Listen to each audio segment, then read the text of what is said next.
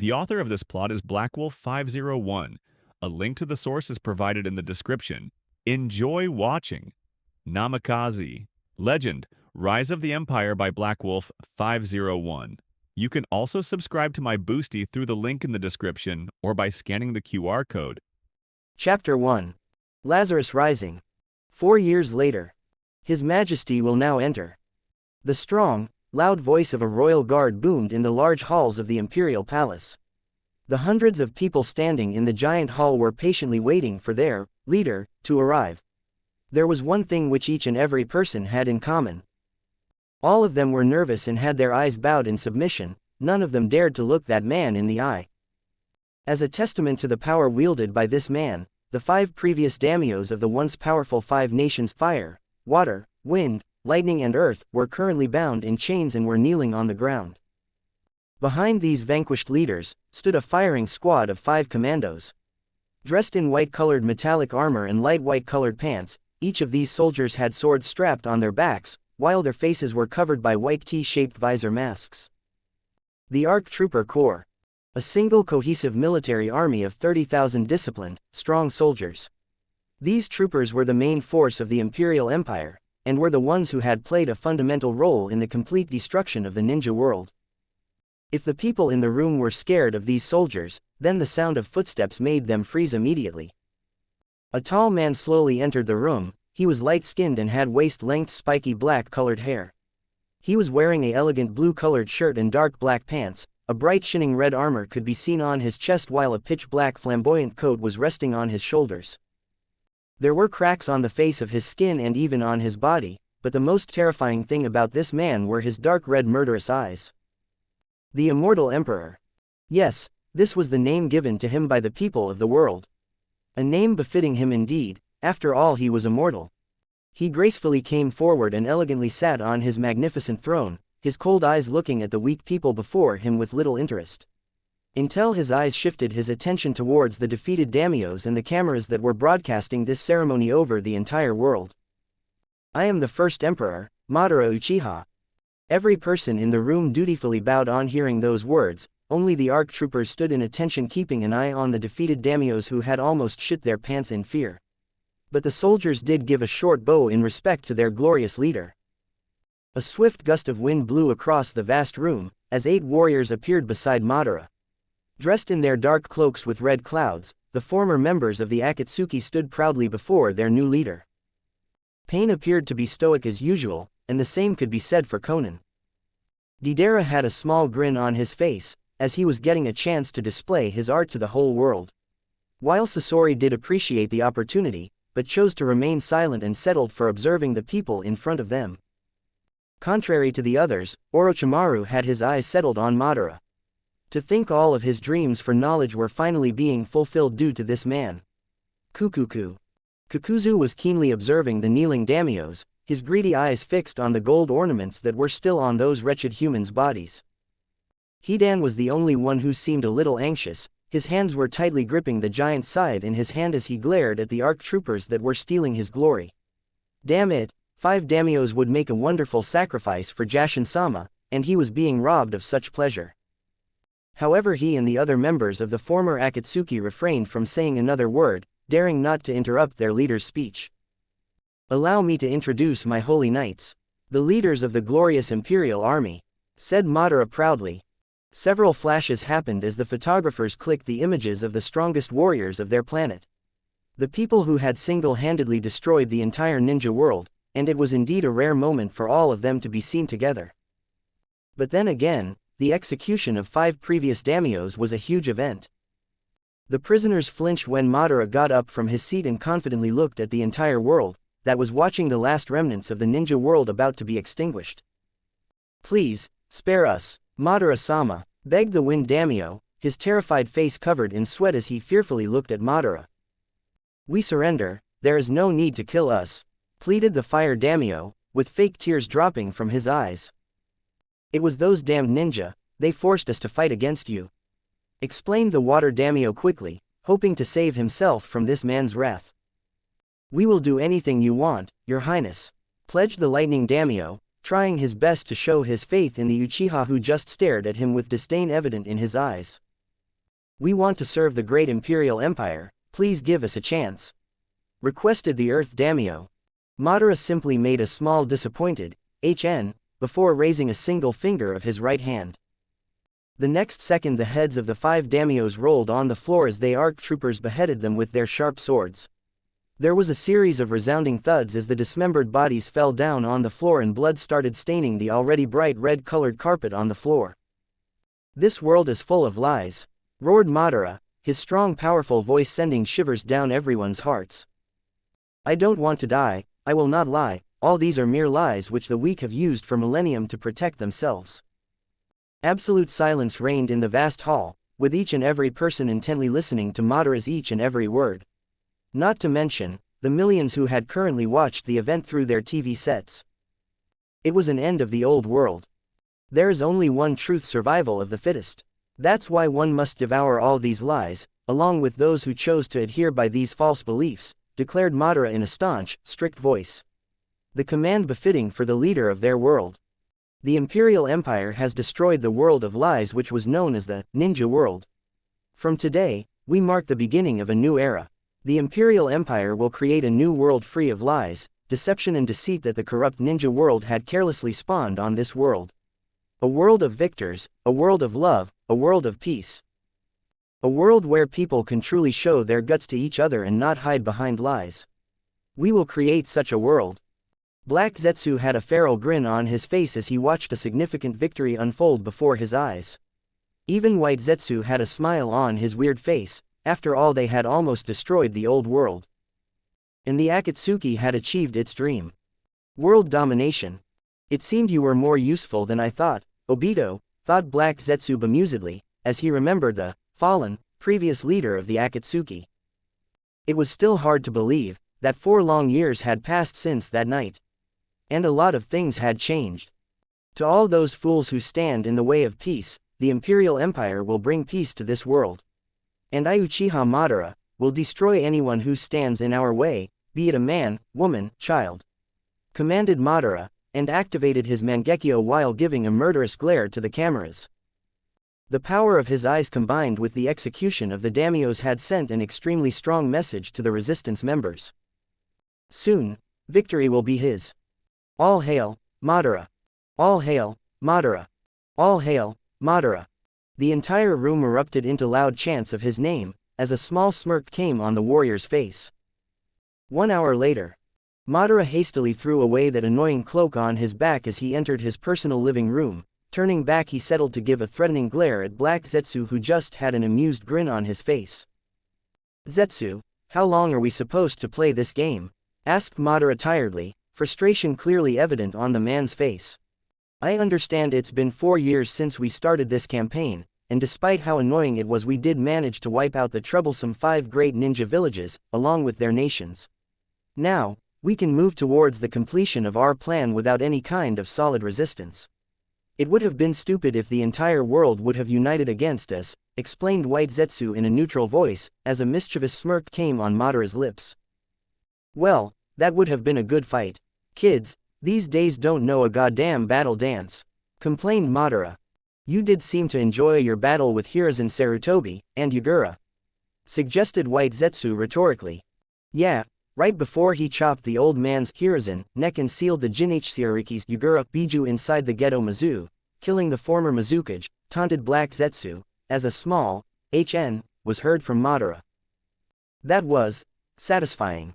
White Zetsu could only sigh on his master's behavior. If there was one thing that annoyed him was Madara's addiction for good fights.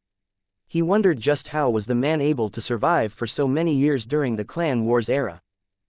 But then again, this was the real Madara Uchiha. And unlike his former leader, this man was the real deal. He actually shivered a little as he remembered the gigantic meteors that Madara had dropped on Iwa, destroying the village completely.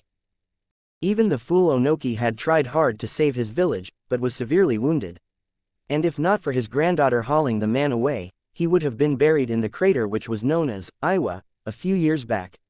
Although, he doubted Onoki would have survived the life-threatening wounds which Madara gave him. They had not received any information about the former Kage since past 2 years, and considering his age, it was fair to assume that he was probably dead. Is there nobody strong enough to give a challenge? You shouldn't have revived me so early, scolded Madara, as another person stepped inside the room. A frown came on Madara's face as he saw the snake Sannin giving him a small nod. He didn't trust this man one bit. But Orochimaru was the one who found his remains. How he did still remains a mystery. What the hell was Obito doing? And revived him as an Edo Tensei. Dismissing those thoughts, he tried to focus his attention on the former Konoha ninja. He was sure, the snake was waiting for the right moment to strike, but that man had no idea about the power of Uchiha Madara. The day he tries to betray him, would be his last. Till then, he needed the man for locating the Uzumaki temple and undo that seal. I have obtained some leads about the whereabouts of those masks, said Orochimaru tersely. It was fair to say that he and Madara didn't like each other. For him the man was nothing more than a overstrong brute, while his counterpart thought he was a creepy, pedophile scientist. Talk. My intel suggests the Shinigami masks are being kept hidden by the resistance members of Konoha. A weapon that powerful would surely be under the supervision of Blacklight, said Orochimaru confidently, as Madara sighed tiredly. Blacklight, that organization had caused nothing but trouble for him. Those little miscreants had started a guerrilla war with his empire, and were the strongest opposition that was standing against the might of the Imperial Empire. Though short in numbers, he had seen videos of their battles with the ARC troopers of the Empire. To say those young ninja were talented would be an understatement, especially Rangaku the Flash, and Mikasa the Ice Queen. Both of these kunoichi were important members of the Allied Forces resistance that was opposing the Empire. The resistance was comprised of those ninja who had survived the Holocaust which the Akatsuki had launched on the ninja world. They were being led by Kakashi Hatake, an important shinobi of the now destroyed Konoha village. It was funny that despite losing their villages, the ninjas continued to stick to their system of cages and ranks. Although it only strengthened Madara's resolve to wipe them out, it was time to start a new world and those who were against him had to die. And it was only a few more weeks before the resistance would fall. They just didn't have the numbers to go up against the Imperial Empire. Not to mention they lacked resources, money, manpower and so much more. Madara had made sure to create so much destruction that it created an intense fear in the hearts of the people. At first, the people of the world had openly opposed him, but since they lost their cages and were attacked by the Akatsuki at once, they suffered tremendous losses. Obito, you may have been an emotional idiot, but your plan was flawless. This way there is at least slim to no resistance against the fulfillment of our plan.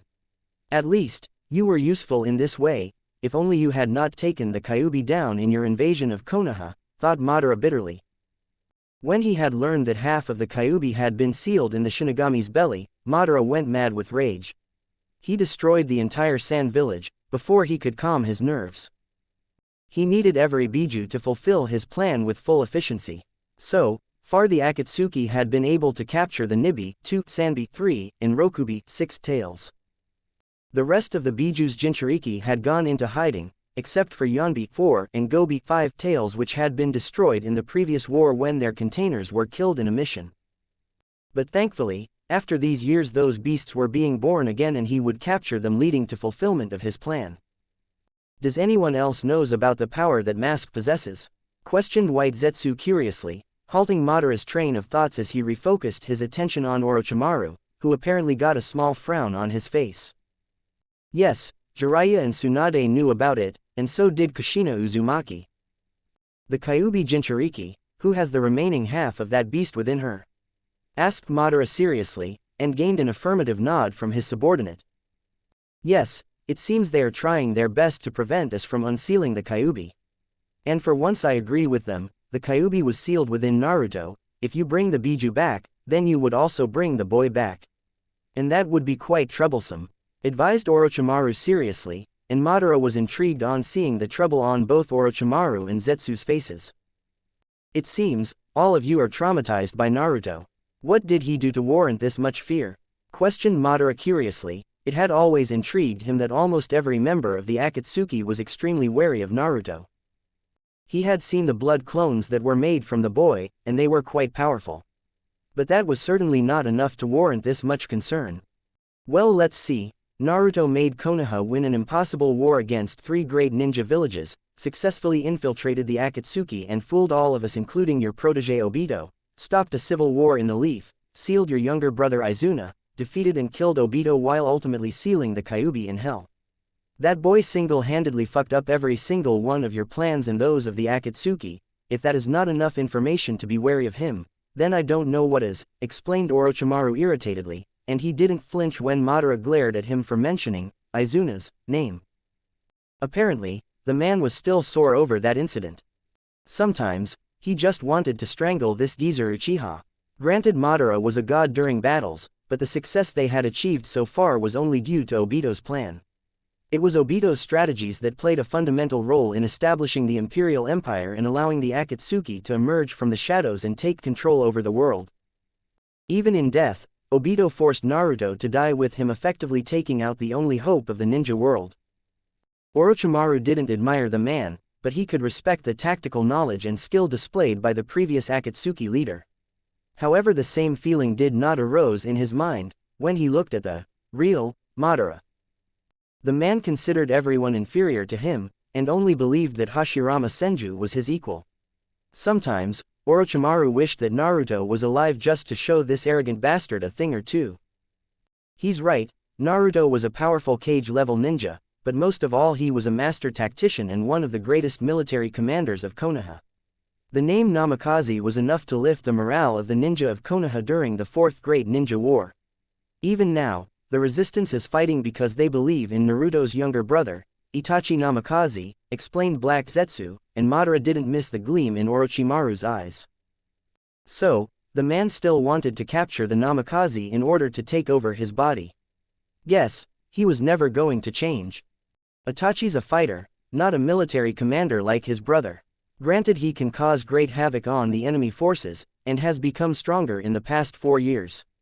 But it still does not change the fact that the resistance is on the verge of defeat. In peacetime, Itachi would have been a great leader, but this is war and everyone knows the boy can't defeat our empire on his own. Reassured Black Zetsu confidently, easing the tension among his comrades. Everyone became silent for a few minutes, trying to understand the situation they were in until Madara casted his gaze towards Orochimaru. If Naruto was this much powerful, and if the resistance has those Shinigami masks, then why didn't they revive him? Asked Madara sharply, gaining a creepy smile from Orochimaru. Strategic sacrifice. Meaning, if they revive him, they also bring the sealed Kyuubi back in this world. Kushina was a former member of the Akatsuki. She knows we need every Biju at their full power to accomplish our plan. As such, they will not bring him back, or they don't know how to bring him back. It is either of these situations, explained Orochimaru in detail. A tired sigh escaped from Madara's lips as he started walking away from the group, but stopped at the door of the room and glared at Orochimaru. You have 4 months to find those masks and bring me the sealed Kyuubi.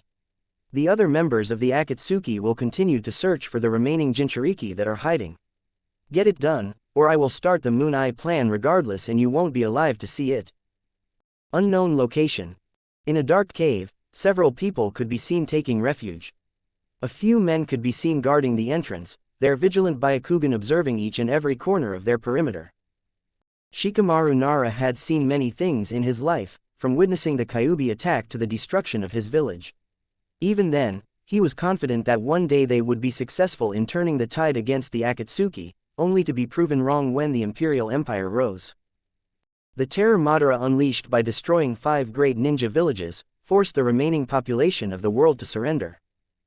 Also, the fact that a severe winter had plagued their world since past 4 years also played an important role in the destruction of the ninja world. More than 80% of the world was covered in snow, resources were becoming scarce. Soon, people started losing the will to fight and survival took priority against oppression and freedom. And if the execution of the daimyos was indeed true, then the resistance lost the last monetary and resource support being provided to them. With the force of the Imperial Empire hunting them, and the severe winter plaguing the ninja world, their days were numbered. His eyes shifted towards a tall blonde boy who had become the last hope for their people. Things had changed a lot for Itachi Namikaze. Gone was the young 13-year-old boy who deeply loved his elder brother and aspired to become just like him. In the past, Itachi was quite selfish and only cared about his family. but looking at him now brought a smile on the Nara's lips. Watching him help a young injured boy, while reassuring the boy's mother made Shikamaru gain some of his lost confidence. Hinata, status report. Itachi's voice was stoic and calm, devoid of the aggressiveness that he possessed in the past.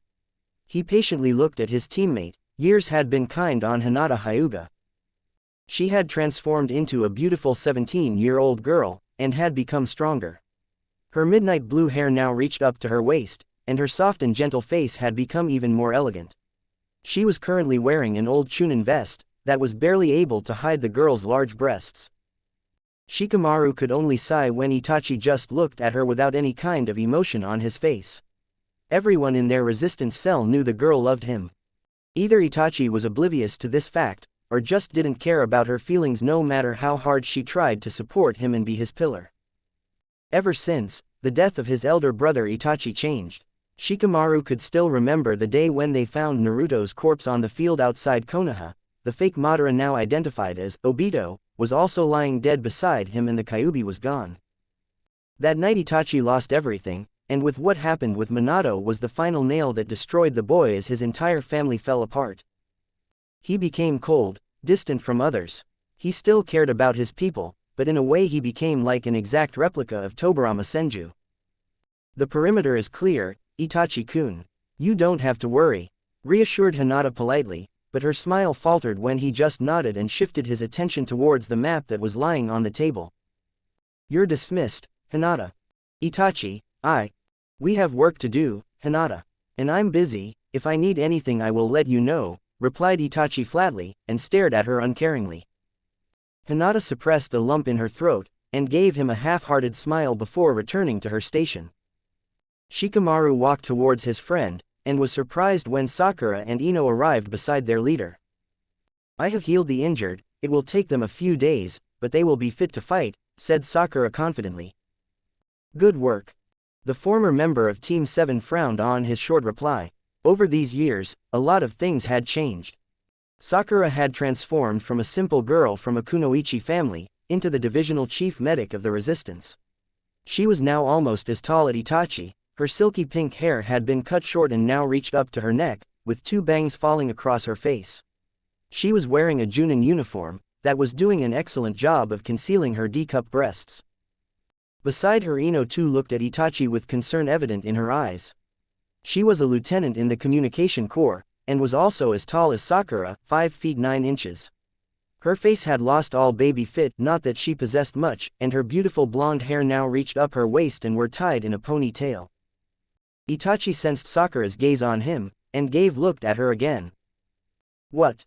That's it.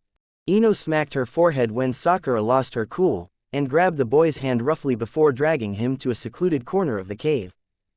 Troublesome, said Shikamaru tiredly. Why the hell was he caught in this love triangle? He took out a small cigarette from his pocket, and was just about to light it when Ino smacked it away. In that moment, Shikamaru cursed the gods who made women into such troublesome creatures. Itachi roughly freed his hand from Sakura's grip as she finished dragging him inside his personal corner of the cave. It was times like these that reminded him that she had quite the physical strength. Not to mention, the kind heart and understanding nature which she used again and again to break through the barriers he had formed to protect himself. To not feel that pain again. He saw her moving towards a Tonto lying in the corner, making him sigh tiredly. Sakura. But she had made up her mind, and didn't back down as she picked up the weapon and presented it to him. You miss your brother, said Sakura sympathetically, and didn't flinch when he glared at her. He's been gone for 4 years now.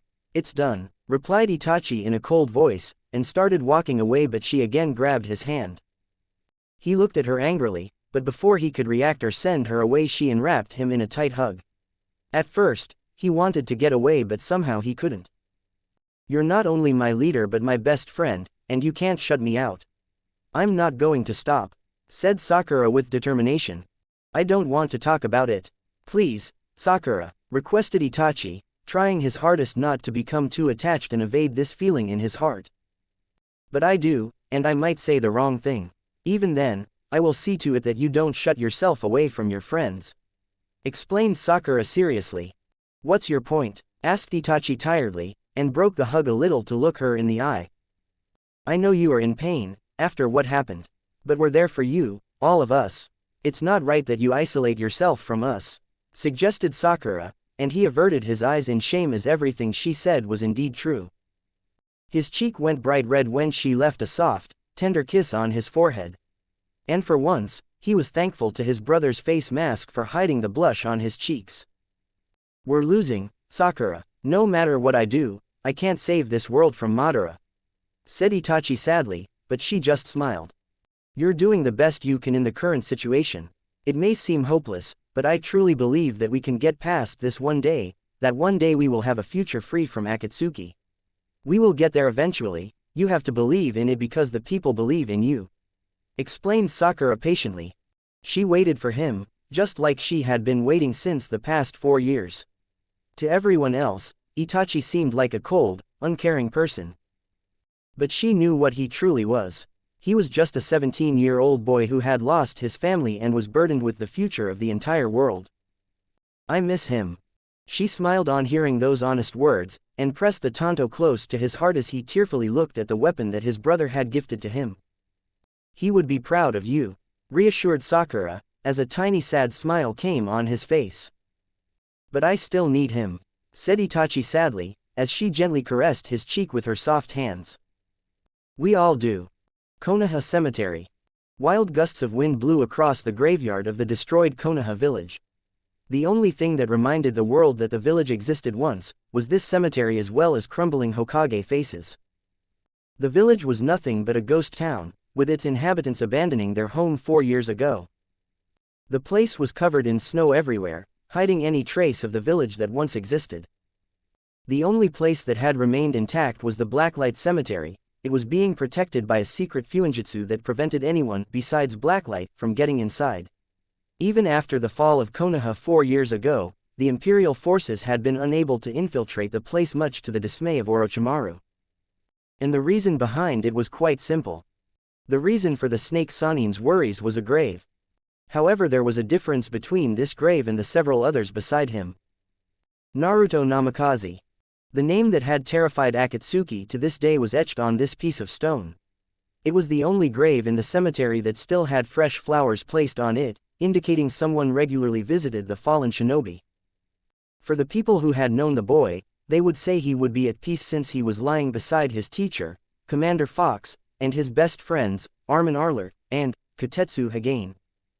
The belief would have been true, except the boy was not with his best friends and was instead rotting in hell with his teacher since the past 4 years. Suddenly the wind stopped flowing, and so did the snow falling from the sky. The dark clouds that had concealed the moon behind them disappeared as a bright red-colored moon was visible in the sky. Strange seals started to glow on 2 graves, as the moonlight fell on them. An ear-piercing sound rang across the entire cemetery. The force of this unknown power broke several grave stones before a giant explosion occurred in the area. Ah! The very first thing he felt was cold. Extreme cold. His blurry vision started to get more clear with each passing second, and he saw shades of white everywhere. Instinctively, he rubbed his eyes with the help of his fingers and looked again, only to be presented with the same results. He touched the soft yet cold surface on which he was currently sitting, and in a flash he identified it due to the familiar feeling it provided. Snow. As his vision cleared, he saw he was actually sitting on snow. He was bare-chested, making him shiver a little as the cold winds of winter hit his body. Although he was glad for having a dark black-colored jeans covering his lower half of body. It would have been fairly unpleasant if he had to feel the cold winds brush against a sensitive organ. A very sensitive one. A dry chuckle escaped from his lips on thinking about that scenario, but he regretted the action as his throat was extremely dry. Goddammit, he needed some water. Wait, what? Since when did he need water? He was supposed to be. And then it hit him like a solid punch to his gut. His veteran eyes hastily scanned the surrounding areas and he immediately recognized the buildings of Konoha. He had lived for so many years in this village, that he was practically familiar with its entire layout. And this was definitely Konoha. What the hell? It was the only coherent sentence he could form on seeing the condition of his village, his home. It looked deserted and there were traces of large-scale destruction everywhere, judging from the broken structures of several houses, and the shattering Hokage faces on top of the mountain. This was really Konoha. But he was supposed to be dead, and trapped in the worst place of the entire world. And yet, here he was. Kenshin Shimura was stunned. The scenario before him was just not possible. Not even in his wildest dream, and yet his fingers that were grasping the snow beneath him, and the cold air hitting his chest as well his sharp eyes that were showing him his beloved village, was making him believe that it was really true. He tried to shake his head, hoping this dream would end. Maybe the death god had finally decided to torture him. No, it was not possible. He was not even touched by the monsters of hell, or had to undergo different types of tortures and nightmares, and all other worse kinds of suffering. It was something he wouldn't even wish on his staunch enemies. It was horrible, no, it was terrifying. Even for him, that place had been nothing but a devastating nightmare. Although fortunate enough for not being tortured, the death god really had a strange sense of justice. The only reason he was not being tortured was because he had not killed innocents and was being kept in hell due to the contract. If he could, he wished he had never used the Shiki Fujin Jutsu. Not that he didn't love this village anymore, but the things he had seen had definitely made him question the route he had taken to protect this place. If there was a chance to die for Konoha again, he would probably blow himself up, but never again was he going to use that forbidden jutsu. Then his eyes widened in panic, his heartbeat increasing to extreme levels as he remembered something. Rather, he remembered someone. Naruto. His desperate eyes searched for any trace of the boy whom he loved as much he was his own son. If this was not a dream, and if he was really back, then he had to be with him. No, he couldn't think of coming back here without him. He quickly moved his hands and legs in order to prepare himself to move, as his eyes continued to search his surroundings. On further observation, he found himself sitting inside a cemetery. There were several broken gravestones, and uprooted grass. Turning around, he froze when he saw the name written on the grave behind him. Commander Fox. So, it was not a dream, and neither was he in hell. A series of questions started floating in his mind. His memories of the last few moments in hell were extremely hazy, although he was sure that Naruto had been somewhere near him. How the hell did he manage to escape from hell? More importantly, how did he manage to get his soul back inside his body? He was not even supposed to have a body to return to. As far as he could remember, Blacklight members had their bodies burnt and not buried when they died. And he had been a fucking commander, then why was his body preserved? There was only one possible answer for this. Han, thought Kenshin bitterly, this was no doubt the doing of his father. Han Shimura, or what the man was infamously remembered as, Baku, had always been a strict father. That man had practically total control over Kenshin's entire life. He even disregarded the name, Kenshin, given to him by his beloved mother, and instead named him, Han, as if he was trying to mold his son into a spitting image of himself. And he did it anyway.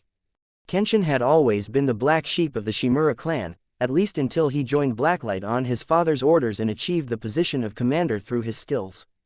According to his father, he was too soft-hearted and emotional, and Blacklight would straighten him out. Except it got him killed and sealed in hell for years. And he had a feeling his father had something to do with the preservation of his body. That man had been the supreme Blacklight commander. And considering his inflated ego, Kenshin doubted his father would let his body be destroyed. He would rather have his body buried in a cemetery, as a symbol of sacrifice that his family had made for Konoha. No doubt for his personal ambitions, and not because he cared about his son in the slightest.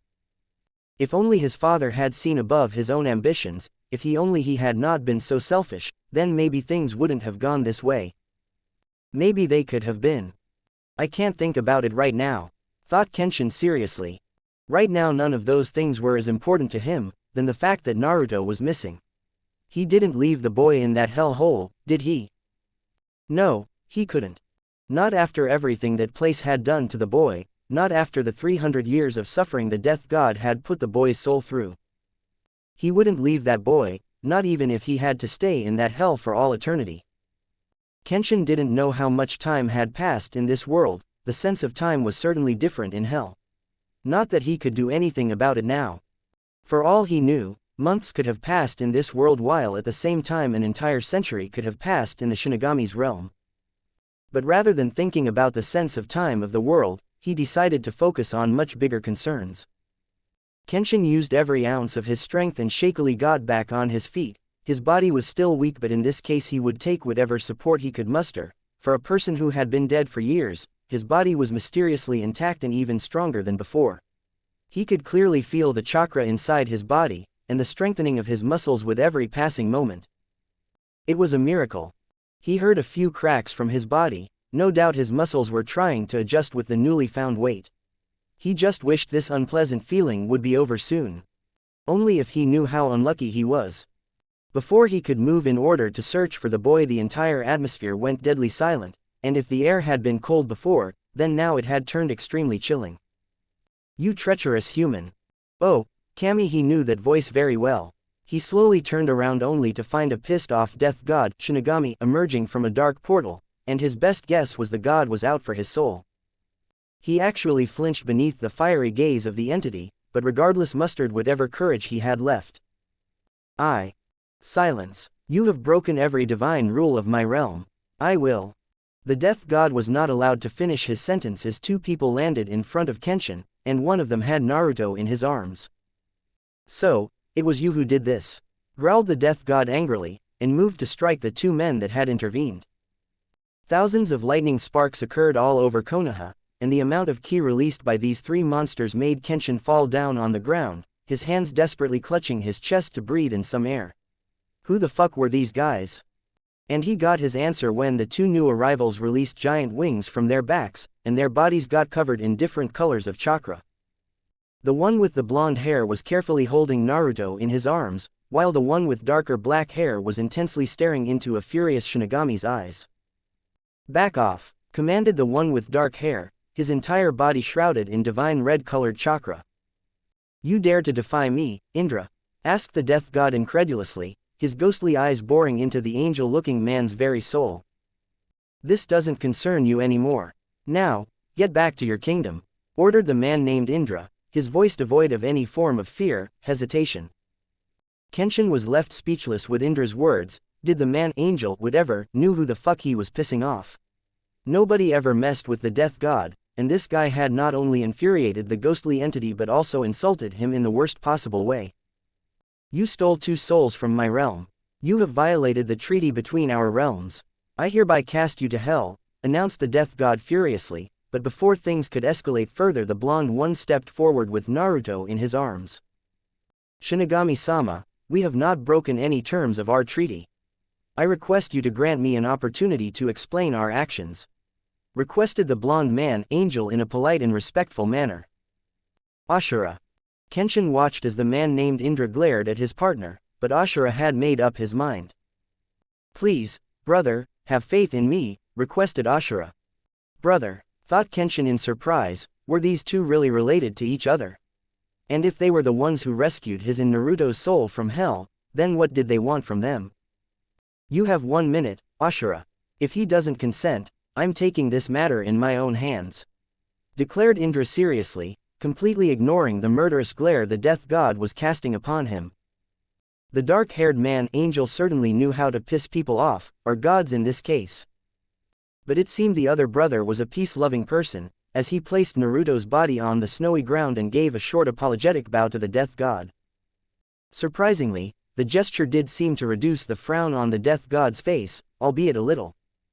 My apologies for this mess, Shinigami-sama. But as I've said before, we didn't break any terms of the treaty shared between our realms, stated Ashura diplomatically. Explain yourself. This boy here is Indra Ni-san's successor. Keeping his soul in your realm prevents it from being passed on the next generation. He also has a part of me within him, and I'm sure you are aware about the circumstances in the living realm. If the situation in this world continues to escalate in this manner, then the balance between all our realms would be broken, explained Ashura patiently. Kenshin didn't understand what this man, angel, had just said, but it worked. As the pressure which was being released by the death god vanished, and so did the chakra which the brothers were releasing, allowing him to breathe properly. But this boy and I have a contract. I have fulfilled his wish. By all means, his soul is my property now, replied the death god stubbornly, and this time Indra glared at him. 300 years of torture was not enough for you. You have already caused enough damage, cursed Indra angrily, earning a disgruntled scoff from the death god.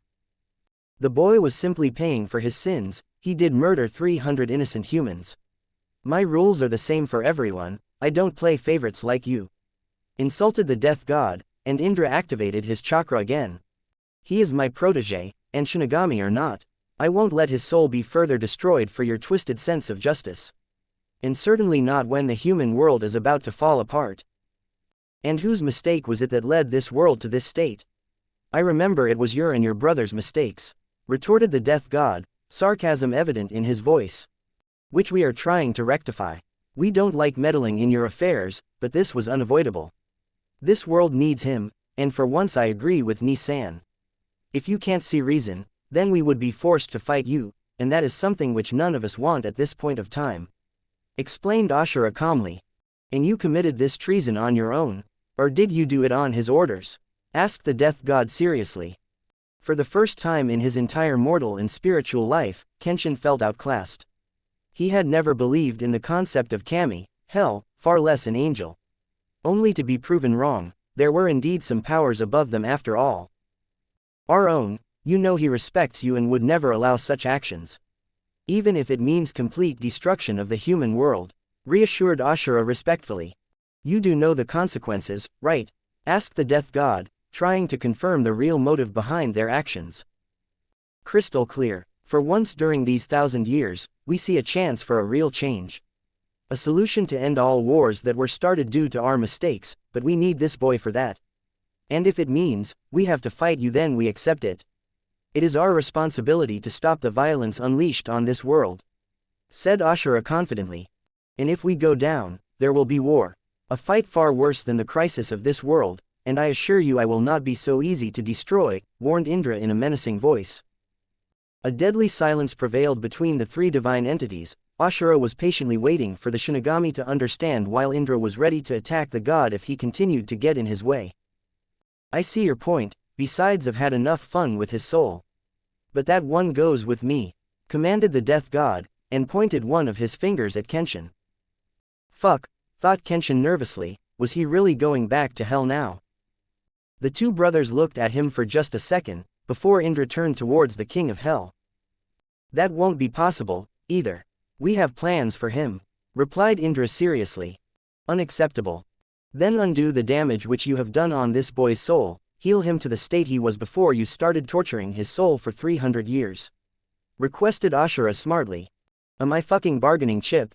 Thought Kenshin in shock, but then again there was nothing he could do.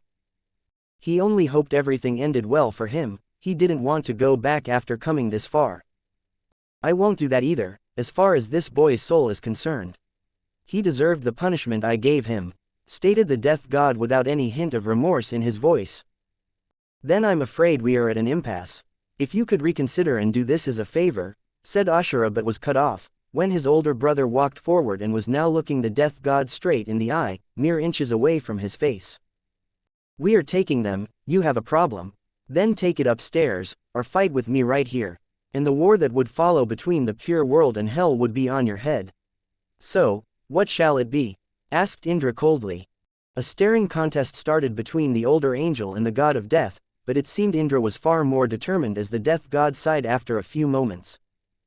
Do what you want. Any such transgression again, warned the death god, but Ashura had already arrived to salvage the situation. It won't happen again. You have our word, promised Ashura, and even Indra gave a nod begrudgingly. Very well. Kenshin sighed in relief when the death god disappeared inside his dark portal from where he had arrived a few minutes ago. However, his relief was short-lived when Indra turned towards him while Ashura was looking after Naruto. The damage is quite extensive, brother. He is practically a vegetable right now, explained Ashura disappointedly, while his hands were placed on Naruto's head. Can you do something about it, Ashura? You are the greatest healer in all three realms, suggested Indra, but only gained an apologetic smile from his younger brother. I can heal any wounds to the body, but not to the soul. But I can do one thing, said Ashura hopefully, and Kenshin watched as the man performed a set of unknown hand seals before slamming his hands on Naruto's forehead. A strange set of seals spread across the boy's forehead, the sigils glowed brightly for a few seconds before mysteriously disappearing inside the skin. Indra could only sigh tiredly as he realized what his brother had to do, but as he looked at Kenshin he was a little relieved. It seemed they had to rely on Plan B, after all. Kenshin, commanded Indra, and smirked when the nervous Blacklight commander immediately bowed in front of him.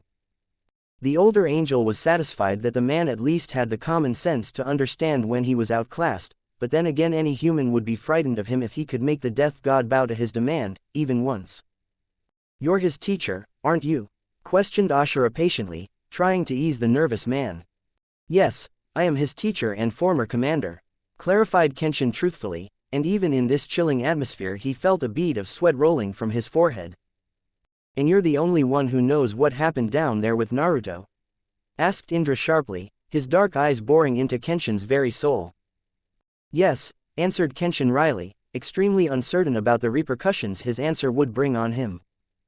"The only reason we saved your soul from hell is because we need your help in protecting this boy.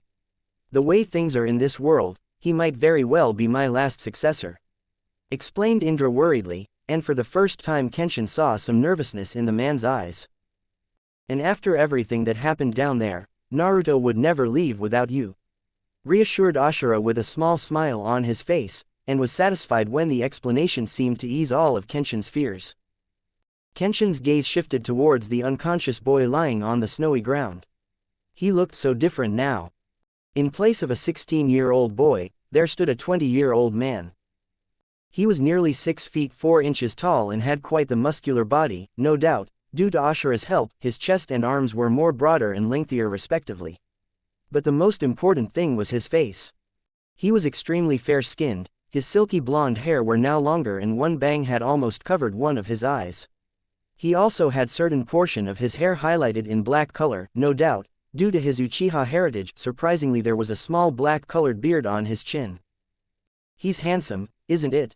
joked Ashura, making Indra smirk while bringing a smile on Kenshin's face. "Indra-sama, can I ask you something?" asked Kenshin respectfully, as Indra raised one of his eyebrows on being referred as Sama, but then again this man was a human while he was something much more. The title was certainly befitting. "Speak. Why didn't you rescue him from hell before?" asked Kenshin pointedly. For his part Indra never flinched on that accusation. "We are not allowed to interfere with the living realm and hell as well, even then this is the second time we have interfered on this boy in someone else's behalf. We have broken every single rule for their sake, and would have to face the punishment for it," said Indra honestly. "And also due to my insistence. I had faith that my successor would be somehow able to counter the apocalypse that has arrived on this world, but I was wrong," said Ashura shamefully. "You were a fool, Ashura. Your successor is a leader who would flourish in times of peace, not in time of war. He no doubt has your fighting prowess, but he lacks the ruthlessness that is required to defeat the darkness of this world. In order to defeat evil, you sometimes have to become evil itself. And that is something your successor can never do," scolded Indra harshly.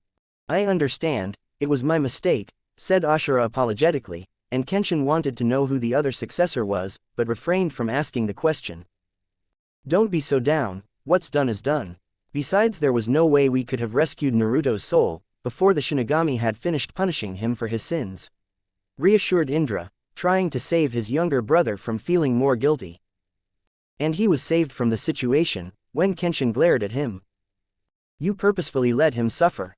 asked Kenshin incredulously, eyes burning with pure rage. "There are limits to even our powers.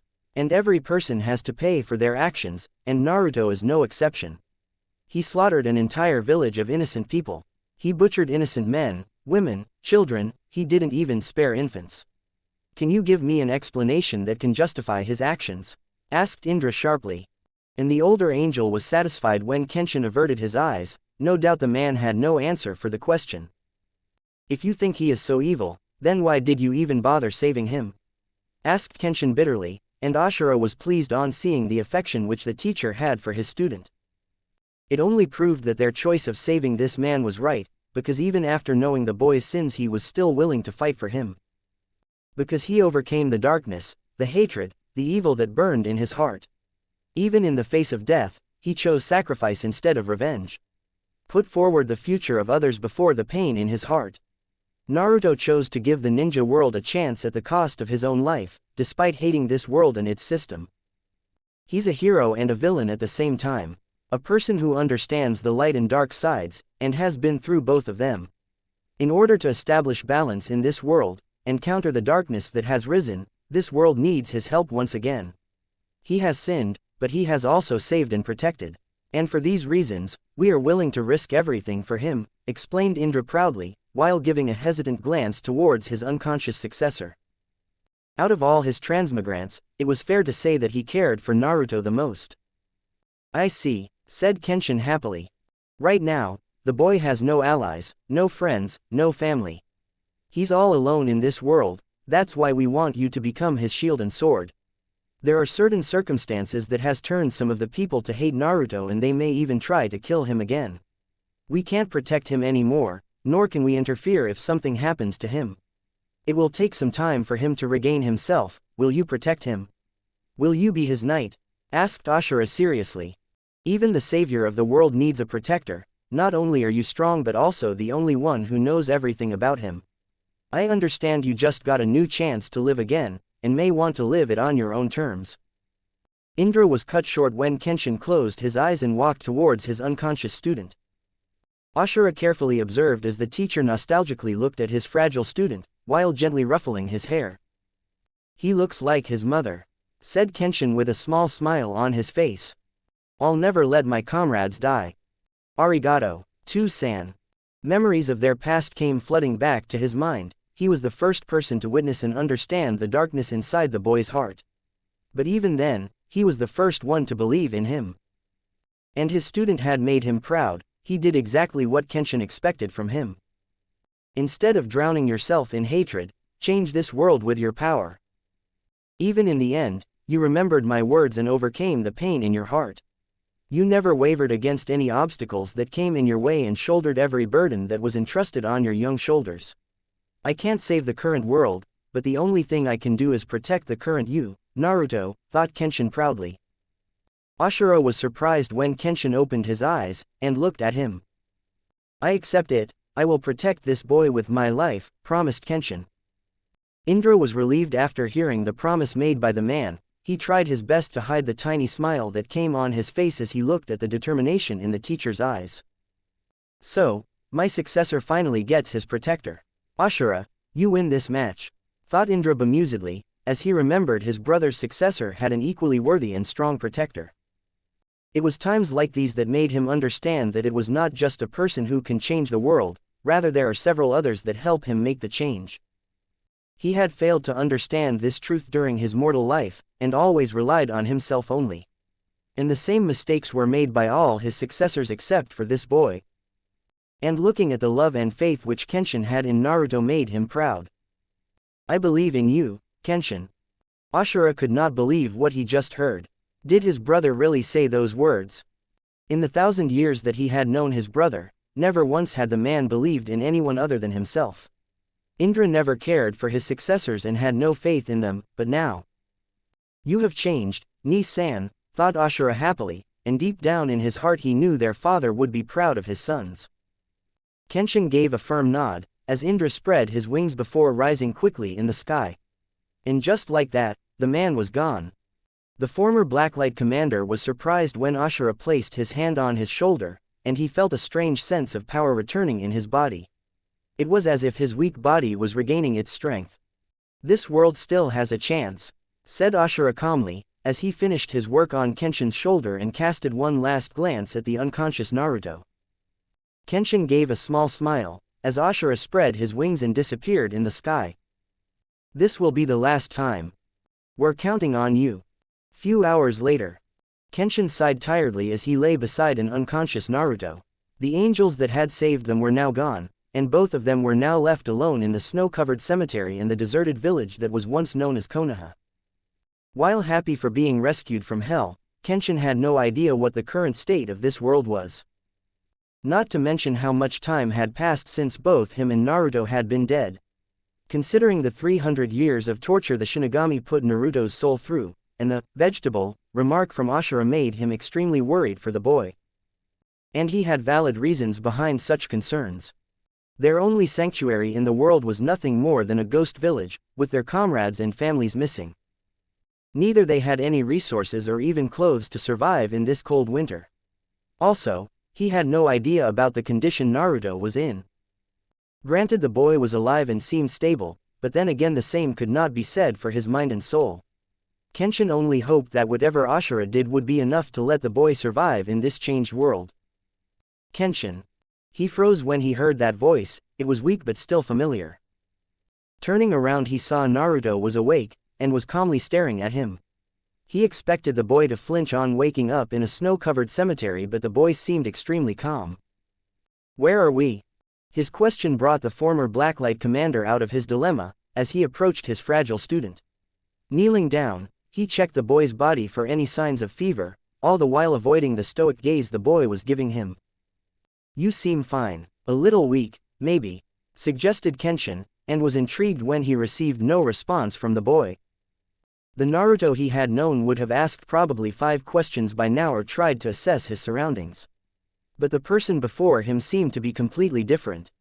"Pick me up," said Naruto flatly, neither it was an order or a request.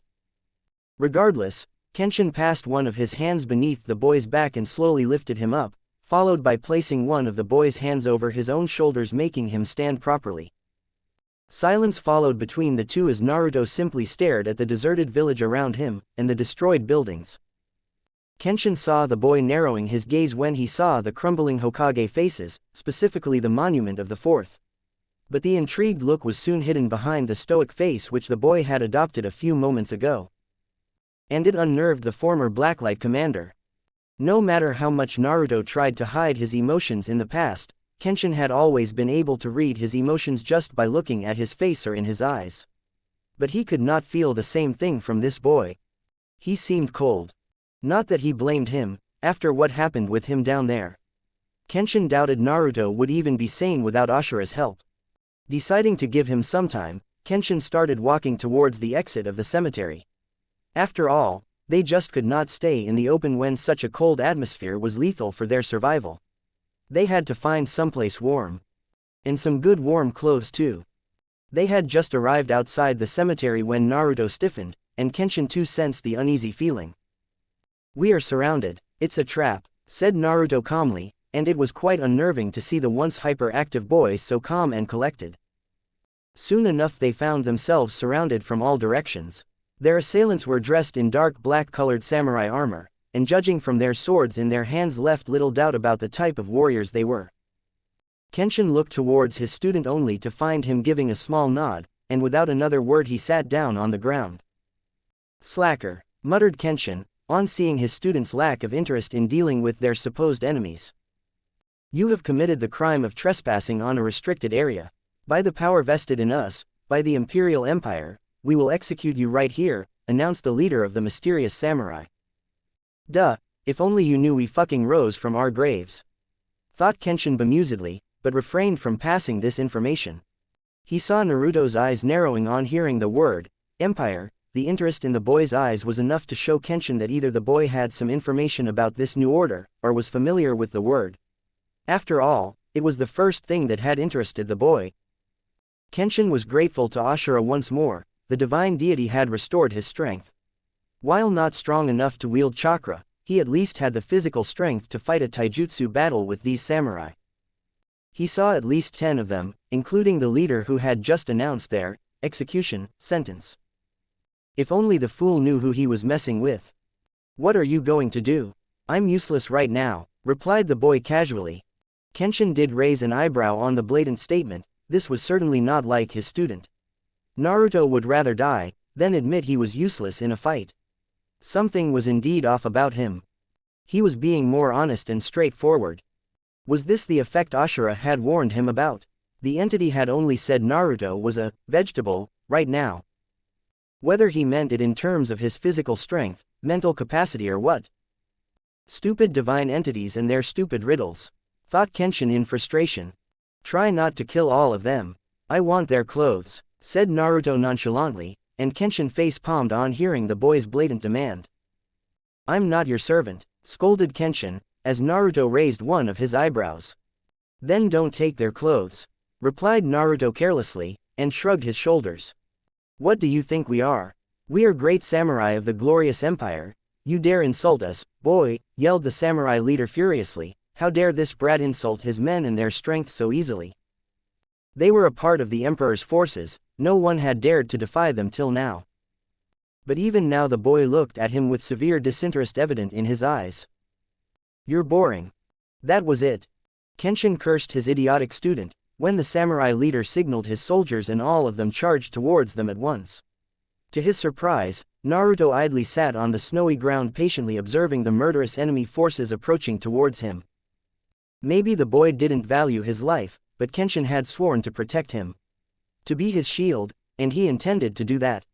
Gathering his energy, he quickly kicked the ground sending snow straight into the eyes of the incoming samurai. It was a cheap trick, but then again they were ninjas. Naruto curiously watched as his teacher jumped towards the group of samurai and delivered a strong roundhouse kick sending 4 of them enemy assailants sailing away. Not bad, complimented Naruto, bringing a small smile on Kenshin's face. For a zombie. The young Namikaze got a small smirk on his lips, when his teacher's eyebrows twitched violently, and he took out the newly found anger by grabbing a nearby samurai in a headlock before mercilessly crushing the man's neck.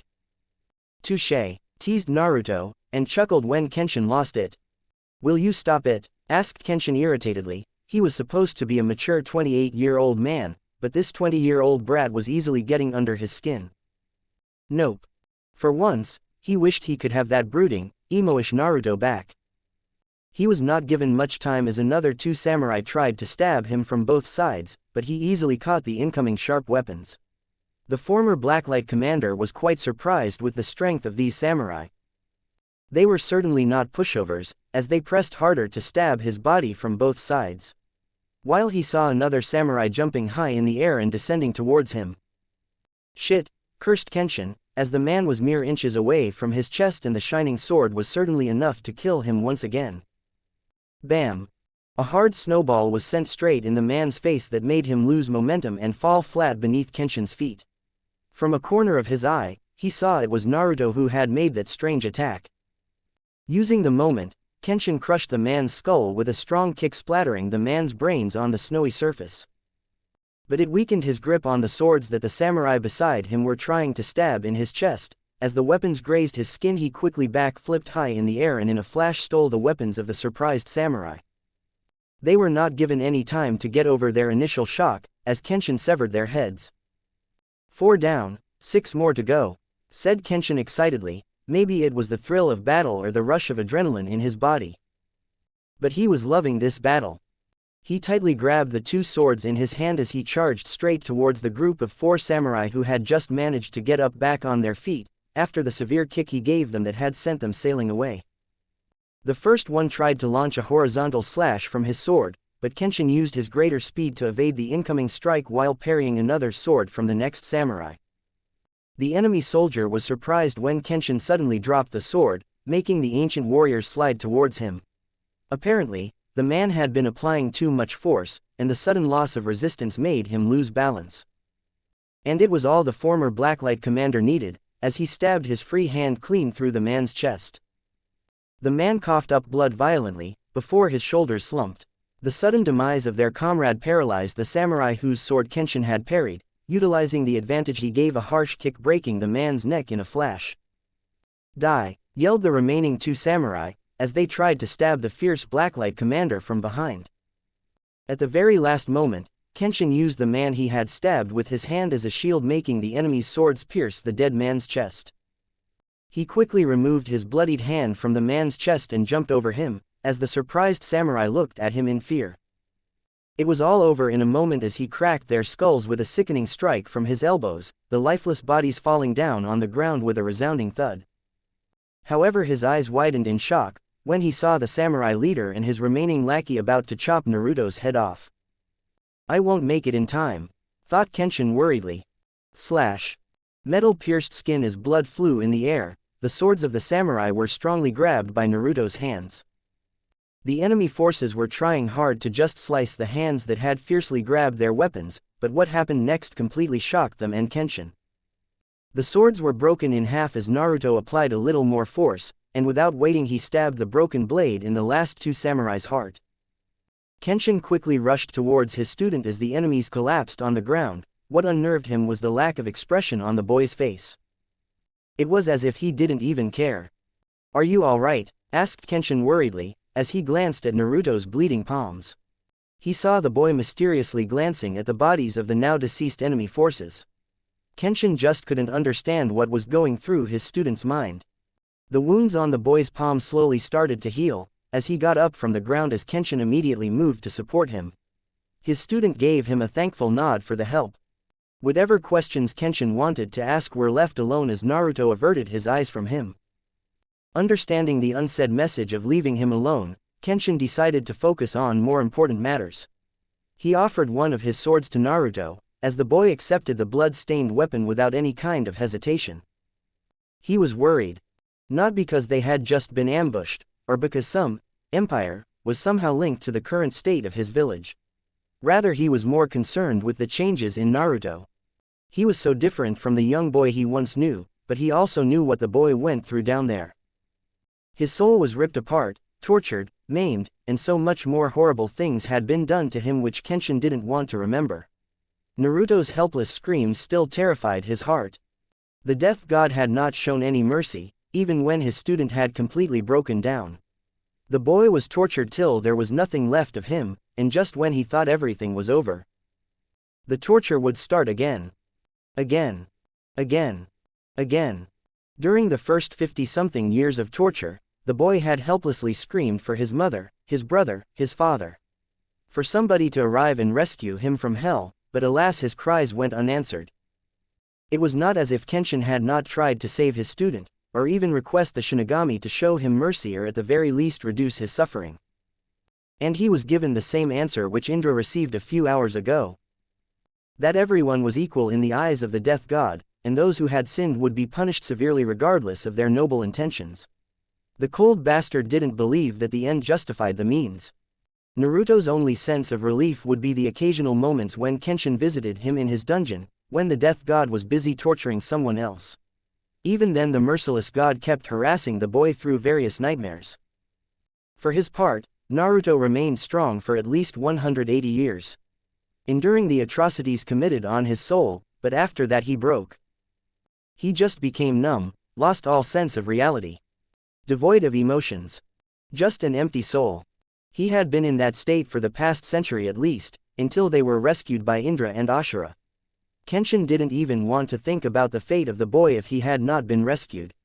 If he had been forced to stay in hell. Whatever cheerful attitude, or the mischievous jabs he was trying to give were just an upfront. A mask which the boy was using, or was it something else? "You were quite the fighter back there. You did the right thing," complimented Kenshin, trying to start a conversation. "I'm no warrior, sensei. I just want to live a normal life," said Naruto seriously. "You want to find out about this empire? Why they are so secretly guarding this place?" asked Kenshin curiously. He knew he had to take things slowly. He didn't want Naruto to snap suddenly and disappear. But to his surprise, the boy refused. "It doesn't matter, I rather prefer we go into hiding and live a normal life." "But that's my choice," suggested Naruto frankly, and didn't flinch when his teacher narrowed his gaze at him. "But you can go if you want. I don't want to be a burden any more than I already have," answered Naruto frankly, as a tired sigh escaped from his teacher's lips.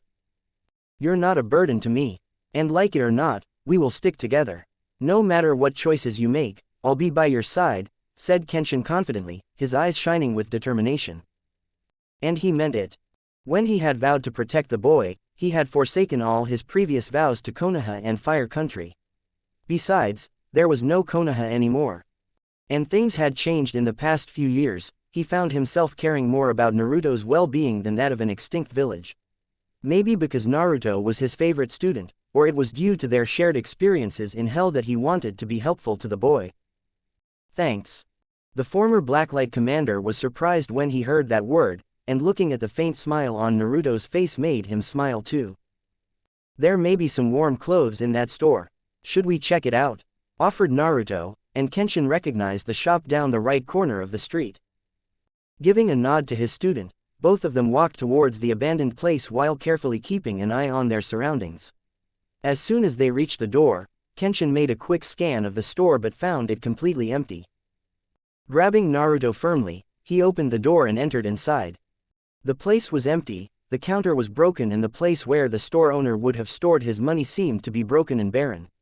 But there were a lot of clothes left in that store, good quality material. Either the people were in a hurry, or just didn't care about saving their investment. Whatever the case, it turned out to be beneficial for them. Kenshin idly wondered how did the samurai sense their presence. Maybe it was due to the gigantic chakra explosions between the two angel brothers and the death god. That kind of disturbance was likely to gather a lot of attention. If that was the case, then more people would be arriving here to check it out. The question was, were they enemies or friends? In any case, he didn't want to wait here to find it out. He scanned the different racks of clothes, trying to find something that would suit his tastes. And there it was. He quickly grabbed a white-colored shirt and a dark black pant. If they were in enemy territory then these clothes would help him remain invisible most of the time. The color of his shirt would sync in perfectly with the snow, while his dark pant would hide him during night travel where he would take his shirt off. Kenshin also picked up a pair of gloves and boots. As soon as he was finished dressing in his new attire, he turned around only to find Naruto standing patiently in a corner. And the boy's choice of clothing amused his teacher. Instead of any shinobi clothes, the boy was simply wearing a pair of dress shoes, a black suit, a buttoned white striped dress shirt accentuated by a beige trench coat. His face was hidden behind a dark blue-colored face mask, and so were his eyes behind those dark sunglasses. The boy's new outward appearance was radiating a natural calm and serenity which would certainly put people at ease. He didn't look like a person who could kill. Rather he looked like a plain working-class civilian. And the face mask and sunglasses would do well in hiding the boy's true identity. Naruto sensed the strange look his teacher was giving him, and it irritated him a little bit. "What? You look strange," said Kenshin awkwardly, as the boy simply shrugged his shoulders. "They're warm and soft," replied the boy easily, silencing any further comments his amused teacher wanted to pass. He didn't miss the slight narrowing of his teacher's eyes, as he gave him a warning signal. Grabbing his sword he quickly took cover behind a rack of clothes, with the same action repeated by Kenshin. They saw a couple of ninja dressed in familiar uniforms arriving outside in the street. It didn't take Kenshin more than a second to recognize that uniform. Of all the people, he never thought the struggle between the divine gods would have attracted the attention of his old special ops units. It was Blacklight. He looked towards Naruto in order to ascertain the boy's reaction, but the boy's face mask and sunglasses prevented him from seeing it. Strangely his former students' comrades were not wearing their traditional masks, or any masks as a matter of fact. They were dressed in their Blacklight uniforms, and had the familiar 3D gear and kunai launcher with them. "There are 7 of them."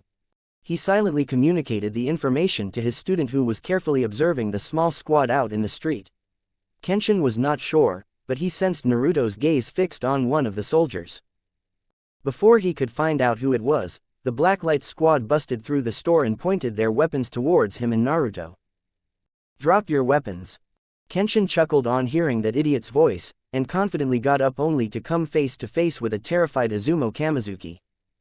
"Impossible. It can't be. Captain, this is showtime." Ignoring the shocked sentences of his comrades, he shifted his gaze towards the familiar tall blonde girl who was staring at him, trying to determine whether he was real or not. Another sound was heard, as the squad cautiously shifted in the east direction as Naruto came forward. He was still clutching the sword in his hand, but it didn't look like he wanted to attack. "Easy there, Rangaku, he's a friend of mine," said Kenshin bemusedly. He was just waiting for her reaction. Kami knew the girl had a thing for his student, which had slowly transformed into something much deeper. She had certainly matured in appearance and strength during these past few years. Rangaku was now almost as tall as Naruto. She had long wavy blonde hair that were reaching up to her back. Her sharp, piercing blue eyes were now shifted towards Naruto, while her full lips were closed in order to prevent the boy from ascertaining her reaction. There was a small beauty mark located under the right side of her mouth, her Blacklight uniform tightly sticking to her body.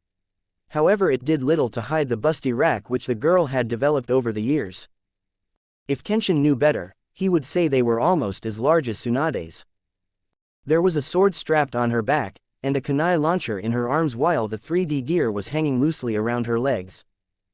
The appearance was certainly befitting for Rangaku the Flash, but Kenshin didn't know that his former student was now one of the prominent members of the resistance and one of the most powerful soldiers that was opposing Madara's empire. But what happened next was something which Kenshin had never expected in his wildest dreams.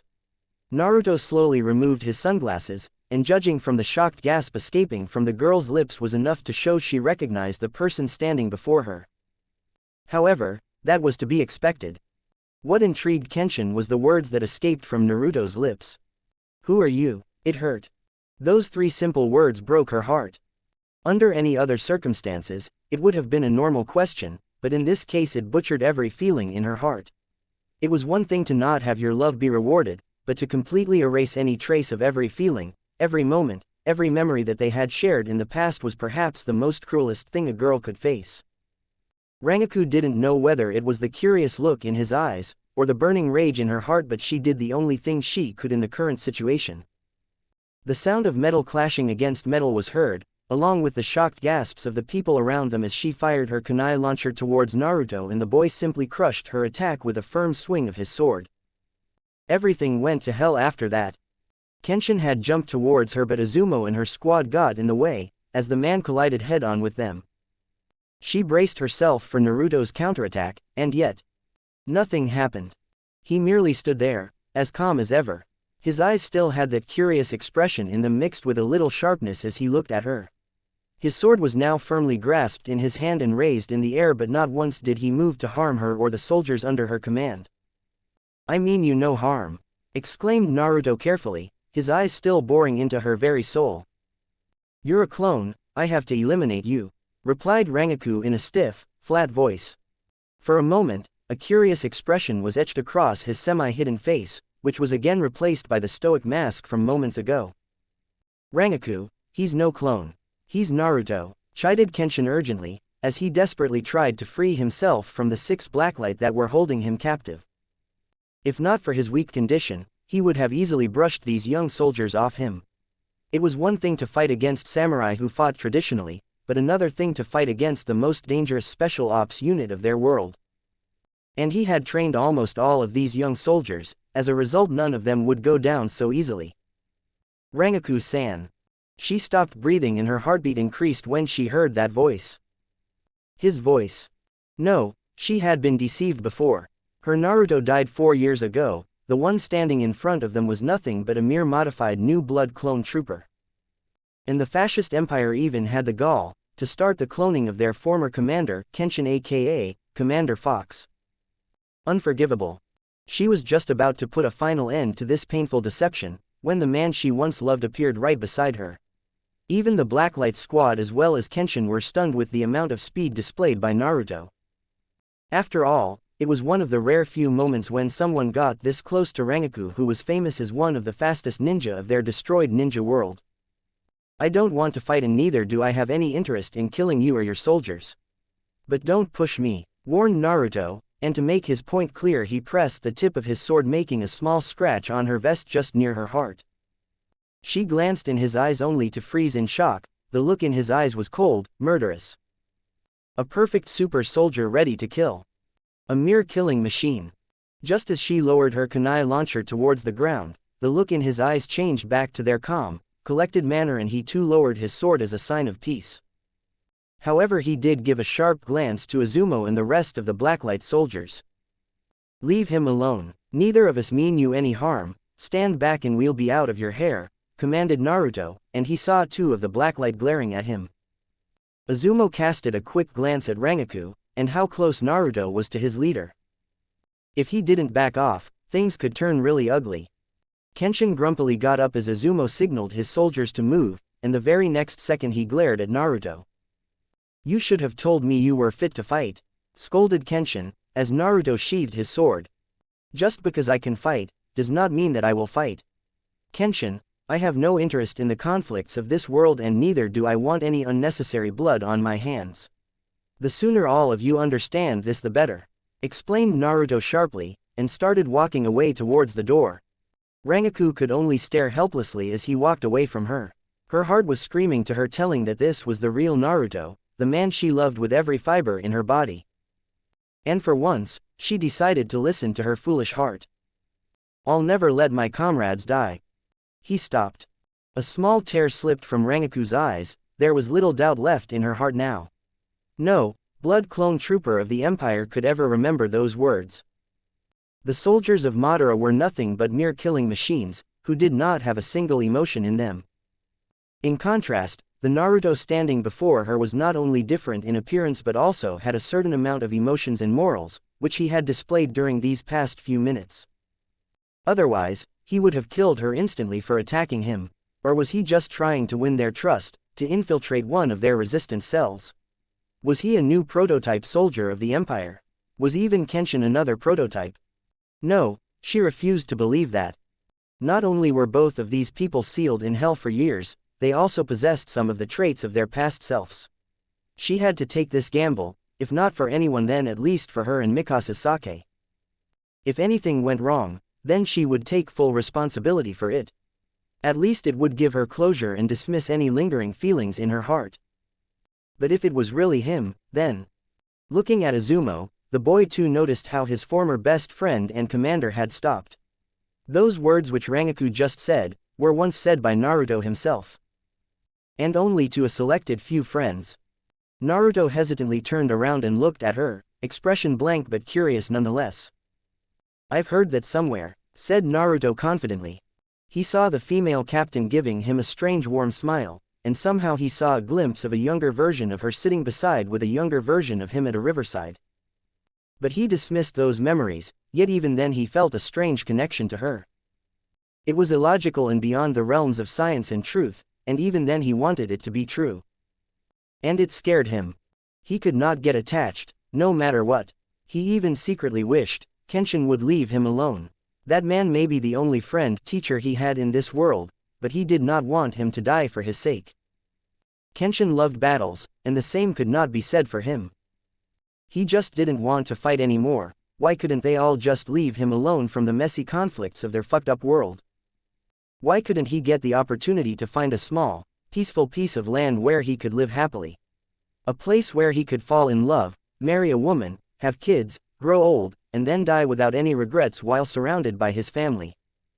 Compared to that wonderful life, there was no value in dying during pointless battles. The world could go fuck itself, for all he cared. He was no savior, no messiah. It may sound selfish, but he was going to live for only his sake from this point. "I need you to come with us," said Rangaku in a much polite and respectful tone, which was completely opposite to her actions a few seconds ago. "No." She blinked in surprise on hearing that answer from him. Her gaze shifted towards Kenshin only to find her teacher have the same surprised expression on his face. "Hey, these are the good guys. I know them, we can trust them," suggested Kenshin, but only gained a negative answer. "Going with them means putting ourselves into more useless violence. It's not worth it, Kenshin," answered Naruto seriously, as he warily glanced at the nervous blacklight around him. Kenshin was just about to suggest another valid reason to persuade the boy, when Izumo beat him. "You're kidding me, right? You're not even going to meet your mother and little brother?" asked Izumo incredulously, his furious eyes glaring daggers at his best friend. Kenshin cursed his luck, when Naruto's eyes widened in shock as he lost all of his previous confidence and hesitantly glanced at the aggressive blacklight. "What did you say?" asked Naruto pointedly, giving his most intimidating gaze to his former best friend who got a small mischievous glint in his eyes. "He had won this match. Or you could just be on your way, but you will never know you have a family." "So, what will it be?" asked Izumo straightforwardly. Rangaku suppressed the small smile that was about to arrive on her lips, as she watched the former two best friends glaring daggers at each other, waiting for the other to cower and back down. But Izumo had the upper hand, and ultimately Naruto's curiosity or remorse got the better of him. "Fine, but anything goes wrong, I'll kill you." "Of course, Naruto," answered Izumo confidently, though he did have a small smirk on his lips for beating his friend. Everyone was surprised when Naruto's eyebrows twitched in annoyance, as he glared at all of them. It's Naoto. Resistance Base Kagoshima. In a dark room of a hospital, a man could be seen sleeping peacefully on his bed. There were several machines attached to various parts of his body, and a monitor was placed on a nearby stand which regularly updated the man's stable heartbeat. Beside his bed was a small table on which a photo frame was carefully placed. There were 4 people in that photo. One was the man himself standing proudly in his Hokage uniform. Beside him was his lovely wife who was holding their 4-year-old toddler in her arms, and their hands were also placed on another child's shoulder that were standing in front of them. A pair of dark black-colored eyes painfully watched the photo while casting a sad glance at the man in the photo, to the man who was currently sleeping on the bed. It was fair to say that the past 4 years had been extremely cruel on Makoto Namikaze. Her lonely eyes were fixed on her husband who was peacefully sleeping in his bed. Under normal circumstances it would not have much difference, except for the fact that her husband had been sleeping since the past 4 years. One of her sons was dead and sealed in hell for eternity, while her other remaining son was on the front lines, fighting a hopeless war. She could still remember that fateful day that destroyed her happy family. The night where the gods saved her one son, while taking away the other. Flashback. 4 years ago. Makoto could only helplessly stare at Itachi's cold, lifeless body. It had happened so fast.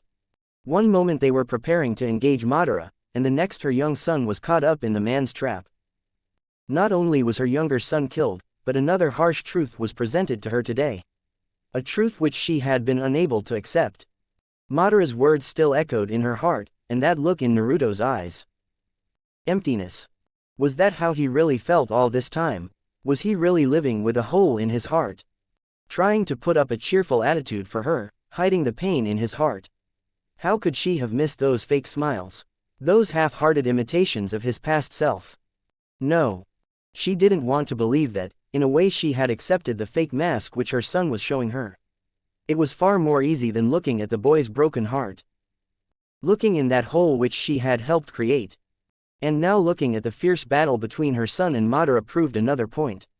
To any other person, it would look as if Naruto was trying to protect the village, but she was his mother. Despite being away from him, she could feel the pain burning in his heart. The boy was pouring everything out. She wanted to help, but she didn't have the strength or the courage. Not only Naruto's pain, but Itachi's death had completely paralyzed her. "Stop it," said Makoto in a choked voice. She just couldn't handle this pain anymore. She was surprised when a bright little sun mark emerged on Itachi's chest, and slowly the blood on the boy's chest started disappearing. The wounds on the boy's body miraculously closed, as if they were never even there. And his eyes opened. Ka-san. The sun mark stopped glowing and was now visible on the boy's chest, but her eyes were only fixed on his gaze that was looking at her. Itachi. She couldn't believe it. It was a miracle. It was a bloody miracle from Kami. He was really alive. Before both of them could say something, the entire ground shook violently as the Kyuubi was thrashed down violently on the ground. Itachi quickly realized the situation, and got up from the ground ignoring her protest. She tried to question him, but he raised his hand. "I have to help my brother." Surprisingly, that statement only brought a proud smile on her face. Both of them looked at each other for another moment, before Makoto too got up and was now standing beside her son.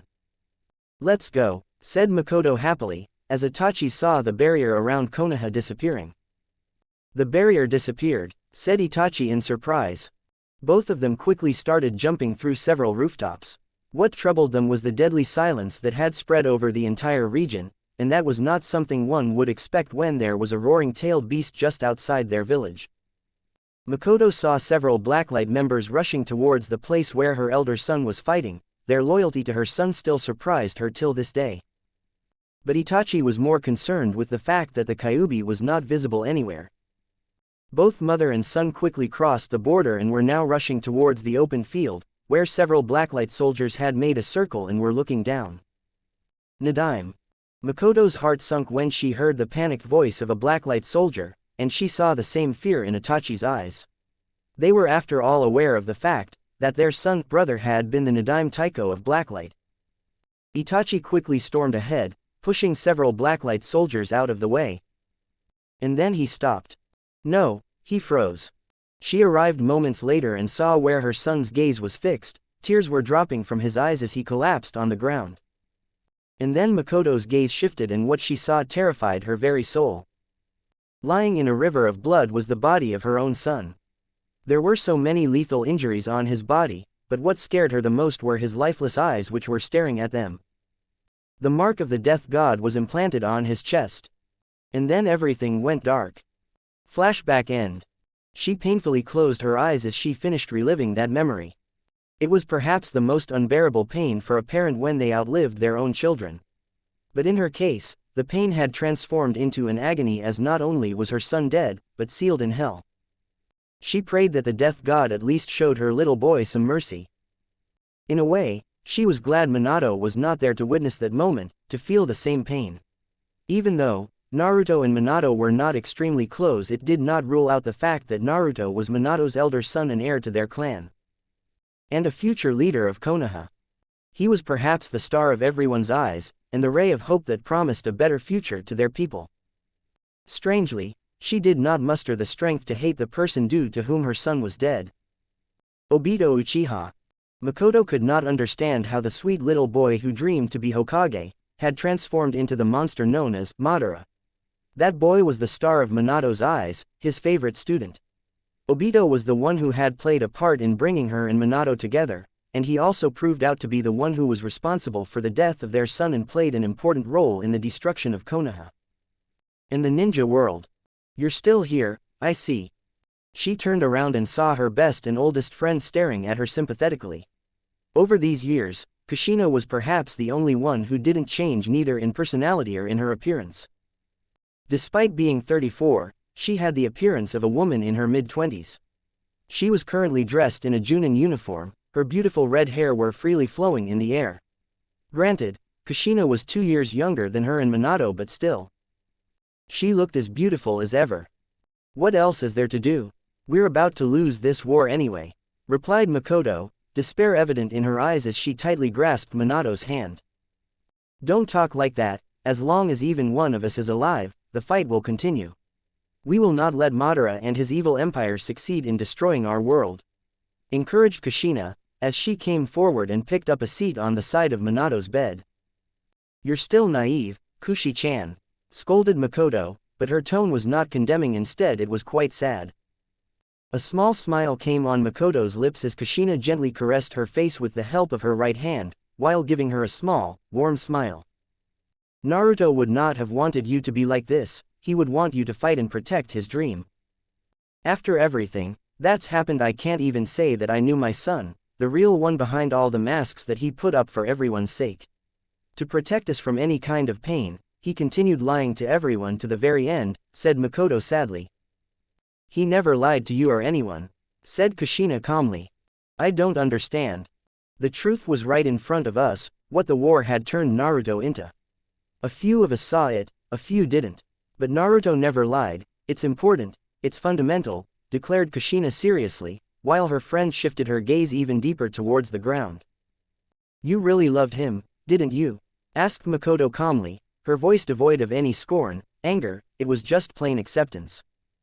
She watched with a bittersweet smile, as it was now Kushina who averted her eyes from Makoto. It had taken her by surprise when she found out about their relationship and the connection they shared. But never once did it anger her, or made her hate the woman. Makoto had long since left criticizing her son's choice in women, she may or may not approve of them, but her heart refused to interfere in those affairs. Because deep down she knew Naruto loved all three girls, Mikasa, Rangaku and Kushina, equally. For him, it was never just about physical attraction, but he shared a deep emotional bond and love with the three ladies in his life. A bond so deep, that for their future he sacrificed himself. Yes, I loved him. Even now I do, and perhaps it will remain the same for the rest of life. Said Kushina sadly.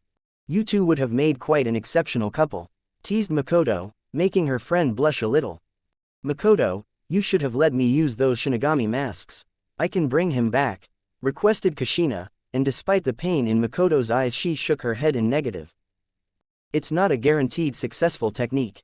And even if you manage to free his soul and place it back in his body, it would not be possible to physically revive him. Most of Naruto's vital organs were destroyed in that battle, and even if it was possible I would not allow you to do it.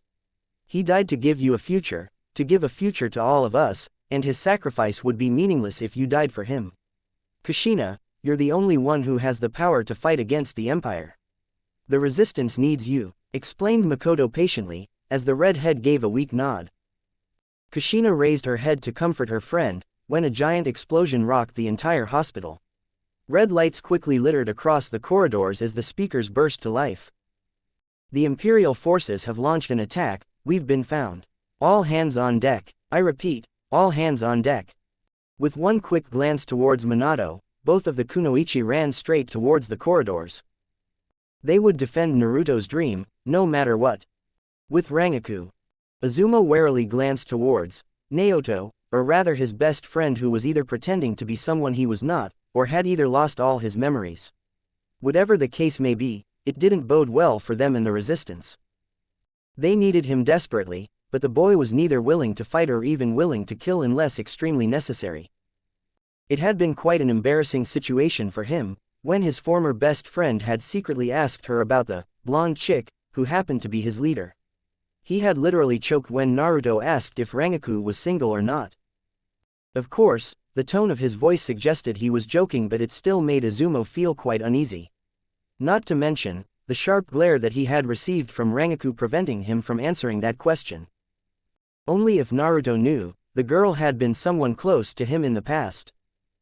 Their little group was currently approaching towards one of their secret bases, where the higher-ups would determine what to do with Kenshin and Naruto. Not only were these two former commanders of Konoha, but were extremely strong and capable military leaders. Besides those facts, Naruto also possessed half of the Kyuubi inside of him, that practically made him Resistance's property. Although he refrained from passing this information to Naruto, Kami knew what the boy would do after he realized this fact. Blacklight Squad 4, the Kagoshima base is under heavy attack. The Imperial forces have crushed our frontal line of defense. Naruto and Kenshin saw the entire Blacklight Squad getting tensed after hearing that communication. He saw Rangaku quickly placing her finger on her own communication device. "What's the status? Are the civilians safe?" asked Rangaku quickly. Surprisingly, the girl was calm even in this desperate situation. "Negative, the Imperial forces are killing everyone. Those bastards are not even sparing children. Our soldiers are doing what they can to save the civilians. Return to base ASAP. We're on our way. ETA 5 minutes, we also have 2 guests with us. Just get here as fast as you can. We're getting crushed here, they outnumber us 5 to 1 inch." The link was shortly cut after that, as Rangaku turned towards her squad. She also looked towards Kenshin and Naruto, but was disappointed when she only saw her teacher giving an affirmative nod. It seemed only that man wanted to help them. "I'd prefer you let me go. There is no point in risking my life in a pointless battle, besides I have no qualms with the Empire," said Naruto dismissively, and for a moment he saw the girl was extremely hurt by his decision. However, her grief soon turned into rage as she gave a solid punch to his gut, swiftly knocking the air out of his lungs. Even Kenshin didn't stop the furious blonde girl, as Naruto collapsed on the ground. But she didn't stop there, as she roughly grabbed his collar and made him look her straight in the eye. "You really are a coward, aren't you?" asked Rangaku furiously, her fingers leaving gruesome creases on the fabric of his shirt. "The Empire's forces have already surrounded your people and outnumber your forces. It's strategically foolish to engage in such a futile battle. Your useless emotions would only result into the loss of more lives," contradicted Naruto, as her eyes widened in shock. The grip of her fingers around his collar started trembling. "Do you really mean that?" asked Rangaku sadly, and Naruto could not understand why everyone else, including Kenshin, had the same expression on their faces. What the hell was wrong with these people? "Don't try to be heroes. There is no such thing in this world," scolded Naruto, as Rangaku released her grip, making him fall down on the ground. Without another word, she started walking away as the rest of the blacklight quickly shunshined out of sight. Even Kenshin told him, "I'll find you later," and disappeared. The only one that was left now were him and Rangaku. "I believe that you were once a true hero. My Naruto was a hero who protected the weak. Fought for those who couldn't defend themselves, bled and died for his comrades. So, "You're wrong and we will never agree," said Rangaku stubbornly, and gave him a disappointed look. "I'm not Naruto, I'm Naoto," yelled Naruto, but it only earned him a sympathetic look from Rangaku. She winced when he hastily got up and turned in the opposite direction, but stopped when he saw her gaze still fixed on him. "You're still Naruto for me, even if you don't remember yourself. Your once strong will is still alive in the people of the resistance, the very same people who are fighting to keep your dream alive. We may be weak, we may be foolish, we may even be fighting a hopeless battle, but we will still fight. And I would not give up, no matter what," announced Rangaku proudly, as a soft, gentle smile came on his face. "Rangaku, you really loved this Naruto, didn't you?" She simply smiled a little, before disappearing in a bright flash, leaving him all alone in the snowy forest. For a few moments, he simply stared in the direction where his group had went, his eyes searching for any sign of Kenshin, but he didn't find or sense the man in the nearby vicinity. Quickly tucking his hands inside his pockets, he slowly started walking away in the opposite direction. The only thing that mattered was survival, nothing else. The sounds of explosions, gunfire, cries of the wounded and screams of the dying rocked the small resistance base. Everywhere people could be seen running, falling, getting shot, stabbed, beheaded, and many worse things. The limited number of resistance squads were trying their level best to fend off the 3,000 ARC troopers that had barged through their home. As far as eyes could see, the resistance members could only see the figures of the cold-blooded ARC troopers of the Empire. While the resistance was tasked with several objectives like defending the base, saving civilians, rescuing the wounded, forming whatever line of defense they could muster. The Empire's forces had only one objective: kill them all. This was the scene which Rangaku and her team witnessed when they arrived. Their people were not being killed, but they were being butchered to the last man, woman, child. Rangaku saw a lone blonde boy charging through the enemy ranks, destroying everyone that came in his way, a small squad of the infamous Konoha 11 inches right behind him. The young teenagers were fighting courageously, but the enemy forces were overwhelming them from all fronts. "Azumo, take the squad towards the north side. Keep those fascist bastards away from the civilians," commanded Rangaku. "As you wish." And in a blink of an eye, the Blacklight squad rushed towards the north side of the base, killing every single clone trooper that came in their way. Kenshin could simply stare in horror as the soldiers dressed in white armor murdered a pair of 10-year-old boys who were running towards their small tent. This was madness. He saw Rangaku giving him a firm nod as she grabbed her kunai launcher, ready to dive into the fight. A torrent of kunai was fired by the clone troopers, as Hinata quickly jumped in front of the incoming projectiles. With great precision she started her clan's technique and deflected the weapons protecting her squad. Sakura quickly followed suit by jumping above her comrade, her hands glowing with chakra as she smashed the snowy ground, killing 5 clone troopers. Choji quickly grabbed 2 blood clone troopers with his giant hands, and mercilessly crushed the captured soldiers, ending their pitiful lives. Meanwhile, Shikamaru had effectively trapped a small platoon of clone troopers with his clan's shadow technique, while Ino was busy defending him from the incoming attacks from all sides. "Hold the line, no matter the costs," yelled Shikamaru worriedly. He had never been so scared in his entire life. There was no strategy coming in his mind that could help in saving his comrades. They were surrounded from all sides, and the enemy were simply too many. "We can't hold them, Shikamaru," shouted Kiba frustratedly, as he barely managed to kill an incoming clone trooper. "Kiba, behind you," yelled Shino urgently. The Inuzuka boy turned around only to witness 2 exploding tag landing a few meters away from him. His eyes widened in horror, but it was already too late. Boom. Kiba. The young teenagers froze in terror when their friend was hit by a dangerous blast that sent him several feet away, before the wounded boy crashed in a nearby wall. His dog Akamaru too seemed to have lost consciousness and was bleeding heavily. "Where the hell are the reinforcements?" yelled Sasuke furiously, while continuing to engage the nearby soldiers in a fierce taijutsu battle. "Left flank has collapsed. Right flank is being overrun." Another squad of clone troopers jumped straight towards Sasuke, but were intercepted by a bright yellow flash. The swift slicing of their heads followed suit as Itachi beheaded them with the help of his tanto. He didn't wait there as he unleashed several exploding tags which landed near the charging enemy forces, as giant explosions ripped them apart. Hidan cursed angrily when he saw 50 of his pawns getting killed in one single strike. He pointed his finger towards the remaining 1,500 clones standing devotedly behind him. There was no way he would lose this battle, even if he had to sacrifice every single one of his soldiers. After all, Madara only cared about victories and never the causalities. And these clones were simply expendable. All forces, advance, crush these rebels in one go, commanded Hidan desperately, and smirked when he received firm salutes from each and every soldier. Roger, Roger. He smiled deviously when he saw terrified looks on the faces of the rebels. If previously they were getting stamped, now they would get butchered like stray dogs. If only Madara had given him the permission to kill these people, he could have made so many sacrifices to Jashin-sama today.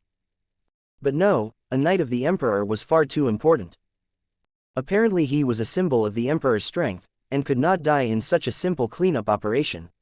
As such, he was given 3,000 sacrificial pawns and ordered to destroy this rebel base. Hardly an exciting assignment when his enemy were this weak and outnumbered. But he or any other member of the Akatsuki didn't have the courage to stand up to that monster known as Uchiha Madara. Madara would destroy him to pieces, even if he could not die so easily. Hidan preferred to keep his head intact, instead of being buried under a meteor like Iwa.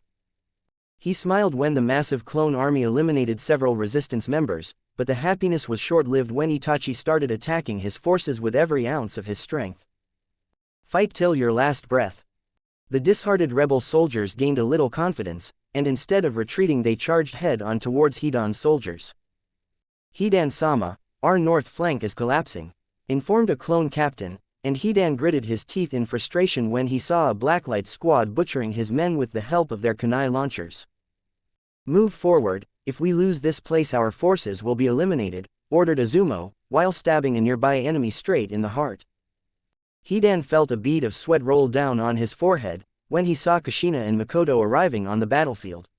He was well aware of the power these two possessed, and if these two were his opponent then the massive army under his command would probably not be enough to kill them. If that was the case, then he would simply divert their attention from him. It was time for Plan B. Captain, bring in the Valkyrie squadron. Bomb these bastards back to Stone Age, gloated Hidan, and could not suppress his grin when he saw the two kunoichi getting nervous as at least 100 birds were visible in the sky. The bombing fleet of the Empire would certainly keep them on the defensive. And leading them was none other than Deidara, who had a mad grin on his face. It was time for art. Kushina could not believe what she was seeing. This was simply too much for the resistance to fight against. A ground assault had already destroyed half of their forces, not to forget several civilians who got caught in the crossfire, or were simply murdered. Even Makoto understood the grave danger her people were in. Both her and Kushina could cause vital damage to the enemy's ground forces.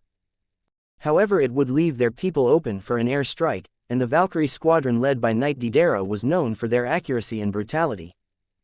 Kushina, fall back, go towards the center of the base and create the barrier. I'll get our front-line forces back, suggested Makoto, and was relieved when her friend just gave a nod. What about the reinforcements Kakashi promised us?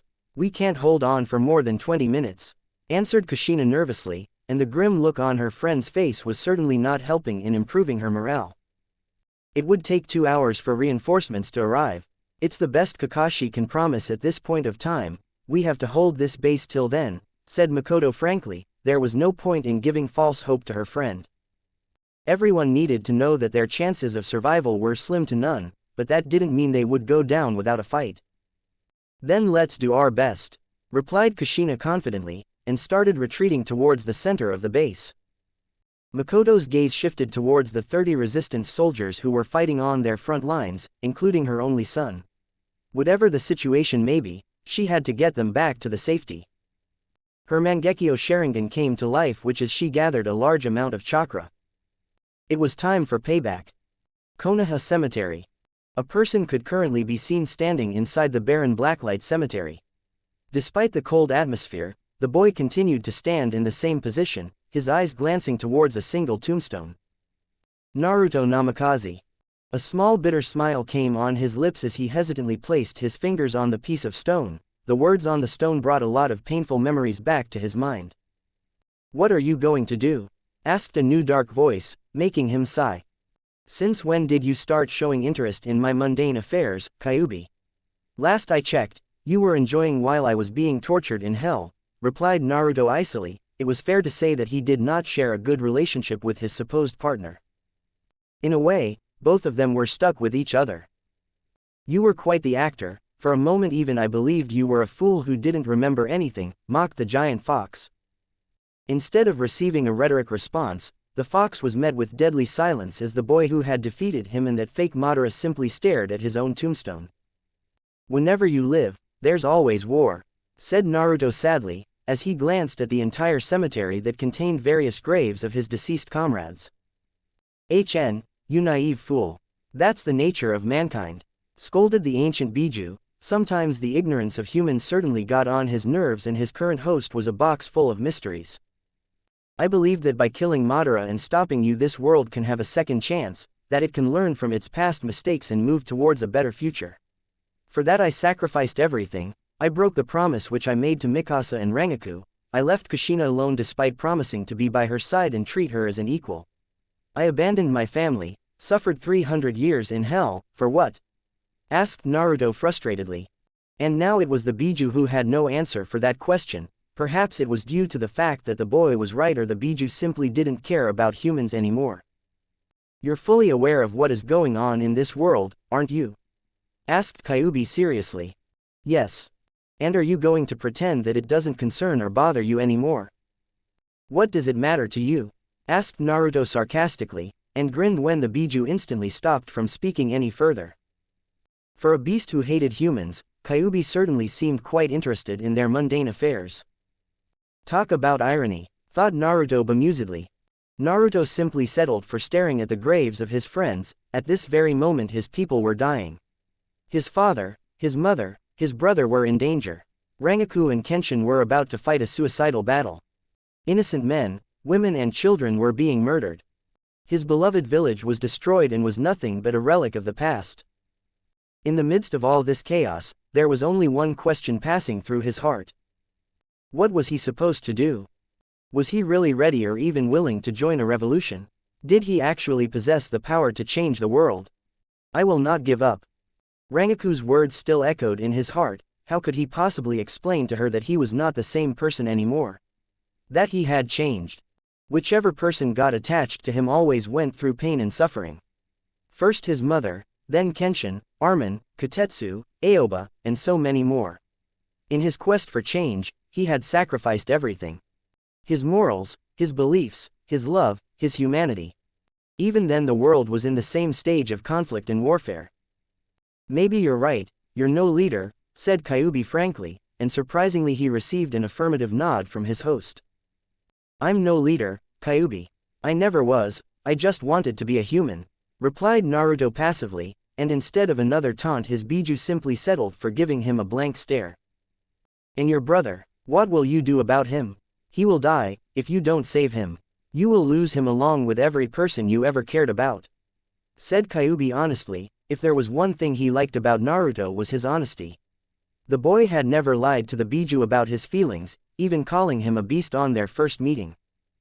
And even if he was reluctant to admit it, the Biju had certainly developed an interest in seeing the choices this boy would make.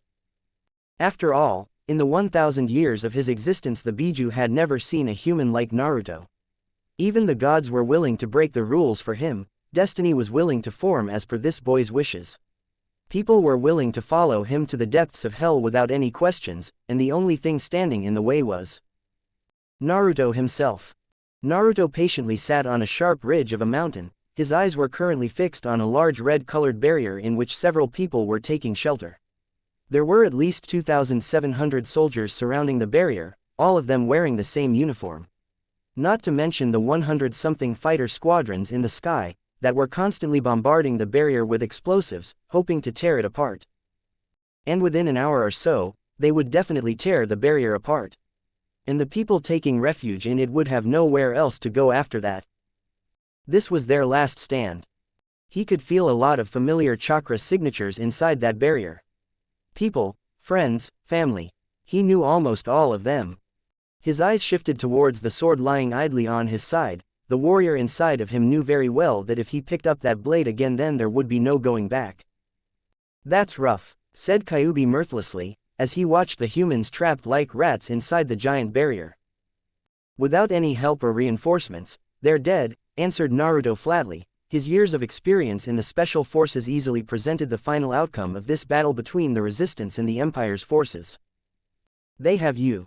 A low growl escaped from the fox's mouth, when he saw his host reluctantly staring at the weapon beside him. The Biju knew why Naruto was so hesitant, and with good reason. The boy was scared of killing people, scared of sinning even if it was for the greater good. After the death god punished his soul for committing sins, Naruto simply didn't want to get into any kind of mess that could put himself in trouble. It was only a basic survival instinct which every human and animal had in themselves. But right now, the boy's family and friends were trapped in that barrier, along with other resistance members. Despite pretending to be uncaring about the affairs of the human world, the ancient fox knew these few soldiers were the only ones standing between him and Madara. If the Akatsuki got their hands on all the tailed beasts, then it would be very bad for him and the rest of the world. And the only one who even had a remote chance of stopping Madara was none other than Naruto. So, if it meant helping the boy for his own survival, then the fox was willing to put aside his hatred for humanity. The question was whether Naruto would do the right thing or not. "I don't know if I can defeat so many soldiers. I'm just one man," argued Naruto, making his partner sigh in frustration. "Look, you've got the juice. You can smite every fucking soldier down there and send them all back to hell," encouraged Kyuubi reluctantly. For once he was relieved that no other tailed beast was here, or they would have laughed their ass off when they saw him motivating a mere human. "But I don't remember how," said Naruto silently, his voice sounding like a nervous child who was about to venture into an unknown territory. "It's in there. I'm sure it will be as easy as making ramen," suggested Kyuubi, and his eyebrows twitched when Naruto gave him a blank stare. "I don't know how to do that either." The giant fox face palmed on hearing the boy's honest yet silly answer, but then again who could have thought that the greatest hero of the shinobi world sucked at cooking? "My bad," thought Kyuubi tiredly, and settled for staring at the boy. After a few moments, Naruto reluctantly picked up his sword and looked towards his partner. "This is a bad idea," answered Naruto doubtfully, as the fox got a wide grin on his face. "I don't know, I believe in little miracles." A small squad of Sealing Corps was engaged in their tiresome efforts of deactivating the barrier in which the resistance was hiding. One of them looked at the 3 clone troopers guarding them. Granted, the rebel soldiers would not dare to attack them, as it would crumble their barrier. But they were far too close, and these troopers may not care about their lives. However, the Sealing Corps certainly did. That's why when they saw a young man approaching from the west side, they immediately ceased their efforts and diverted the attention of their guards towards the intruder. As the person came closer, the leader of the Sealing Corps froze in terror. How could he ever forget those blonde hair and dark eyes? The 3 clone troopers immediately pointed their weapons towards the man, but he fearlessly approached towards them, his hands tightly grasping a sharp, long sword in his hand. "Hey, I know you, but you were dead," said the leader nervously. The clone troopers jumped towards the man, but one quick slash and the very next second, the strongest soldiers of the Empire were nothing more than masses of blood dispersed on the plain snowy surface. "I've heard that a lot," said Naruto calmly, as the 2 men of the Sealing Corps tried to stab him with their tanto. With a quick duck, the former Konoha ninja evaded the attacks only to use his dangerous sword to slice open the necks of the soldiers of the Sealing Corps, their bodies falling to the ground with a resonating thud. The leader of the Sealing Corps immediately started running back towards their main camp, only to come face to face with Naruto standing in front of him. How the hell did he travel so fast? "I don't think running will save you," replied Naruto icily, and plunged his sword deep into the man's heart. A painful scream was made by the man, his eyes becoming wide as saucers before closing for the last time as he fell dead on the ground. "That's a start," said Kyuubi smugly, and was surprised when even Naruto gave him an affirmative nod. "I'm just getting started." Barrier. A group of people were currently taking refuge inside a semi-destroyed building. Fear was clearly evident in their eyes.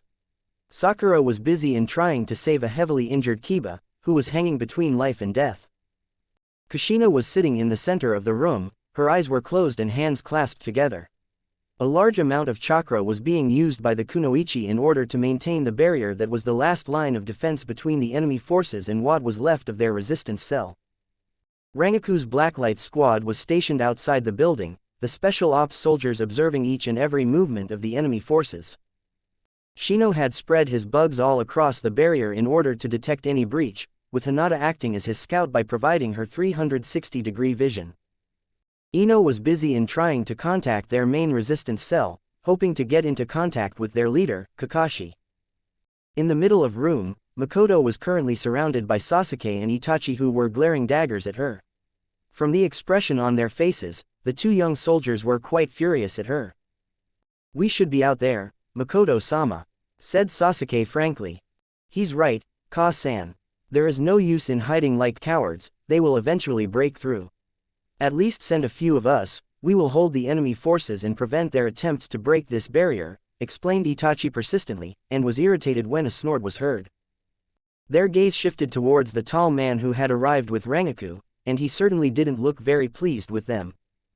Makoto looked at the man skeptically. She trusted Rangaku and wanted to trust this man. Not only had he helped in protecting the Resistance's frontline forces, but was also a Blacklight level ninja and possessed a lot of knowledge about tactics and warfare, not to forget about Konoha. "Both of you are idiots," said Kenshin, and smirked when the boys looked at him furiously. "What did you say?" asked Sasuke intimidatingly, but Kenshin just flicked the boy's forehead, sending him straight towards the other corner of the room. "Hey, what are you?" Whatever words Itachi wanted to say were left unsaid, when Kenshin grabbed him by the collar and brought him very close to his face. And for the first time, Itachi felt a very strong power radiating from this man, not to mention his dangerous murderous eyes were making him feel uneasy. "You're a good fighter, but a pathetic squad leader.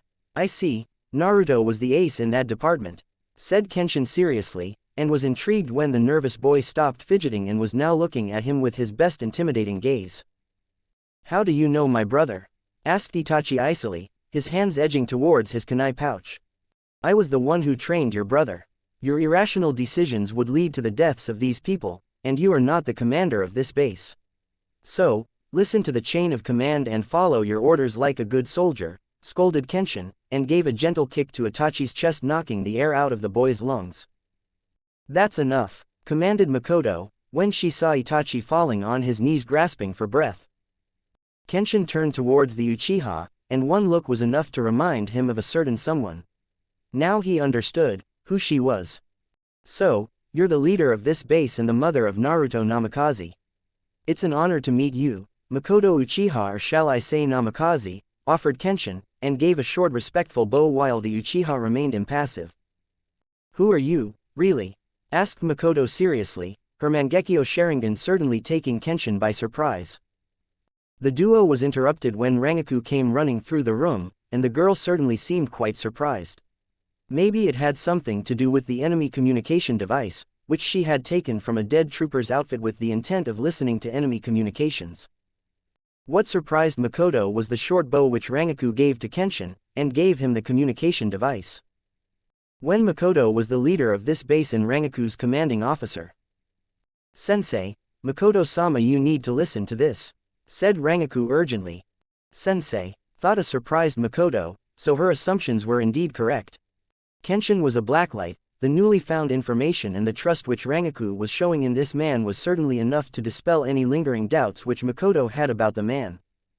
She stepped beside the duo, and focused her attention towards the static voices coming from the small communication device. "The enemy forces are in a disarray," said Rangaku hopefully. "Reinforcements?" asked Kenshin quickly, but was disappointed when the girl shook her head in disapproval. "It's something else," replied Rangaku, and Makoto quickly turned towards her soldiers. "Is there anyone who got left behind? Itachi, Sasuke, did any of your friends disobey my orders of staying inside this barrier? Answer me right now, or be ready for 2 months of detention," barked Makoto furiously, as the boys flinched and quickly started their observation. "I see from where Naruto gets his good looks and leadership skills," thought Kenshin bemusedly. After a few moments, both the boys finished their inspection and came towards Makoto. "Everyone who is alive is inside this barrier. said Itachi confidently, and was backed up by Sasuke. Are you sure? Asked Makoto sharply, her eyes boring into her young son's very soul. Yes, Ka-san. After intimidating her son for a few seconds, and finding no traces of deceit, she ordered the boys to go back towards their group. Besides, it was a well-known fact that Itachi was a very poor liar and certainly not a good actor. Unlike his elder brother, who was a master in the art of deceit and lies. This is Squad 6, we are being attacked. The resistance soldiers listened carefully, as an enemy communication was heard on the device. The voice of the next person was quite well known, and judging from the fury in Makoto and Rangaku's eyes, these kunoichi knew the person. Who's attacking you? Squad 6 inches asked Hidan nonchalantly. The former Akatsuki seemed quite confident in his victory. It's a single ninja. What? Barked Hidan in shock. How could a single ninja attack an entire squad of clone troopers? And the same question was visible on the surprised resistance trio, who were also listening to the intercepted message. Ah. This is Squad 17, watch your flan. Ah. What the hell is going on out there? Yelled Hidan angrily. He's too fast. Kami, what's going on out there? Captain, send more men towards the west direction, suppress those terrorists now. Commanded Hidan. The channel went dark, as Makoto looked towards Rangaku, who was quite shocked. But what confused her was the grin that came on Kenshin's face. Better late than never, Naruto. West side. A lone boy wearing civilian clothes could be seen standing on one side, his large trench coat protecting him from the cold winds that were hitting his body and making his hair flow wildly in the air. A blood-stained sword could be seen in his right hand, as he calmly looked at the 400 enemy troops that had gathered in front of him. What is he, a tax accountant? Asked the leader clone trooper. No information is available about him, Captain. Except, he's extremely dangerous, replied his subordinate officer crisply. Troopers, Hidan-sama has ordered us to finish him off. Get ready, commanded the clone captain. Roger, Roj. The clone army was shocked when their leader and 20 other clones were blown off as a sharp sword laced with chakra was sent straight through their ranks. Their gaze shifted towards the attacker, who was simply flexing his wrists. Attack. The ground started shaking as the large enemy force started charging towards Naruto, who surprisingly stood in his position. The boy certainly looked calm and composed, despite the hundreds of bloodthirsty enemy forces who were just about to rip him to shreds. Are you going to do something, idiot? Asked an irritated Kyuubi. He would have pounced on the opportunity on killing so many humans. And it was not as if Naruto had not killed, he had certainly obliterated 4 entire enemy squads in his carnage. Very well. A monstrous amount of chakra was released from the boy's body. The impact was even more powerful than the combined tremors which the ground was previously making due to the charge of the massive enemy force. The ice around the area melted within seconds, and transformed into a large lake. For a moment the enemy's charge was disrupted, but as a proof of their strength they quickly regained their footing and resumed their charge towards the Namikaze air. But the mindless clones could not realize what Kyuubi had just sensed. And his assumptions were proved correct when Naruto made a single hand seal, and the water in the lake rose rapidly in the sky and quickly started dispersing into single particles, streams of liquid. Sweden no jutsu, water release, water bullet technique. In a sheer display of force, the entire lake transformed into countless sharp, needle-like water bullets as Naruto simply pointed his finger towards the incoming forces. Kurama was left speechless when the once strong 400 clone troopers started to get butchered. Mercilessly.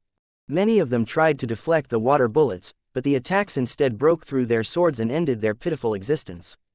Not only was the attack extremely fast and strong, but it was simply too large. Within 30 seconds, where once stood a 400-strong enemy force lay a massive pool of blood. Combined with the water, it had transformed the position into a large red-colored pond. Kushina had said the boy was strong in water style, but this was, thought a speechless Kyuubi. He watched warily as his host simply walked on the blood-stained pond and picked up his sword as well as the several kunai, shuriken and exploding tags which were lying idly in the now useless armor of the deceased clone army. The former Nadaime Taiko quickly placed the newly acquired arsenal in the various pockets of his trench coat, while firmly grabbing his sword in his right hand. His eyes closed for a brief moment, as everything went deadly silent. The fox was intrigued when his partner simply charged towards the front with his eyes closed, one hand grasping his sword while the other resting close to the pocket where he had placed his newly acquired weapons.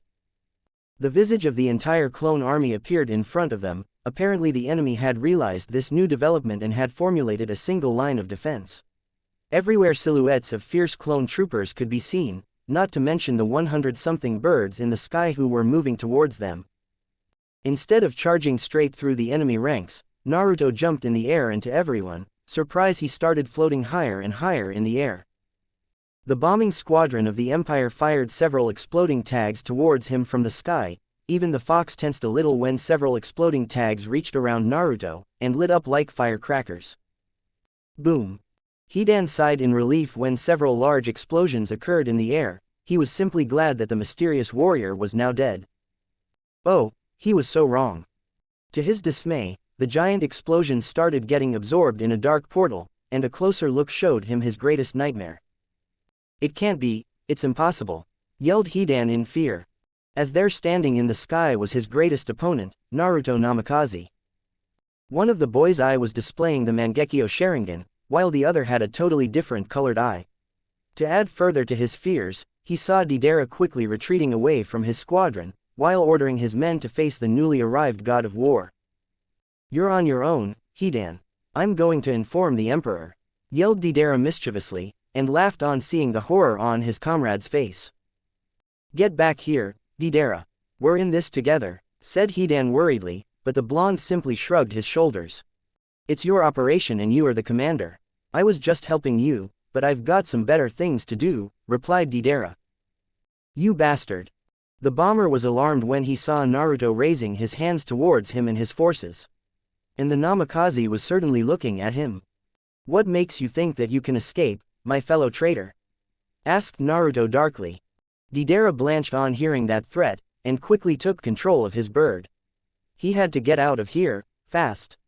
Kyuubi sensed a tremendous amount of chakra being gathered by his host, and judging from the appearance of the boy's new activated eyes, the Biju had a pretty good assumption what the boy was about to do. Don't do it, you will shorten your life with this level of attack, warned Kyuubi, as the boy simply glared at the entire enemy force and the former two Akatsuki members. The nine-tailed fox was a Biju who had seen destruction, caused mayhem, murdered thousands, relished in carnage and misery of humans. But right now even he was at a loss of words, the picture in front of him sending shivers down his very spine. It had been a very long time since he had seen this much destruction in a matter of seconds. Where once stood the vast snowy plain stood a wide crater at least of 50 feet in depth and stretching up to at least 4 kilometers. Each and every inch of the land was robbed of every life form that had once stood on it, its soil covered in a bright red-colored sheet.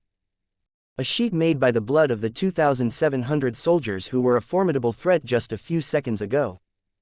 The sky was clear as day, the bombing fleet of the Empire could not be seen anymore. Just the drops of blood that were falling from the sky was enough to suggest what had happened to the Empire's aerial forces. His gaze shifted towards the person who had caused this carnage, the boy slowly landing on the ground. Naruto was extremely silent, blood was leaking from his mouth but he ignored the injury and simply stared walking through the crater. Knowing very well that he had massacred 2,700 people instantly. Some might say his power was a blessing from Kami, but for him it was nothing but a curse. An abomination that constantly reminded him of who he truly was, a blot on his soul that always destroyed any chance of him having a normal human life. Damn. Naruto completely dismissed his partner's amazed response. In the end even the Kyuubi did not understand that he hated all of this.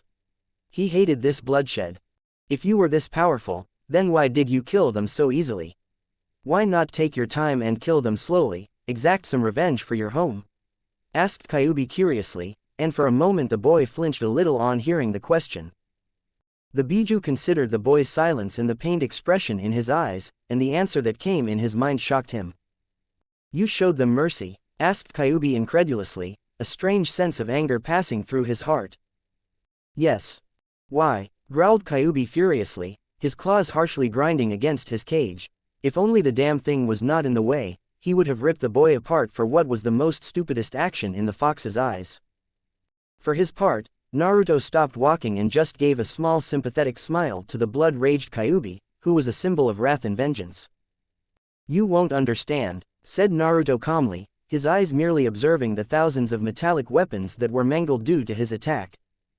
"Then make me understand," yelled Kyuubi murderously. This was something he just could not understand. There had been no human since the Rakudo Sennin who possessed this much power, and yet opposed means of violence.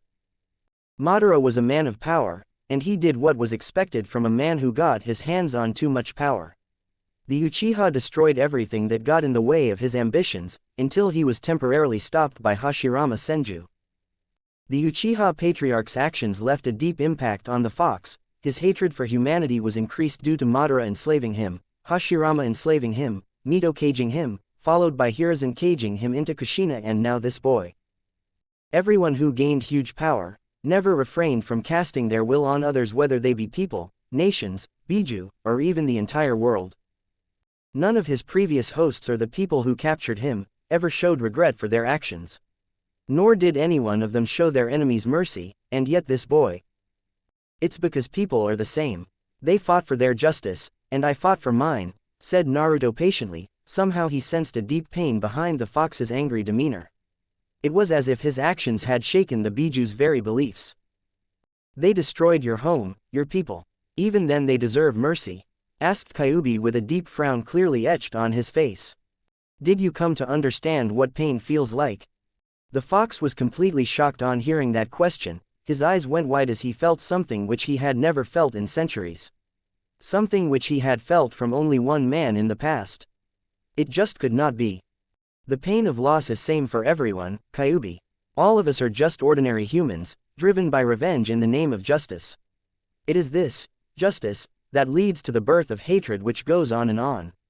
It is very difficult to stop this hatred that has plagued this world since centuries, but a person can at least show mercy, which is certainly in their power. Hatred can't be stopped by hatred. If a single one of us shows mercy, then others will follow. In the past I believed people would follow me because I had power. That's why I dreamed of creating an empire. My intentions were to create peace, but it would have led to more hatred and violence.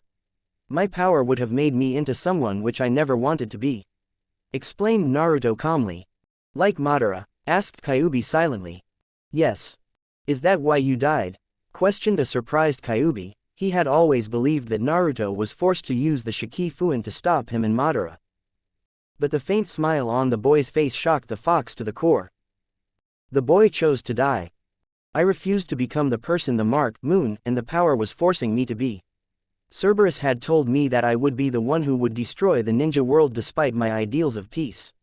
And deep down I knew it was true, that I was person who had simply gained too much power.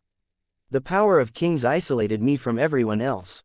I had realized what misery my powers would wreak upon the world. Had I lived, I would have become the very same person Madara is right now.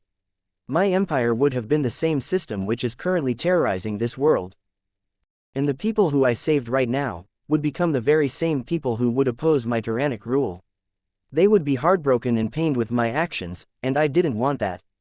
That's why I chose my own destiny, made a choice that would save the world not only from Obito but from me as well. I died and sealed myself in hell in order to prevent the world from witnessing another destroyer," explained Naruto deeply. The Kyuubi's anger disappeared, and for the first time in his entire existence, he lowered his head in front of a human.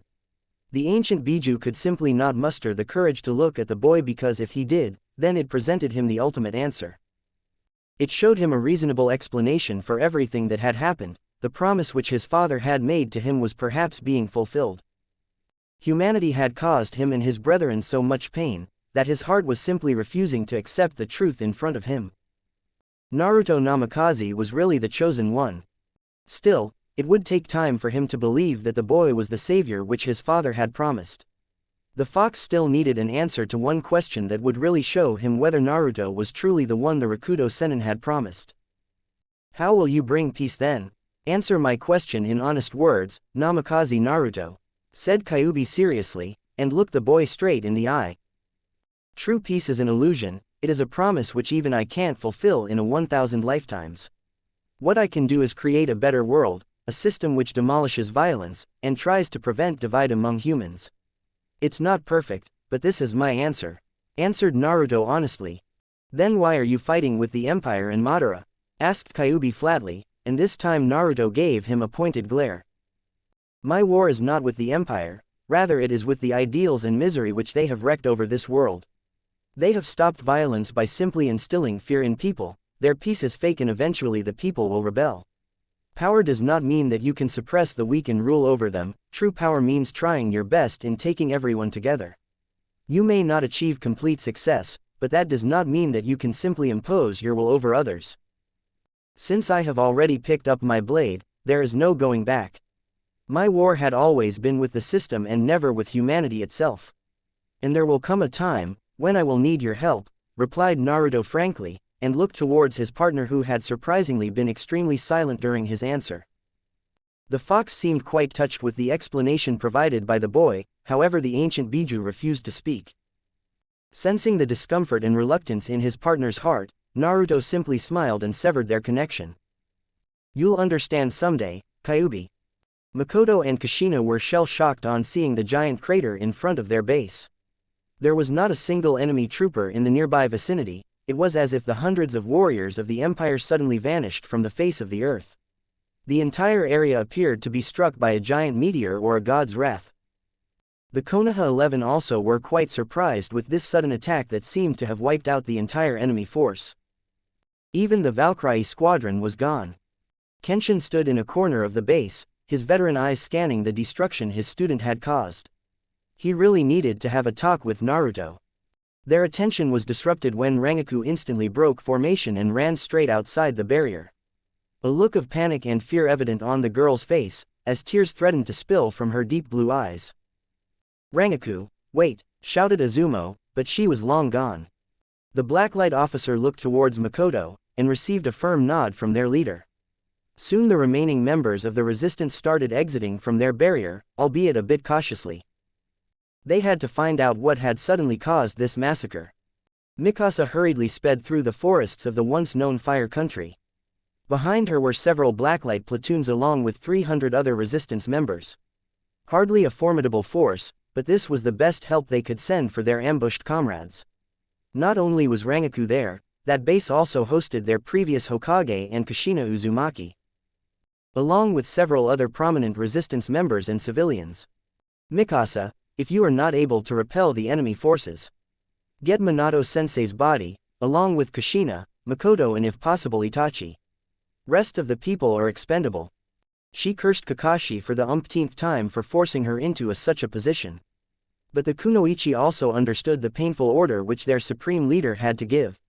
In terms of strategic value to the resistance, the mentioned targets were far more valuable than all the soldiers stationed in that base. And her orders were crystal clear. Rescue Kushina Uzumaki, no matter the costs, even if it meant sacrificing every soldier of her army along with the people in that base. That won't happen, as long as I'm alive and kicking. The odds be damned, thought Mikasa fiercely, as she tightly clenched her fists. Commander Mikasa, we are approaching the base. ETA 2 minutes, advised Genma seriously, as her gaze shifted towards her second-in-command and friend. Years had not been kind on Genma. The former 4th commander of 1st Blacklight Company had lost one of his eyes. The destroyed organ was effectively hidden behind a small eye patch that had the old Konoha village symbol etched on it. Genma had kept it as a reminder of his defeat. The boy had tried everything to protect Konoha from the Empire's army. However, the odds were never in their favor, and losing Konoha despite Blacklight's best efforts took its toll on Genma. Even after losing one of his eyes and several friends while defending Konoha, the boy still blamed himself for the loss. He resigned from his post as commander and as such she had to step in and take charge of her former unit. She along with everyone else had tried to reassure Genma that Konoha's fall was not his fault. What could the boy possibly do when even Hiruzen fell in front of Madara and his brutal army? But the boy was stubborn just like every other man. Just like him. She felt anger increasing in her heart as a picture of a blonde boy passed through her mind. Her fists clenched so tightly that some of her knuckles started to turn white in color. A menacing glare could be seen in her eyes and a frown was clearly etched onto her beautiful face. Gone was the young 15-year-old girl who was once madly in love with a certain Namikaze. The only thing that remained now was a Blacklight commander, whose only goal was to defeat the evil empire along with Madara Uchiha. Her appearance had also changed over these 4 years. Mikasa was now almost 6 feet tall, her silky black hair now reaching up to her back. Her face still looked the same and retained the delicate features which she had in the past. According to her, she still looked the same, but the people around were calling her a mini clone of Makoto Uchiha. And sometimes, even she had to admit that except for their different colored eyes, Mikasa looked exactly like a younger version of Makoto. But none of that mattered anymore. She had never cared about her looks, except for the time when she was with Naruto. Namikaze Naruto. That name brought a lot of bittersweet memories to her heart. The man whom she admired, loved and hated the most in the entire world.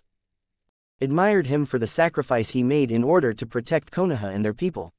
Even if it was for a short-lived peace, his actions increased the respect in her heart for him as a ninja.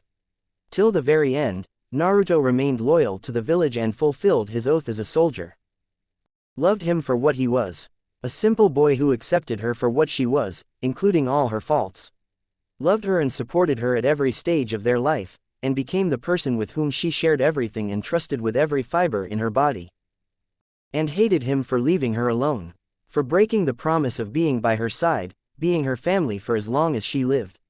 He abandoned her, discredited her love for the greater good, and for that, she had never forgiven him. Mikasa didn't know what exactly her feelings were for Naruto. It was not as if she had not tried to forget the boy and move on, even tried dating for a while. Alas, those dates never crossed more than the first or second meetings. Either she would dislike the guy, or vice versa, or their personalities simply wouldn't match. The only one who ever got close to becoming a potential partner was Genma, but the boy had refused. "You still love him, perhaps you'll always do." This was what the boy had said despite the extremely painful look in his eyes.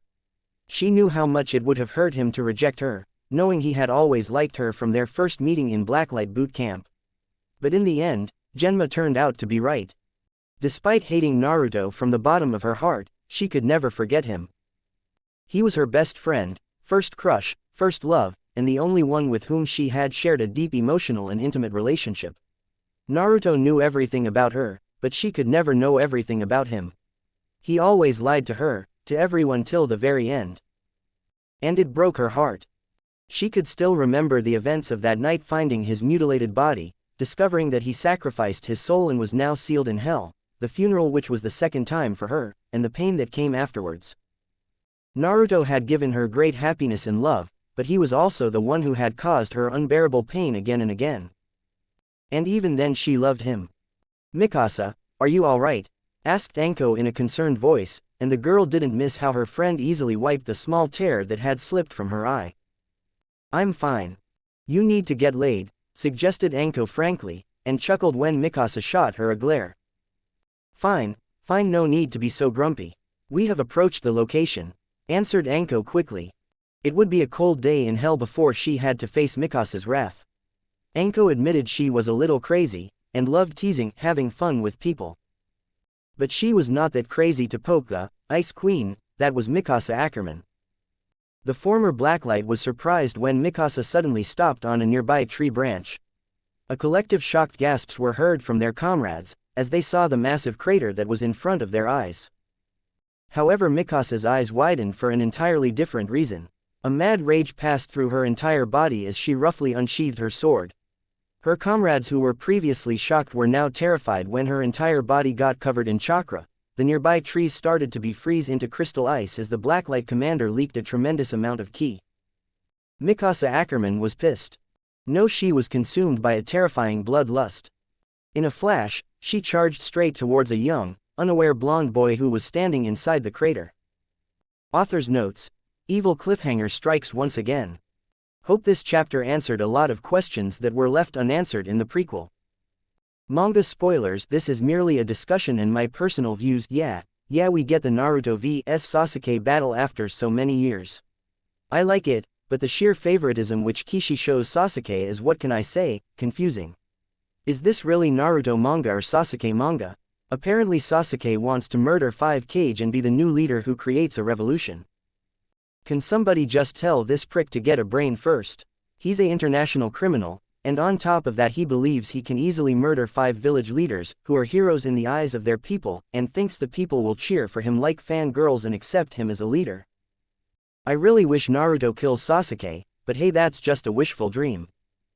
Because Kishi will simply not allow Naruto or as a matter of fact anyone to kill Sasuke. Don't get me wrong, I'm excited for the final battle, but deep down I already know the end result. Naruto will probably defeat Sasuke, then talk no jutsu, then the little Uchiha prick will get pardoned of all crimes, including attacking cages, betraying his nation, attempted murder of several comrades, working with Orochimaru, need I add more? All because of Naruto's extra large heart. Guess what? Sasuke then becomes Hokage. End of story. I am absolutely confident that Kishi created Rakudo Sennin's had a brother theory out of thin air, in order to let Sasuke be the good guy for a while. It makes you wonder why during the entire fucking series Naruto was said to be the chosen one, and suddenly in the end the glory has to be shared with Sasuke. Kishi tries so hard to favor Sasuke, grant him powers, make him look cool, while all he is a dick. If he had even directed half of these efforts in Naruto's training trip, our blonde hero would have been a BAMF, except for being a Rasengan clone spamming robot. His right eye shined brightly, as he finished gathering his chakra, ignoring the terrified looks on Hidan and Deidara's faces. Naruto, what are you doing? Asked Hidan nervously. He wanted to flee, but the fear of Madara's wrath was keeping him from running away. The power of all of them, thought Kyuubi in fear, as Naruto closed his eyes.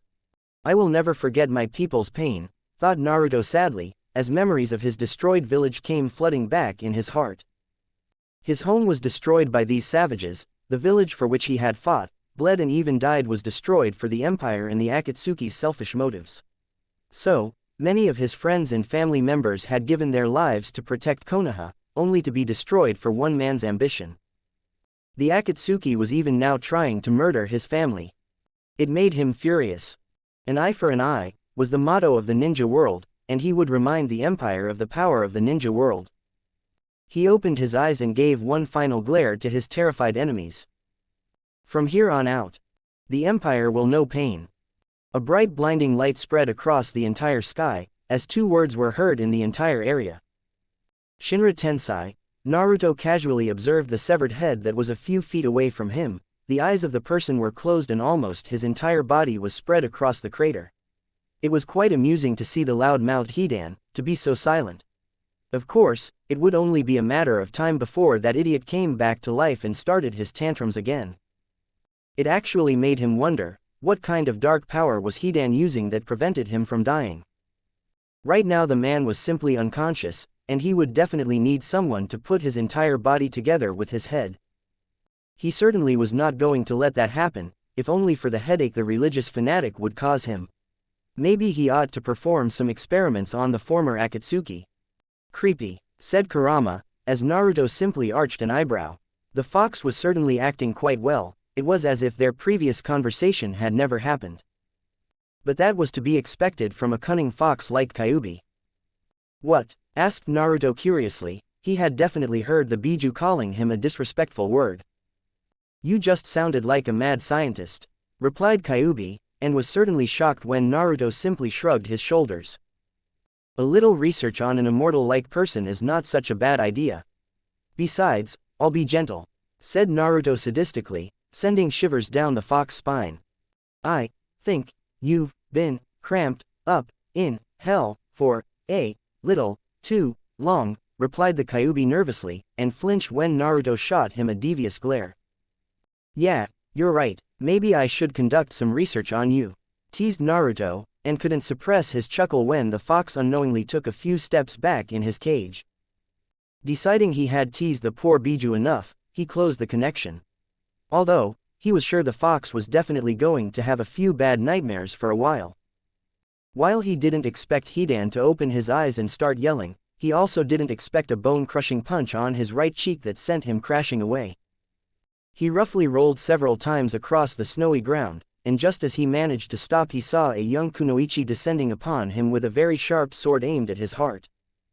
Despite the logical choice of getting out of the way, or stopping the incoming attack, he did the exact opposite. Naruto just shifted a little so the sword pierced his left lung instead of his fragile heart. Streams of blood flew in the air, a few drops landed on his attacker's beautiful face, as he simply stared in her eyes. The female simply twisted her sword, as Naruto grimaced with the pain, but never once did he try to push her away, or remove the sword. His actions certainly seemed to surprise the kunoichi. The girl was expecting him to die or something else. But when he simply continued to stare at her, she quickly grabbed a dangerous kunai from her pouch and fired it straight towards his face. The sound of metal clashing against metal was heard, as a large sword easily deflected the weapon aimed towards him and another person appeared beside the duo. "That's enough, Mikasa," snarled Rangaku, her hands swiftly knocking away Mikasa's grip on her sword. The Blacklight commander was left speechless when her friend completely ignored her and gently removed the sword from their enemy's chest. What infuriated her were the tears that were slipping from Rangaku's eyes, as she looked at that wounded clone on the ground. This was the trait about Rangaku which she hated the most. Mikasa was a realist, while Rangaku was an idealist, and Kushina was just a peaceful person who always tried to maintain the peace between the two best friends. "You're too soft-hearted, Rangaku. He's a clone," said Mikasa seriously, and tried to pick up her sword. "It's been a long time, Mikasa." She freezed. No clone trooper of the Empire ever showed any emotion, or even had any memories like their original maker. They were simply killing machines ready to follow the orders of the Emperor and his goons. But not this one. Not only did he know her name, but he also looked different in appearance. He was more muscular and strong than the enemy soldiers, not to mention a little handsome, although she was hell-bent on ignoring this aspect. But what shocked her was the gentle eye smile he was giving her. She knew that smile.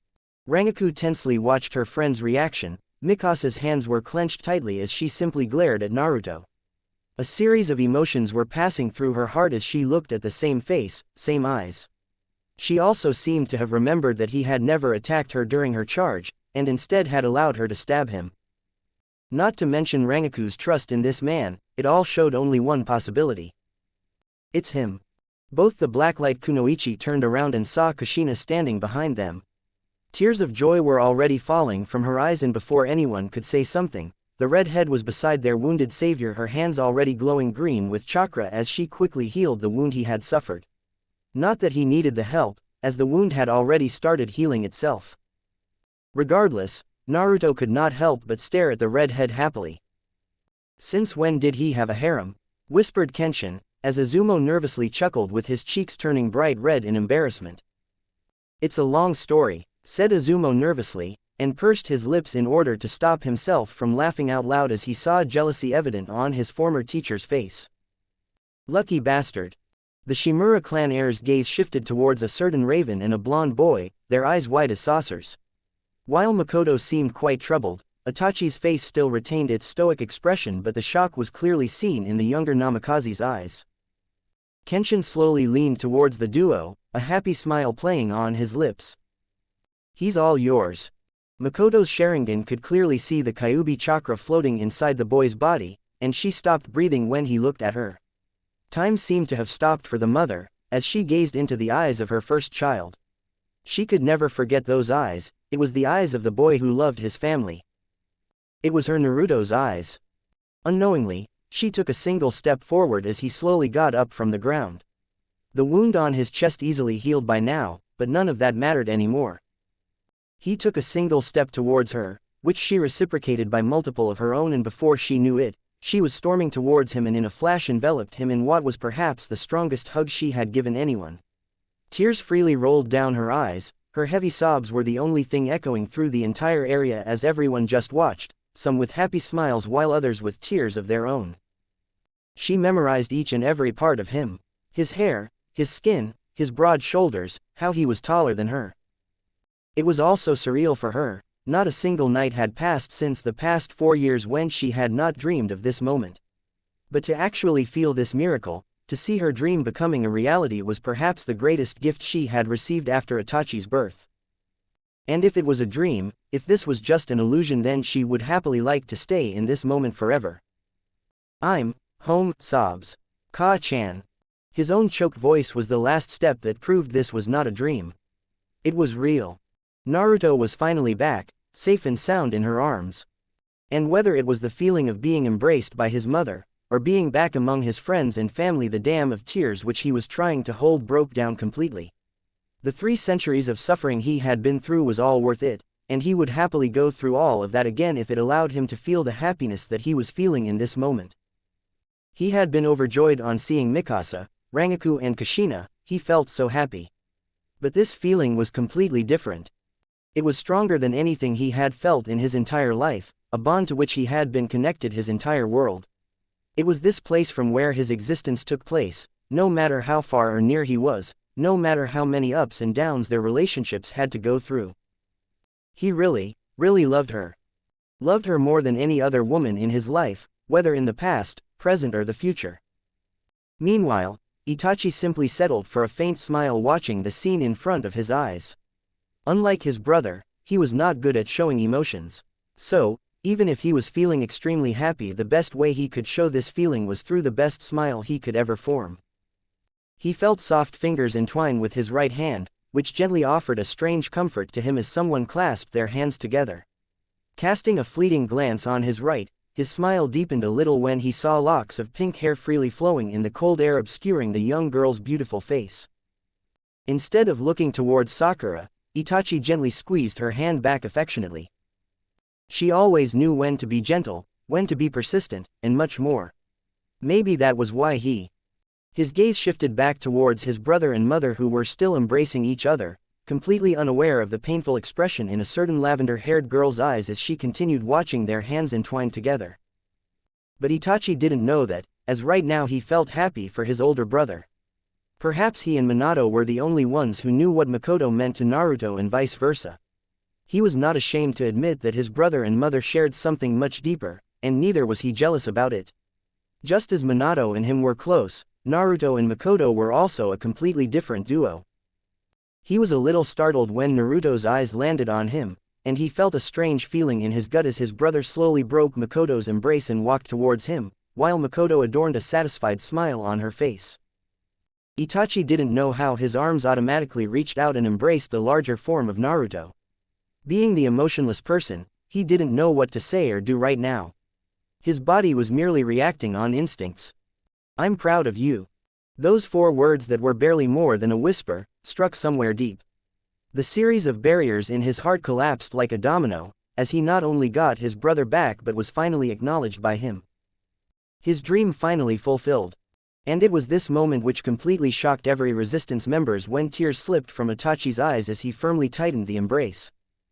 "Welcome home," sobs. Ni-san. Kushina hesitantly walked through the stairs that were leading towards the roof of the hospital building. Soon as she stepped outside, the bright moonlight reflected on her beautiful face, but her eyes were only fixed on the person sitting on the edge of the rooftop, silently enjoying the cool atmosphere of the night. It had been a few hours since their reunion ended. Everybody was quite overjoyed by the return of their greatest hero, along with Kenshin. However, everyone was surprised when Naruto requested them to leave him alone. Despite their reluctance, they granted his wish. In exchange for this understanding, Naruto had offered to answer all the questions they had in a private meeting with a few selected members. Mikasa would be leading the interrogation. As the Blacklight commander, it was her job to make sure it was the real Naruto and not an infiltrator clone. Although, Kushina knew it was much more personal for Mikasa. They had already finished Kenshin's interrogation process, and were relieved that he was the real Commander Fox. But the man had simply refused to answer any questions regarding Hell or how they came back to life, leaving the answers in Naruto's hands. "It's time, isn't it?" His soft voice was barely above more than a whisper even in the silent atmosphere, and he was right as she was here to take him to the interrogation. But she had another more important reason for being here, something on which her entire life depended. "You have changed," said Kushina hesitantly, and heard him smirk. "You haven't, instead you became even more beautiful," praised Naruto, and simply offered a smile while her cheeks went bright red matching the color of her beautiful hair. He simply got up and turned towards her, and waited patiently as she slowly came towards him. Each step was a battle which she seemed to be fighting with herself, the anxiety and fear clearly evident in her eyes. She was looking at him expectantly, and he had a very good idea what this was about. As she came before him, he saw a torrent of feelings in her purple-colored eyes. "Where do we stand, Naruto?" She nearly skipped a heartbeat when he just remained stoic on hearing that question. Deciding he hadn't heard it clearly or was not able to understand her question, Kushina decided to explain her true feelings. That one question which had lingered in her heart ever since that night. "Naruto, what do you think of me? What did that kiss from 4 years ago mean to you?" asked Kushina pleadingly. Tension in the air suddenly rose as she desperately waited for his answer, waiting for any kind of word to escape from his lips or even any reaction visible from his eyes. Nothing. He didn't move, he didn't speak, he simply looked at her without any kind of emotion. Her heart shattered into a million pieces as she understood the meaning behind his silence. Controlling the tears that had started to emerge in her eyes, she took a deep breath before moving forward towards him. Kushina slowly grasped his cheeks with her gentle hands, and placed a soft kiss on his lips. Her eyes remained shut, completely hiding the pain she felt in this moment as she memorized each and every second. And when it ended, she broke away from him and stood straight. Eyes devoid of any emotion, her posture stiff like a perfect resistance soldier. "Farewell, Naruto." She slowly turned around and started walking towards the roof exit, and just stopped at the door. "The meeting will take place on the second floor, if you will follow me," suggested Kushina, her voice sounding like a professional and not like the distressed woman she was mere moments ago. "Understood," acknowledged Naruto. Makoto could not understand the stone-cold look on her friend's face as she entered the room. Her gaze shifted towards her son, who appeared to be normal but something was definitely wrong. Kushina may seem fine, but Makoto had known the redhead for years and one look was enough to show her the redhead was heartbroken. She doubted her son would do anything to hurt Kushina so badly, but she was also not sure what to think of Naruto. They simply didn't know how much he had changed. In the center of the room was a large TV set, on whose screen the faces of Kakashi, Homura and Koharu could be seen. The resistance leaders and his 2 advisors seemed extremely shocked on seeing Naruto. "So, it's true after all," said a shocked Kakashi. "You seem well, Kakashi-senpai," replied Naruto respectfully, as Homura gave a short nod to Mikasa. The former Blacklight stepped in front of Naruto, while Ino was now standing behind him. The Yamanaka's hand carefully resting on his head. Mikasa was holding a sword in her hand, as a standard protocol for security. And he didn't doubt for a second that she would hesitate in killing him, if he failed this verification process. "What's your name?" "Naruto Namikaze." "Your parents?" "Minato Namikaze, and Makoto Uchiha." Standing in another corner of the room, Rangaku and Itachi keenly observed as Mikasa started from easy questions like age, village affiliation, ninja registration number, identity of the people in the room. "On which date did you lose your virginity?" questioned Mikasa slyly, and she would have laughed on seeing the baffled expression on Makoto's face. Itachi was blushing different shades of red along with some of the other females in the room, while Rangaku's eyebrows were twitching, jealousy clearly visible on the girl's face. 9th July, answered Naruto confidently, and gave a small playful wink which even made Mikasa blush. "I believe it was quite enjoyable for you too, Commander Mikasa." "Naruto." The Namikaze simply chuckled on hearing his mother's embarrassed shout as she not only heard something which she never wanted to hear, but the blush on Mikasa's face had already started creating indecent images of the duo in her mind. Satisfied with his personal information, Kakashi decided to steer the conversation away. "Where were you since the past 4 years?" asked the resistance leader sharply, his eyes boring into Naruto's very own. "Hell." Almost everyone winced on hearing that answer, however Kakashi simply decided to continue his investigation. Even if he wanted to believe that this was the real Naruto, he had to do it. "What do you remember about hell? How did you manage to break out of it?" asked Kakashi seriously. And for the first time she saw the change in his eyes, gone was the cool and composed look. He simply blanked out, his hollow eyes staring emptily at Kakashi. Every single person in the room anxiously waited for his answer, for him to say anything. Even Kushina seemed concerned. Mikasa's gaze shifted towards Kenshin, who was surprisingly deadly silent, and was finding the floor beneath his feet to be more interesting. The tension in the air was so high as mere seconds seemed like a century, and then it came. "I don't know, I must have blanked out. I don't remember a damn thing," said Naruto with as much confidence as he could muster. To make his point clear, he gave his most challenging glare to each and every person in the room, threatening anyone to discredit his answer. But deep down, he knew that there was no one in the room who believed the lie which he had presented before them. The delay in his reply combined with the look on his face was a dead giveaway. Naruto, lying to you. Thank God you don't remember anything, Ni-san. Whatever Kakashi wanted to say was cut short when Itachi came beside Naruto. Mikasa tried to stop him, but one glare from the boy's fully matured Sharingan was enough to prevent any hostile action from the blacklight. Itachi, I know you're emotionally attached to your brother.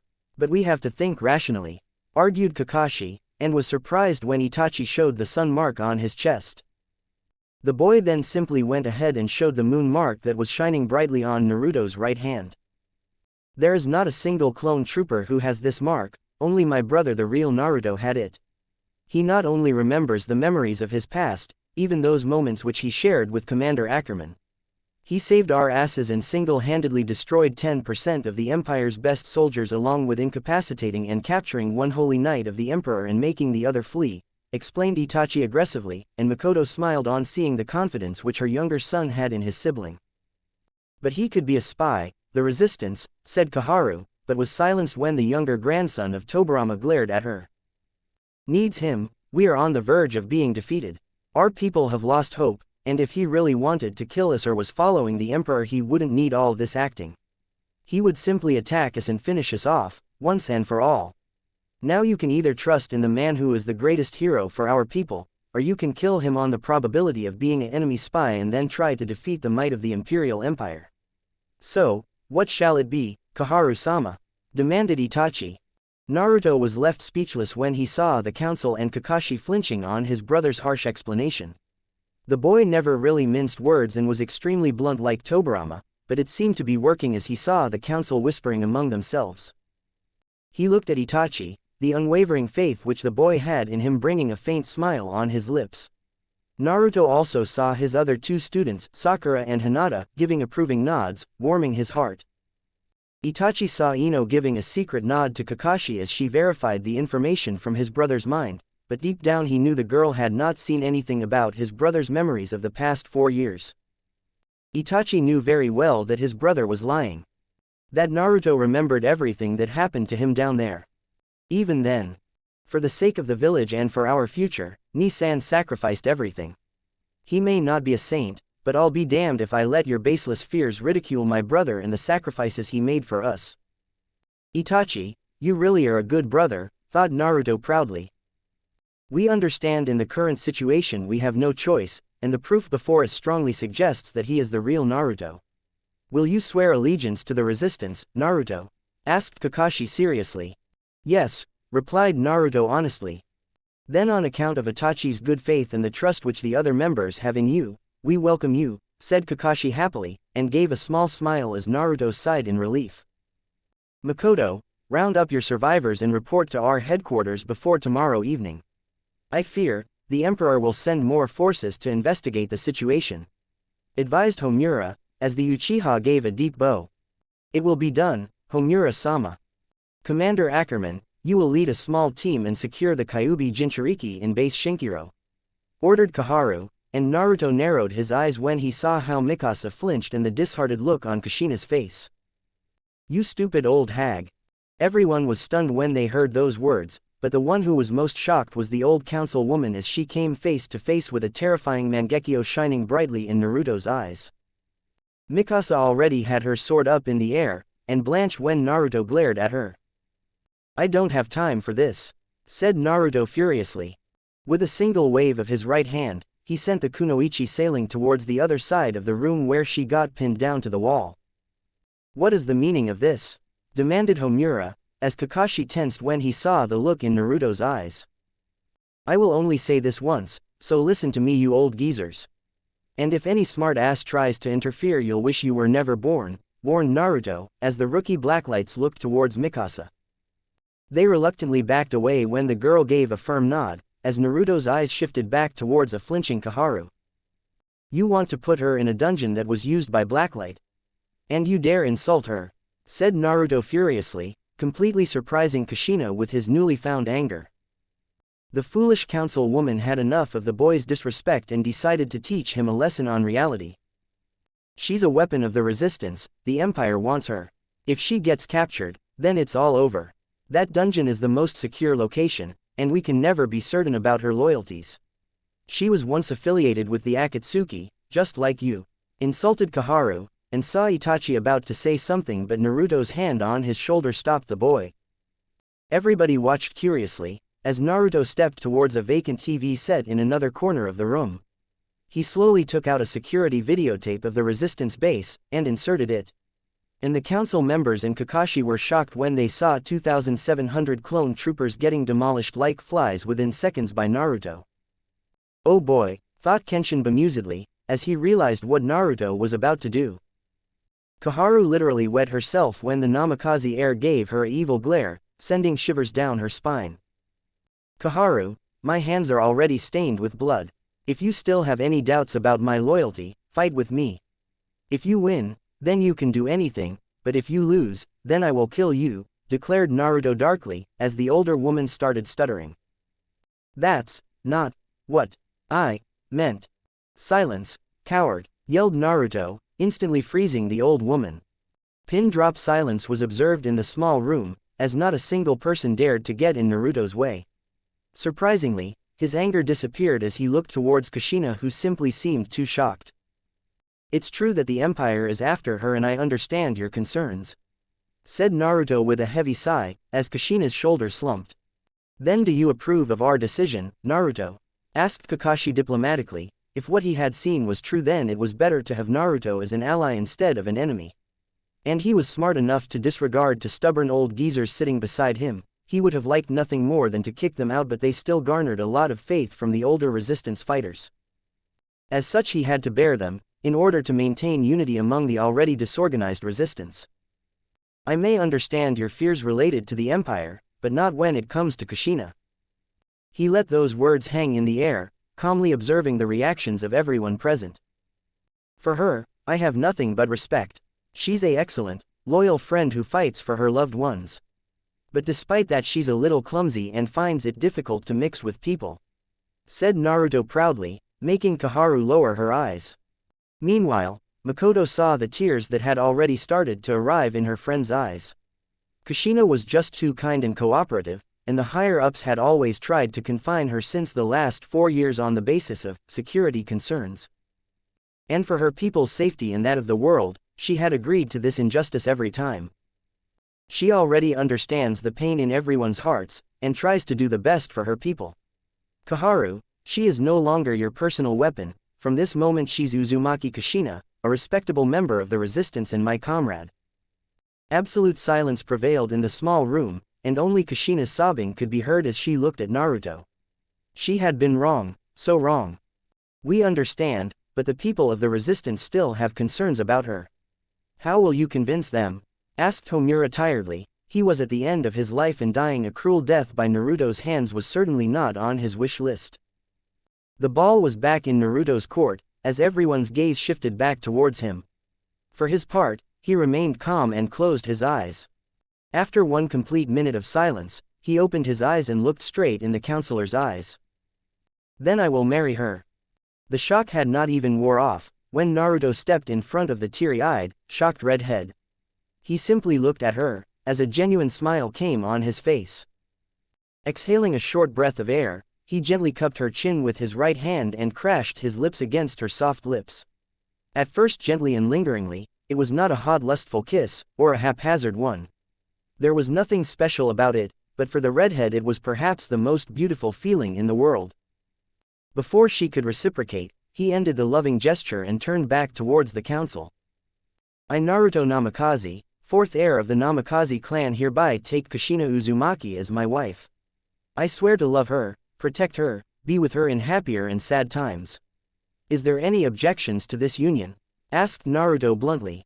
Mikasa seemed too shocked to say anything, while Rangaku just offered a short nod as she was fully aware of the situation and cared about Kushina. Itachi awkwardly gave a thumbs up. Kenshin yelled, "That's my harem king," but was sent sailing through the walls courtesy of Sakura and Hinata's fists colliding across his face, who then also offered happy smiles to their teacher. Izumo simply shrugged. Kakashi giggled perversely, while the council members just gave hesitant nods of approval. and Makoto fainted. Yes, Naruto Namikaze was now officially married. The resistance members standing inside the room were left speechless by the event that had happened in the past few minutes. Many of them had heard great tales about Naruto Namikaze. For some he was a hero, for some he was the finest military leader, a handsome man, and many more things. But the spontaneous decisions and ability to adapt according to changing circumstances was perhaps the boy's strongest ability. Due to these abilities, he managed to turn the tide of the war within the Resistance's favor, won the freedom of an innocent woman, and joined as a member of the resistance. Neither the fear of the emperor, or the power of the empire, or the fears and rules of the resistance leaders were able to stop him. Because he was never born to follow, rather people were born to follow him. Itachi, take Ka-san to her room. When she wakes up, I'll have a talk with her, said Naruto seriously, and was satisfied when his brother agreed. She'll kill you when she wakes up, Ni-san, warned Itachi, as he picked up an unconscious Makoto. There's no escaping that, Sakura, Hinata. Both the kunoichi were startled on being called, but stepped in front of him instantly. He offered them a small smile. I will talk with you later, but right now Sakura, I want you to look after the injured. And Hinata, you join with Shino and keep an eye on our perimeter. Kenshin will help you, and so will these blacklights, explained Naruto briefly, as Kenshin sighed. Who made you boss? Besides, there are at least 200 shinobi guarding the perimeter. Protested Kenshin. This is not an order but a humble request. All of you need to do your best to protect our people. We are not safe until we reach Kakashi's base. I will need a few hours to regain the chakra and energy that I have lost. Will you help us?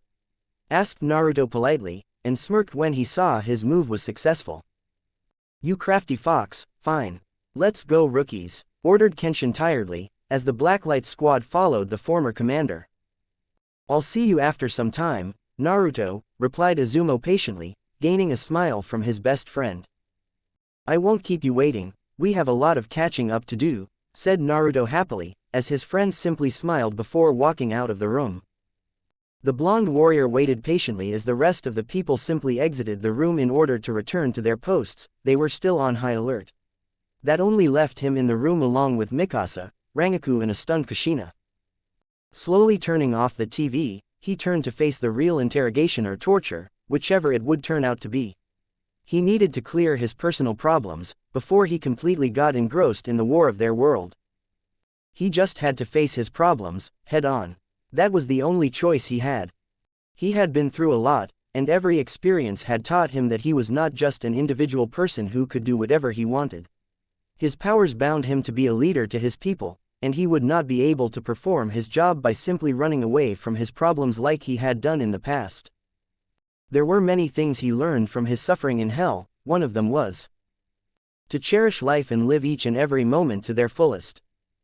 He looked all of them straight in the eye, prepared to shed the lies which he had built around himself. They deserved to know him, the real one, and make their decision. Mikasa was surprised when he removed his face mask, followed by his trench coat, then his white shirt. She was about to question him, when she saw the large moon mark embedded in the center of his chest, while a smaller one was also visible on his right hand. It's time I break all lies and come clean. I have caused all of you great pain, and for that I apologize from the bottom of my heart, said Naruto sadly, and waited patiently for anyone to say something. He simply stood still when Mikasa walked towards him. Yes, it always started with the tougher ones. But he was prepared to face anything. Nothing they would say or do to him would be any worse than he had endured during the past 300 years. It wouldn't hurt him, but if it helped in relieving the pain they suffered due to him, then he would happily to do so. Meanwhile, as Mikasa stepped in front of him for the first time in their lives, she saw a strange fire burning inside his eyes. It was daring her to break the barriers and lies which he had formed all his life, and she intended to know that whether the man she loved was still willing to amend his mistakes, or was he still the same liar of the past. If he was willing to be true to himself and all of them, then… Naruto, I only need one answer. If you can answer that honestly, then I am willing to forget everything and the pain you caused me by your decision to die. Do you accept it? Asked Mikasa seriously, as he merely smiled. Mikasa was definitely the most difficult among the three women he loved, but that was perhaps also the reason that he loved her. Go ahead. What happened after your death? The real truth, demanded Mikasa, as Rangaku and Kushina were shocked by the Raven's question. All of them had seen the fear in his eyes when he was asked this question by Kakashi. It was no doubt that it was something that even scared Naruto, and by asking for the truth Mikasa had not only asked him to face his fears, but also challenged his desire to be truthful to all of them. She really was the fiercest among all of them. Rangaku saw the same hollow look appearing in Naruto's eyes, before he took a deep breath and looked all of them straight in the eye. After I died, I was sealed in hell and made to suffer for my sins. The death god tortured my soul for 300 years, time flows differently in that realm.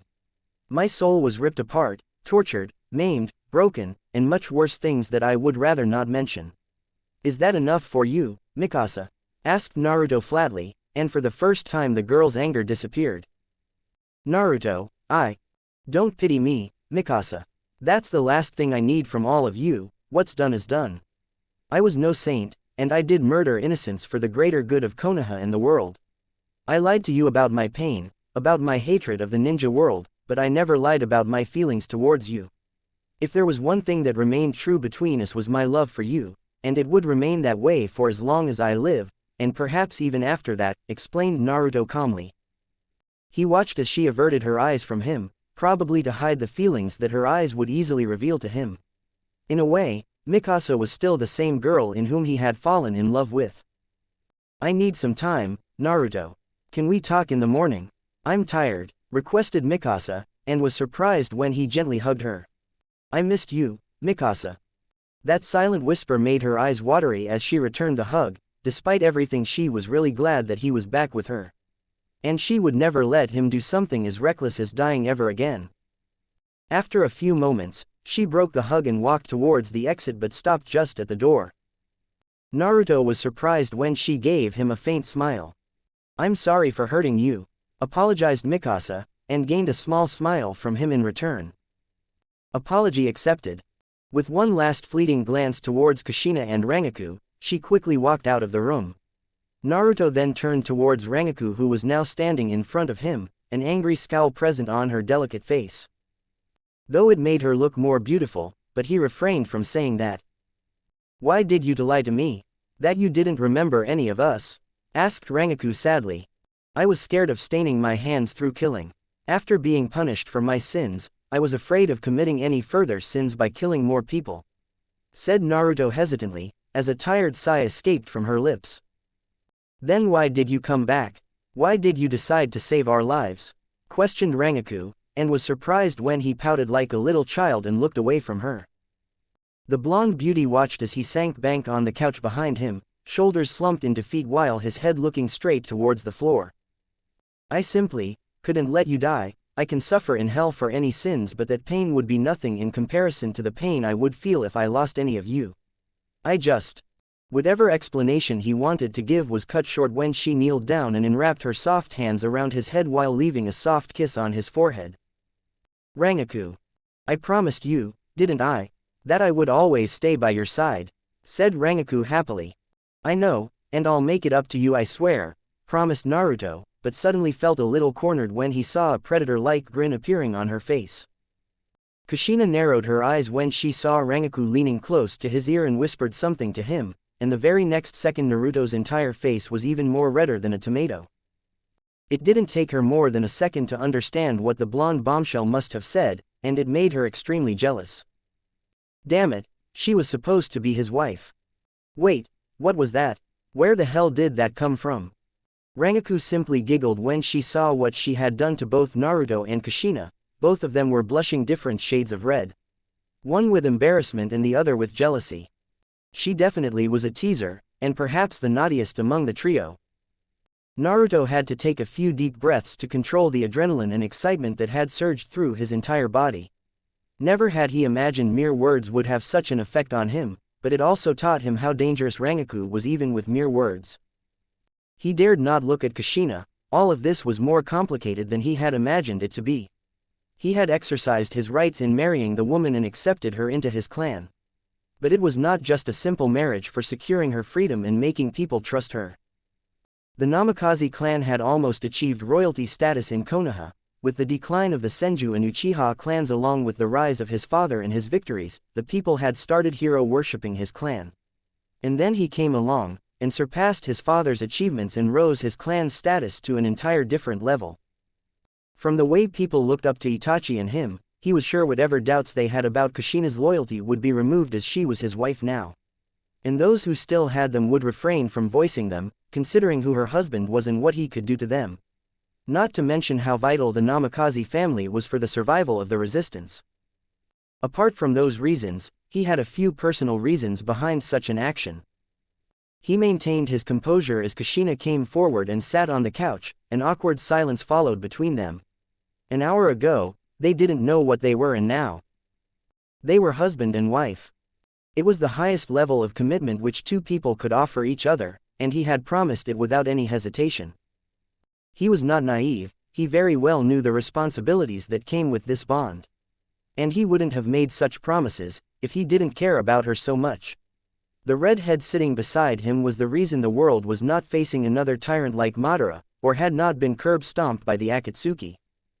She had seen the darkest side of him, and even then she had loved him. And it was something which he could probably never understand. Was it painful? He was surprised by her question. He had expected a torrent of questions, a few punches, curses, screaming at him for abruptly marrying her. But the very first thing she had asked about his pain, and it made him feel even more guilty for doing this to her. Marriage was perhaps one of the most cherished dreams every woman had since childhood, and he had destroyed it without even blinking. It only proved how much of a failure he was as a person. "I'm so sorry, Kushina," said Naruto sadly. She got confused when he got up and picked up his trench coat, but before he could put it on, a firm hand stopped him. Looking back, he saw her looking with the same innocent face which he came to love. It was as if his actions hadn't hurt her feelings. "I'm your wife now, a part of you. Naruto, you simply cannot toss me aside anymore," advised Kushina tersely, and somehow her authoritative voice worked as he tossed the trench coat aside and sat back on the couch. Reluctant black eyes met with fierce violet ones, and ultimately the former closed in defeat. "I can't talk about what happened down there, not now," said Naruto politely, as she gently squeezed his hand affectionately. "I understand, but I'll be here if you want to talk," offered Kushina with a small smile. "I never wanted to do this to you, I never wanted to force you into marrying me, but it was the only way you could be free from the clutches and prejudices of people. But I want you to know that you have no obligation towards me, you don't have to force yourself to be a wife to me. You're really dense when it comes to women, Naruto." He blinked and was simply not able to understand the exasperated sigh that escaped from the redhead's lips. What was he doing wrong? "Do you love me, Naruto?" asked Kushina straightforwardly, and was relieved when he didn't seem troubled by her question. "Yes. Then why did you not say anything when I expressed my feelings towards you?" questioned Kushina seriously, and this time Naruto glared at her. "It was your fault, you can't just throw such a bomb at me when it's even less than 24 hours since I came back to life. I barely even know what has happened in the past 4 years, and you simply blurt your feelings out. Then without even giving me some time, you decided that I did not love you. How can you make all these decisions?" scolded Naruto angrily, and it was Kushina who felt ashamed right now. She averted her eyes from him, as she realized all her mistakes. But a soft hand was placed on her cheek and lifted her face only to see a smiling Naruto. "But we're even now, Kushina, I didn't marry you just to free you. The answer to your question is yes. I love you, Kushina Uzumaki." And to prove his point, he went forward and claimed her lips, and this time she happily returned the gesture. Naruto casually strolled through the resistance base. Everyone that came in his route offered him smiles, bows, or friendly greetings. And it felt good to be back among his people. He had asked Kushina to wait for him, as he needed to discuss a few things with Itachi. The redhead had not been too happy with his decision, but had complied regardless, as she understood Naruto had missed his brother and wanted to talk with him. He idly wondered how much Itachi had changed during these years. The boy was stronger, a little bit smarter, and was like a mini clone of the fourth Hokage. Though one thing that had remained unchanged was Itachi's loyalty towards him, for which Naruto was extremely grateful. His thoughts were interrupted when he reached his destination, and sensed Itachi's presence inside the room. And he was not alone. Focusing his senses, he heard the sound of moans and grunts coming from inside the room. For a few seconds, Naruto was surprised until a devious idea came in his mind and he stormed through the door. And the sight before him made him widen his eyes in surprise. As there on a small cozy bed lay his brother with a naked Ino riding on top of him. The blonde bombshell was as naked as a new baby, and the sight of her bouncing boobs and silky blonde hair made him feel quite uneasy, and if that was not enough, Anko was down there engaged in a heated kiss with Itachi. Kaya hhhhhhhhhhhhhh. Two blondes were sent sailing in different corners of the room. On the right corner, Naruto lay unconscious with a dreamy look on his face, his plan of surprising his brother completely turning on him. While on the other side, Ino lay unconscious in shock with her face as bright as a tomato. Itachi blanched when he saw what his brother had seen, and the hell that would follow when he woke up. "Let's do a gangbang," yelled Anko mischievously. Anko. Naruto drowned another cup of sake, his fifth one so far. His mind was still floating with images of his brother fucking Ino while kissing Anko, not to mention the moans that the trio were releasing were still ringing in his ears. Granted, his brother was almost an adult now, but he had never imagined his sweet little brother would be so kinky. He massaged his forehead with the help of his hands, trying very hard to rid himself of those erotic images. Guess, the apple doesn't fall far from the tree, thought Naruto bemusedly.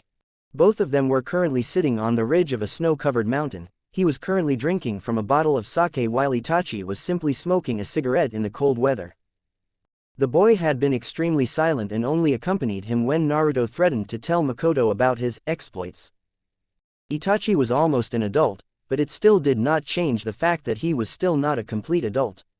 Makoto would chew him out if she ever found about his kinky side. He idly wondered what his mother would do to him in the morning, as she now knew he had engaged in sex far before Itachi had. But even then, he had been with a single girl. "How long has this been going on?" asked Naruto curiously, trying hard not to laugh. Although, secretly he was proud of his little brother. A few months," answered Itachi awkwardly. "Do you love them?" asked Naruto seriously, and was surprised when Itachi shook his head in negative. "What? Hell no, we're just," said Itachi hesitantly. "Fuck buddies," said Naruto mischievously, and laughed when his brother blushed a little. "It helps relieve the stress, and it's fun," argued Itachi, as Naruto simply patted the boy's back. "You don't have to explain yourself to me, brother. You merely are exploring the pleasures of flesh," teased Naruto, as Itachi smacked his forehead. "You're not going to let this go, are you, Nisan?" asked Itachi tiredly. "Nope." Both of them looked at each other for a moment, before their silence transformed into laughter as a proud Naruto offered his bottle of sake to his brother. It was time his brother became a man, and he was more than happy to celebrate this event. In turn, the younger Namikaze offered his smoked cigarette, which Naruto was more than happy to accept. "Fuck the Empire," toasted a semi-drunk Naruto, as he raised the cigarette to his mouth. "Fuck the Emperor," toasted Itachi, as he took a sip from the bottle of sake. The brothers remained silent for a few minutes, merely enjoying the beautiful night. Itachi could not suppress the happy smile that came on his face as he watched his brother sitting beside him. Naruto was the only one who understood him, besides Sakura, but even she scolded him for some of his antics. But with Naruto, he could be himself. No boundaries, no strings attached, it was simply the two brothers against the entire world. "So, how was it?" asked Naruto with a small smirk on his lips, as Itachi simply grinned. "Wild. Do you love them?" "Fuck no, I don't believe in love and all that crap." Naruto raised one of his eyebrows on hearing his brother's answer. Itachi saw Naruto looking at him and decided to say the truth. "Anko is just having a sexual relationship with me, she's wild," clarified Itachi, making Naruto snort. "That's Anko. About Ino, it's complicated," said Itachi hesitantly. "How so?" questioned Naruto curiously, and he saw Itachi sighing tiredly. "I like Sakura and Ino both. Sakura is understanding while Ino is cheerful, bubbly, it's driving me crazy," confessed the younger Namikaze. "What about Hinata?" asked Naruto. He was well aware of the crush the girl had on his brother, and from the looks she was giving Itachi today proved that the situation was still the same even after 4 years. Surprisingly, a frown came on his brother's face. "Hinata's a good friend and comrade, but I don't like her more than that. She's a very nice person but I can never love her, and she can't take a hint," said Itachi frustratedly. "Then why don't you talk with her? I'm sure she will understand," suggested Naruto, but Itachi refused. "It will destroy her, brother. I may be a cold person, but I'm not a jerk. I won't break her heart deliberately," declared Itachi, making Naruto smile. His brother may be a womanizer like him, but he had the same sense of morals as him, and for that Naruto was proud of him. "You'll figure it out eventually, just don't hide these feelings for too long. Trust me, it can complicate things," advised Naruto sagely, as felt a little nostalgic on giving the same advice to his brother, which Hisana had given him all those years ago. When he too was in the same situation as Itachi, confused for his love between Mikasa and Rangaku. In a way, his little brother was not so different from him in some aspects of life. I'll keep that in mind. The younger Namikaze felt a little uneasy when the playful look disappeared from his brother's eyes, and was replaced by a cold, serious gaze. The cold winds brushed across the brothers' faces, as the elder brother looked his sibling straight in the eye.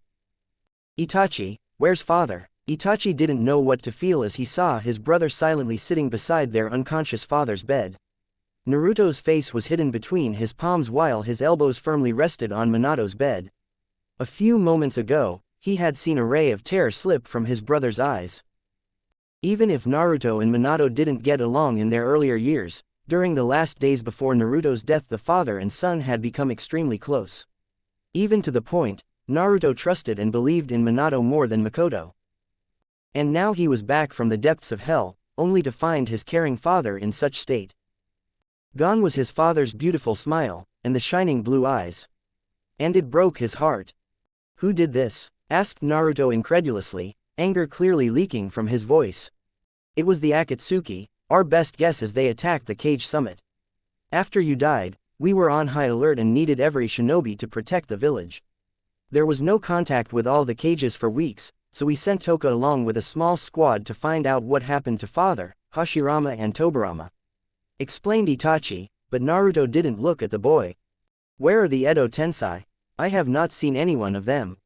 Hashirama and Tobirama are missing in action ever since that day. The squad we sent under Toka was ambushed when they reached the cage summit.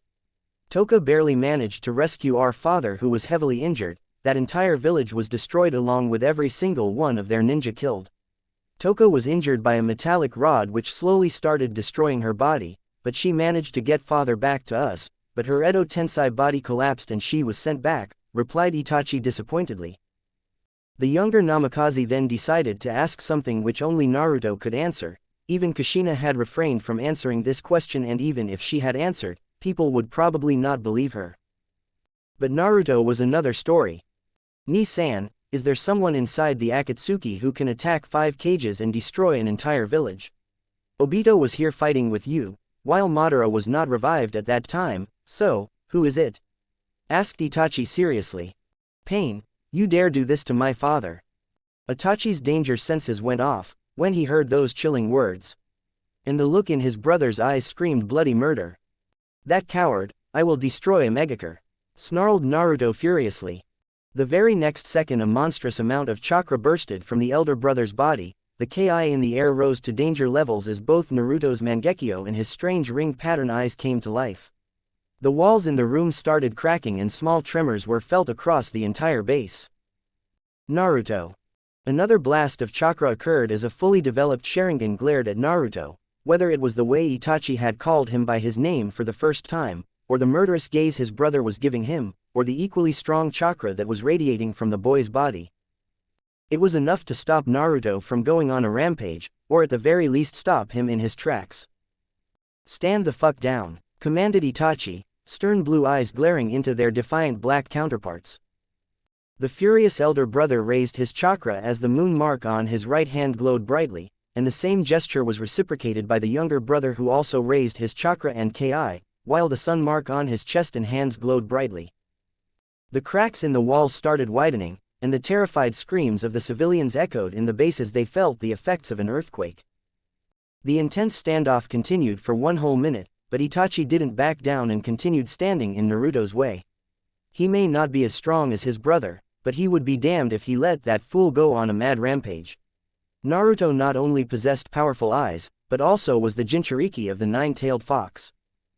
While he may be a god in ninjutsu, genjutsu, and some other arts, Itachi knew his own healing powers were far greater than that of his brother, not to mention he possessed a special Sharingan, and was miles ahead of his brother in taijutsu, which also happened to be his brother's greatest weakness. Combine that with the natural speed he inherited from their father, it was fair to say that a fight between them would not end so quickly. "Get out of my way, brother," warned Naruto. His entire body was flooded by a mad rage which wanted him to slaughter every single member of the Akatsuki. That organization had destroyed his village, his home, his people, and now his very family. There were limits to his mercy, and Akatsuki had crossed every single one of them. It was time they paid for their sins in blood. What he didn't expect was the charge of his brother, as Itachi came forward and grabbed him by the throat. He could have sworn the boy was standing a few feet away from him a millisecond ago. With great force Itachi sent his brother sailing through the walls, and quickly followed suit as Naruto landed in an open area of the resistance base. The nearby ninjas' survival instincts kicked in when they saw Itachi and Naruto standing against each other, and the ninja quickly started taking people away from the Namikaze brothers. You must control his hatred and his dark side. He clearly remembered the words which Ashura had said to him 4 years ago, when he and his brother revived him. Itachi had never believed in those words as Naruto had died that night, but now he knew the meaning of those words.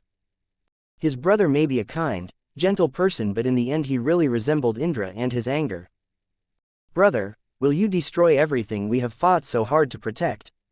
By charging at pain, you will only go to your death," warned Itachi, hopeful that his brother might listen to his reasonable argument. "You know nothing, Itachi," said Naruto bitterly. Just why was the boy opposing him? "I don't want to hurt you, Ni-san," pleaded Itachi, as an evil chuckle escaped from Naruto's lips. Mikasa and Rangaku had barely arrived on the scene, only to find Naruto laughing madly. This was not the boy they loved, but someone evil and dark. "Are you saying you can defeat me, Ototo?" asked Naruto arrogantly. Just what was happening to him? This wasn't him. "No, we are brothers." Mikasa saw the last barriers that were holding Naruto's anger collapsing and immediately started performing a set of hand seals, and slammed her hands on the ground. The nearby shinobi were surprised when a large barrier was made around the enraged brothers, who were simply staring at each other. "If you want to protect our people, then control your anger and pain," Ni-san advised Itachi, and flinched when Naruto lost it. Itachi. With a loud roar, the elder brother charged straight towards his sibling and delivered a solid punch to his gut, swiftly knocking the air out of Itachi's lungs. What he didn't expect was a sharp kick to his balls, followed by an even stronger punch to his chest that sent him sailing away. Blood freely flowed from the mouths of the Namikaze brothers, as they looked at each other. Naruto still had the furious look in his eyes, but pain was also visible in those dark eyes for hurting his brother and for the sharp kick the younger one had delivered to his precious jewels. "Stop this, brother. Fighting is meaningless," argued Itachi, as for a moment hurt was visible in Naruto's eyes. "Meaningless? Then why is father in such a state?" barked Naruto sadly, and for that the younger brother could only avert his eyes in sorrow. Rangaku now understood the reason behind this fight. She had expected something like this from Naruto, but it seemed Itachi too had some issues. But from where she was standing, the younger brother was still on the right side. To think he had the balls to stand up to a mad Naruto was an achievement itself. "It's because those bastards did this to him," yelled Naruto angrily, as flashes of his kind father came back in his heart. He still remembered how much Minato had done for him, cared for him, understood him in the days after he returned from war. He was the only one who could exactly see the pain he was in, and despite their troubled pasts he had stood by his son. His father didn't deserve this, he didn't deserve this at all. Why could Itachi not see it? Naruto didn't care what reason Pain had for his actions, or why he followed the Akatsuki and Obito, and now Madara. He was done with the fake god, and the only thing left between them was a final fight in which he would rip the man's entire body off. Piece by piece. He simply had to get his foolish brother out of his way. "I have no interest in you right now, Itachi," said Naruto darkly, as both of his hands started transforming into sharp wooden spears. "Don't act so high and mighty, Naruto," warned Itachi, as he felt his own anger rising. "Have you ever cared about father, our family? If you had, then you would not be standing in my way," insulted Naruto, and the sharp wooden spears were now directed towards Itachi. Itachi could not believe the hostility his brother was showing towards him. Those wooden spears could definitely kill him in a flash if they ever connected anywhere on his body. Naruto was really serious. "And if you could ever get over your feelings of hatred and revenge, then you would have known what protecting your family truly means," retorted Itachi, and to everyone's shock a strange chakra started getting formed in his right hand. For a second, Naruto could not believe what he was seeing. It was impossible. Rasengan, but that's father's, thought Naruto in shock. To think he had mastered that, and was willing to use it against his own brother. And for protecting whom? Pain. Itachi. Naruto. Watching the brothers charge towards each other froze everyone standing nearby. The anger, the pain radiating from the brothers could be felt by each and every person. They could see the lethal blows they had directed towards each other. Mikasa had erected a barrier with the intention of protecting the nearby people, but watching Itachi and Naruto charge like that shocked her. She immediately dispelled the barrier. "Stop it, you two!" yelled Rangaku desperately, as she charged towards the fighting brothers. Boom! A dangerous blast occurred, sending snow flowing in the entire area. As the fog slowly started to clear, they could see two people standing between the brothers. Itachi's Rasengan had collided straight with Makoto's Susanoo, damaging a part of the skeleton structure, while Naruto was restrained on the ground courtesy of Kushina's chakra chains wrapped around his entire body. The two senior kunoichi menacingly glared at the boys, disappointment evident in their eyes. Makoto's Susanoo hand grabbed Itachi by the collar, while Kushina's chakra chains raised Naruto high in the air. With one nod from Makoto, the redhead brought Naruto closer to his sibling, while Makoto did the same for Itachi. As the brothers came inches away from each other, Makoto's icy voice flowed in the area. "Go ahead, kill your brother." Realization dawned on the previously enraged brothers as their mother's words and her icy stare terrified their very souls. Makoto had never given them such a murderous look in their entire lives. This was not the kind, loving mother who doted on them. No, this was a highly pissed off mother would rip their heads off if even one of them made a move. The power that they were so proud of, the chakra that was endlessly being released from their bodies, instantly disappeared. Their ocular powers were deactivated, as Makoto and Kushina roughly slammed them on the ground. Kushina quickly stepped back and removed her chakra chains, as Makoto made her Susanoo disappear. The Uchiha wordlessly walked towards her sons and grabbed them by the collars, before disappearing in a fast shunshin. Both of them were roughly slammed on the plain surface of the hospital, as Makoto put one of her foot on each of their chest. Her menacing Sharingan was shining brightly in the dark room. There was absolute silence in the room except for the steady breathing that Minato was taking. Naruto and Itachi could not look her in the eye, as they realized what they had just done.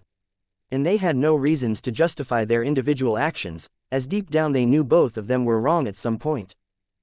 They flinched when she kneeled towards them, and prepared themselves for the inevitable slap. But it didn't come. Instead they found themselves enwrapped in a warm, tight hug with their heads closely rested on Makoto's chest. Her hands were tightly pressed on their backs, as tears freely fell from her eyes and landed on their hair. "Don't ever do that again." Her choked voice destroyed every last remnants of anger between the boys. Naruto's hands reverted back to their original form while the Rasengan in Itachi's hand disappeared. The hands that were about to kill their sibling were now firmly rested on their mother's back as tired sighs escaped from their lips. "I'm sorry, Ka-san," apologized Itachi, and from a corner of his eyes he saw Naruto pouting. "I'm sorry." As soon as those words were said by Naruto, two gentle kisses were laid on their forehead by Makoto, which suddenly made the teenage boys blush in embarrassment. "You're supposed to be each other's shield, and not the sword that stabs the other in the heart. I don't care who was right or who was wrong, but I only have two sons and I don't want to lose either one of them anymore. There is enough misery and sadness in this world. I've already watched both of you die in the past, and I'm not strong enough to live through something like that again. So, please Naruto, Itachi, promise your mother that never again would either of you raise their hands against each other," demanded Makoto, and worriedly looked towards her two boys. As expected, Itachi was the first one to accept her request and gave a confident nod signifying his promise never to harm his brother. Her gaze shifted towards Naruto, and to their surprise he got out of her grasp and walked towards Minato's bed. The boy sadly looked at his injured father, and then looked at his mother and brother. "I will never raise my hand against my family ever again," promised Naruto, gaining a satisfied smile from Makoto and a faint one from Itachi. Itachi. The said boy looked towards his brother, who was strangely very quiet considering he was furious mere moments ago. What power did Makoto wield over Naruto that made him stop so easily, and even over himself? "Are you having second thoughts about our struggle with the Empire?" asked Naruto sharply, surprising Makoto. She looked towards her younger son only to find a troubled expression in his eyes. "I've fought thus far for justice because I believed it to be the right thing to do. That's why I've killed so many people," answered Itachi truthfully. Makoto sensed something deep in this conversation and decided to remain silent, as it was best if her sons resolved the conflicts prevailing in their hearts without her interference. "But, Ni-san, will this war that you are about to unleash really change this world?" asked Itachi worriedly, as thoughts of the hundreds of innocent people that would die in this conflict arose in his mind. What good was peace if the people were not alive to feel it? "It can. No, it must change the world. But, will there be sacrifice?" "Yes, and not just of soldiers, but innocent people as well. It's because of that I cannot stop, even if it means deceiving and hurting people. There can be no victory without sacrifice, I must become carnage itself. Itachi, I have to spill more blood so that the blood that has already been spilled does not go in vain. This is my sin, and my curse," explained Naruto honestly. A small smile came on his face as he looked at his naive, innocent little brother. In times of peace, Itachi would have been a far better leader than him, but it was a time of war. And as the god of war, he was destined to end lives and bring stability to this world. "But I will not force you to take part in my sins, my brother. You can stay behind and let me take the lead. I will remove the hatred from this world and then you can create a better world," said Naruto calmly, and watched curiously as Itachi got up and walked towards him. The younger Namikaze looked at their father for a few moments, and he could feel his mother's gaze fixed on him waiting for his answer. "No, I will walk with you, by your side, no matter what, Ni-san," promised Itachi, as a smirk came on Naruto's face. "Thank you, Itachi. Your father would have been proud of you, both of you," said Makoto happily, as she came beside them and gently ruffled their hairs, earning groans and pouts from the boys. "Maybe I can find something that can help, father. I don't know much about the power of my new eye. Do you still have the Uchiha tablet that has information on our dojutsu's powers?"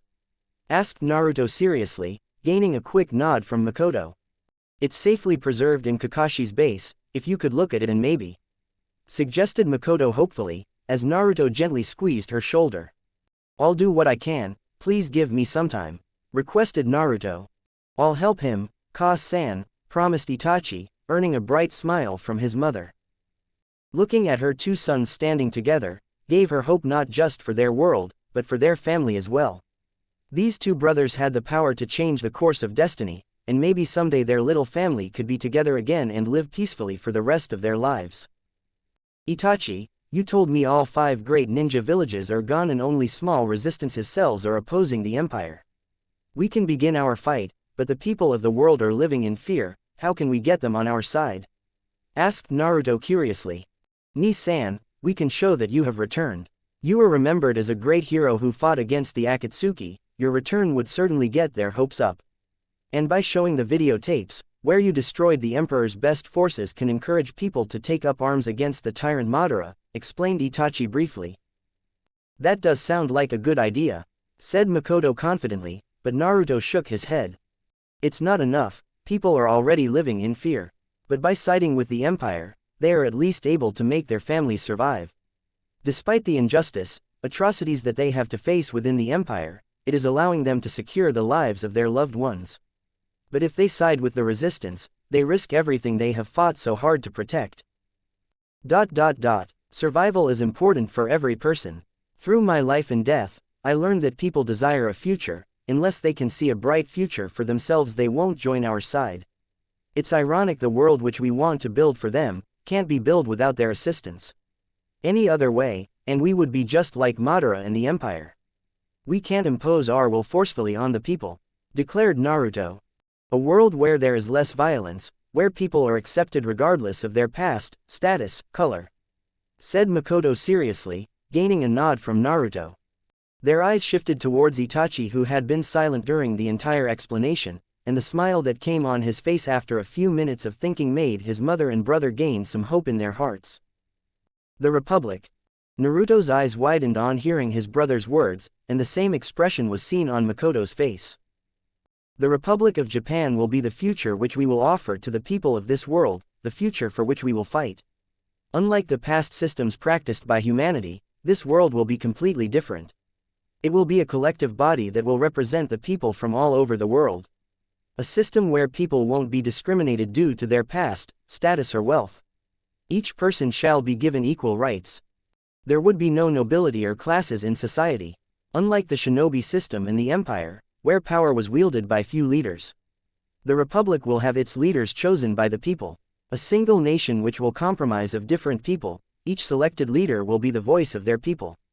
They will be heard, and decisions will be taken collectively. By creating this system, wars can be reduced as other members would refuse the violence. We will interconnect the independent economies in such a way that the survival of people will be interdependent on mutual cooperation and harmony in the Republic. When he finished explaining his ideas, he was surprised when he found his mother and brother smiling at him proudly. "You are a far better leader than me, Itachi," said Naruto proudly, as he could see the difference between him and Itachi.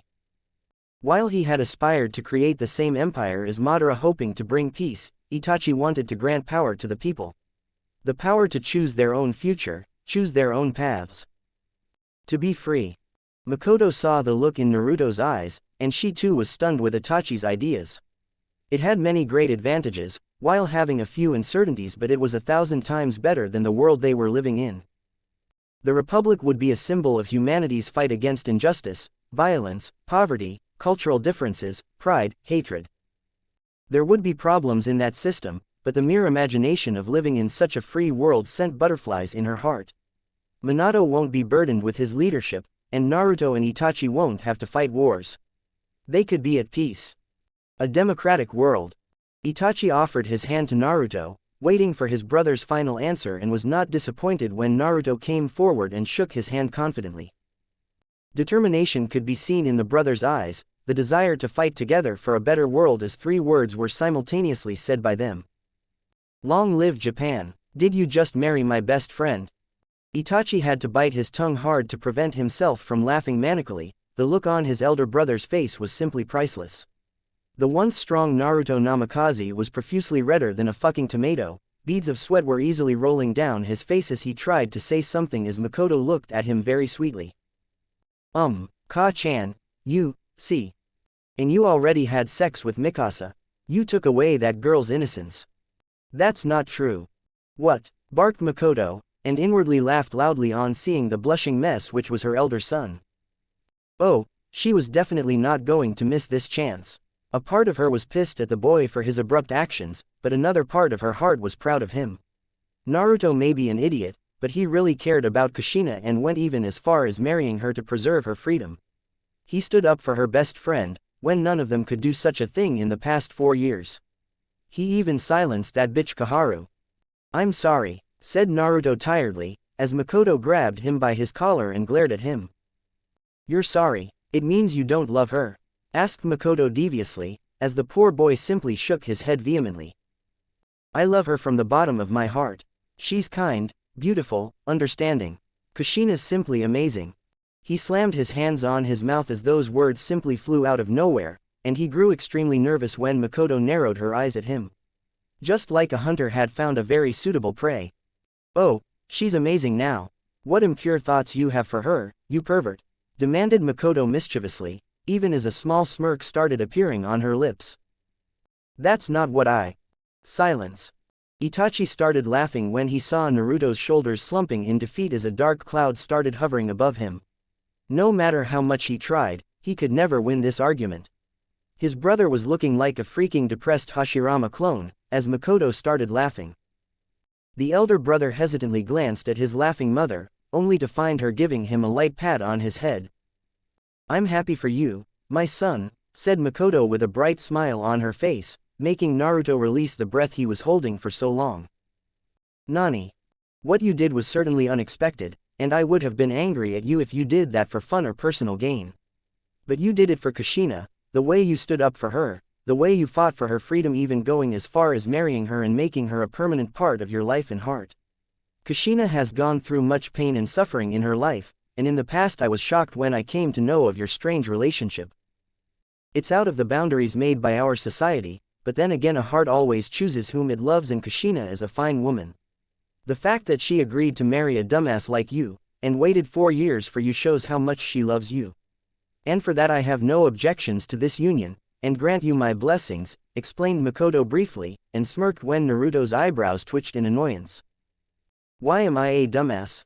asked Naruto irritatedly, and was further confused when Itachi smacked his own forehead. "The fact that you are asking such a silly question proves that you are an idiot. Sai, you've got a long way to go in becoming a good husband like your father," chastised Makoto, making Naruto pout as if he was a little boy. "I love her, what more do you need in a marriage?" asked Naruto cluelessly. Makoto's eyebrows twitched in annoyance as she gave a light kick to Minato's bed, followed by glaring daggers at her lazy, sleeping husband. "Ag, your father was supposed to give you the talk. But the sneaky bastard always finds a way to escape from these embarrassing situations. Itachi, explain it to your brother," commanded Makoto, as the previously chuckling Itachi suddenly found himself cornered. The playboy Namikaze started stuttering incoherent words, as Makoto got a devilish grin on her face and started walking towards the door. If her sons were going to give her headaches like these, then she would gladly return the favor by putting them in awkward situations like these. She really was a sadistic woman. Besides, she had caught Itachi a lot of times reading adult magazines with Jiraiya, who was his teacher. Damn, that pervert for corrupting her son and making him into a playboy. She had gotten her Uchiha revenge on her teacher, but had allowed Itachi to get away as she knew it was just a means for the boy to relieve his pain which he felt due to Naruto's death. But now she could have her sweet payback on Itachi.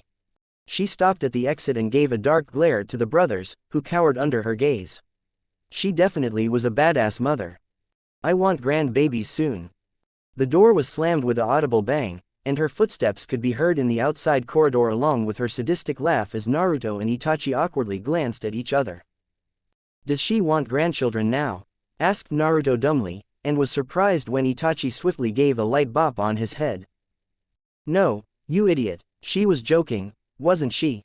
questioned the nervous boy, muttering the last part even more silently. Silence followed between the brothers, as Naruto simply performed a set of hand seals and made a wooden wall that covered the giant hole that had occurred due to their previous fight. It would not be good if he let his father suffer in such a cold atmosphere. Ni-san, isn't this your wedding night?" asked Itachi nervously, since the grave implications of his brother's idiocy hit him. "Yeah," answered Naruto nonchalantly, while finishing the construction of the wooden wall. "Now I know why mother called him a dumbass. You really are clueless, Ni-san," thought Itachi bemusedly, and went forward to give Naruto a slight tap on his shoulder. The elder Namikaze looked at his brother, only to find the boy making some strange hand signs. Itachi's left hand was resembling a O-shaped hole, while his right hand was awkwardly inserting one of its fingers into that hole. And the awkward glance his brother was giving him was certainly confusing even further. If that was not awkward enough, his brother started making another series of embarrassing signs. "That's it. Bam. What the hell are you saying, idiot?" shouted Naruto in frustration, as Itachi lost it. "Go get fucking laid, you moron." And then it hit him, it was his wedding night, and if the information he had read in Jiraiya's hentai novels years ago was true, then he had to be with his wife and give her that pleasure. He really had screwed up, big time. "Oh shit," said Naruto nervously, as he realized why Kushina had not been too happy when he came to visit Itachi instead of staying with her.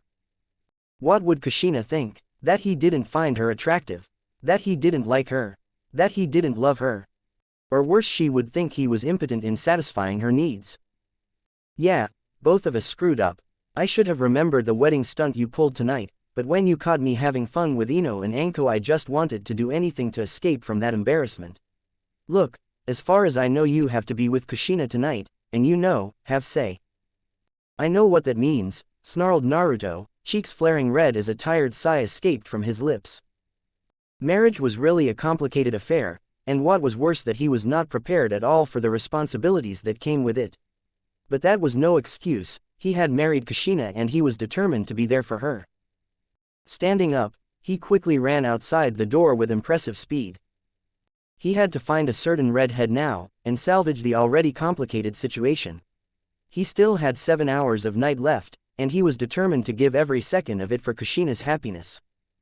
Itachi merely smiled on his naive yet kind-hearted brother's reaction. This certainly was going to be a spectacular marriage, after all. Oh, Ni-san, you don't know how lucky you really are. Kushina was currently standing in front of a beautiful sakura tree. Her violet eyes were simply mesmerized by the petals that were frozen on the tree, a true beauty of nature indeed. Her thoughts then shifted towards a certain blonde who had stolen her heart a few years ago, and was now her legally wedded husband. He really is the man of miracles. Naruto was not perfect in the eyes of other people, but somehow for her he was everything which she desired from her life partner. Yes, he did have some silly habits and was a clueless idiot, but that could be blamed on his young age. After all, he was merely 20 years old and had just returned after suffering 3 centuries in hell. That thought made her wince in pain. If only she had helped him that night, then he wouldn't have died and suffered in hell. Everybody had fought that night, but she was forced to stay away from the front lines. It was a logical decision, but it costed her the greatest happiness which Kami had bestowed in her miserable life. She became the broken woman again when Naruto died, but for his dreams she continued fighting for the resistance. Even if the people didn't trust her and many showed her hostility, even going as far as treating her as a weapon. But when Naruto came back, she felt the sun rise in her life again. She was so overjoyed that she blurted her pent-up feelings in front of him, without even thinking about the emotional situation of his heart and mind. She even went as far as making the decision that he didn't love her all by herself. After so many transgressions, any normal person would have hated her. But Naruto was never normal, he was simply extraordinary. In one single strike he freed her from the chains the resistance leadership had used for the past 4 years, fought for her and praised her. Even giving her the greatest gift of her life, by marrying her. Granted, it didn't go the way she had planned her marriage to be, but he really was her husband now. Due to such kind-hearted actions, she found herself accepting the fact that Naruto needed to spend some time with his family. They deserved his love too. And she had him for the rest of their lives. Kushina. Her surprised violet eyes immediately shifted behind her and saw him standing behind her. He still had that sheepish smile on his face, while the snow falling from the sky continued to fall on him, making him look even more handsome. She couldn't help but smile on seeing him. It was true that Naruto had a darker side to him. But more than, he had a far brighter side that was even more illuminating than the entire sun's energy. His innocent sheepish smile, that awkward glance which he was giving her were perhaps one of the few reasons why she fell in love with him. And now he was here standing in front of her, to think he was willing to spend this night with her. "What are you doing here? I thought you wanted to spend time with Itachi," said Kushina hesitantly, but he simply flashed her an apologetic smile. "I'd like to be with you, if it's not much problem," replied Naruto confidently, as he walked towards her and was now standing mere inches away from her. He saw her looking at him shyly, while he gently entwined their fingers together. "It's okay, I don't mind if you. I want to be here not because we are just married now, but because I missed you. Look, I'm not very good at this, but I promise I will try my best to be a good husband and lover to you. I'll do everything in my power to keep you happy," promised Naruto from the bottom of his heart, and felt her fingers grasping his very own rather more affectionately after those words. "Kushina.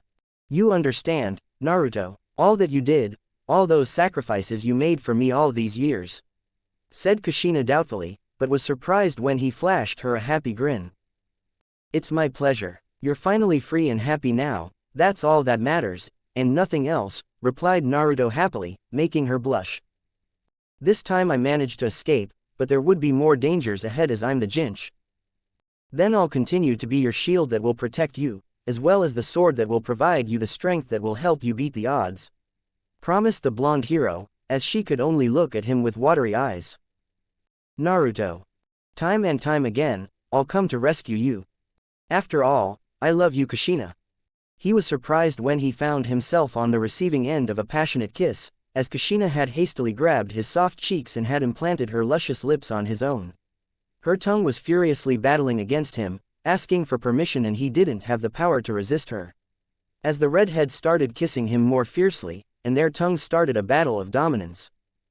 He felt a strange sense of excitement and arousal erupting in his body. It had been years since he had been this close to a woman's touch. And since he loved her and she was his wife now, that did grant him certain rights as her husband. But he didn't want to impose himself on her. Kushina was a blabbermouth, but deep down she was the same as Mikasa. And he would not let their special bond be destroyed just because he was longing for her love. At the same time, he couldn't stop himself from grabbing her right here and fulfilling his hormonal urges. So, he instead opted for another route. Lemon warning. She hadn't even been able to withdraw her lips from his when she felt him grab her by the hair and pull her head back gently to look at her. You know, someone as beautiful as you shouldn't do something like that to a man unless you want to do more. She raised an eyebrow at his words. For a moment she looked into his lustful eyes that were longing for her, and all her doubts regarding his suggestion were cleared when she felt a certain part of his body hardening as it grazed her thighs. Oh. So that's what he wants. I don't mind. Kushina could practically feel his hot breath on her neck as he continued laying kisses on the sensitive area. He was barely holding himself. Even she found this intimacy to be extremely pleasurable, and every fiber of her body wanted more. But it was not important to her. What mattered to her was that he wanted this even more. After everything Naruto had done for her happiness, she was more than willing to share her most precious gift and dream with him. She showed her consent by maintaining her hold on his neck to hoist herself up as she wrapped her legs around him. Naruto stopped kissing her delicate neck and their lips to meet with fiery passion. As their tongues massaged each other, teasing them with each flick, Kushina knew her lover was beyond control now. Naruto ripped her dress off her with a feral growl, which surprised Kushina a bit as they were in the open. It was a secluded area of the base, but they were still in public, but she didn't bother telling him to stop. He continued to squeeze her ass with his left hand while ripping off the rest of her clothing with the other. He realized where this was going, but it was extremely hard for him to control his manly urges. As he threw her dress away, leaving her nude to his gaze, he let her down and took a step back. A few deep calming breaths cleared his thoughts, if only slightly. Kushina, do you really want this to continue? You know where this is going, right? I can stop now, but any further and you can't back out. Kushina just rolled her eyes at her husband as she giggled. I knew where this was going to go the moment you took off my dress, Naruto, and if I had any objections, trust me, I would have told you. Naruto smirked at his beautiful wife. He knew that she was strong enough that even if he wanted he couldn't force himself on her without severely injuring them both, not that he would do such a thing anyway. With one last look into each other's eyes, they re-engaged in their kissing session with renewed vigor. Sensing the cold winds hitting her body and the slight shiver from her muscles, he enwrapped his hands protectively around her while performing a single hand seal that took them straight to the door of his room. Naruto opened the door to his room with one hand while still firmly squeezing Kushina's butt with the other. Their excitement hadn't been dulled in the slightest, and once they were inside the warm quarters, it only increased their rather large sexual urges.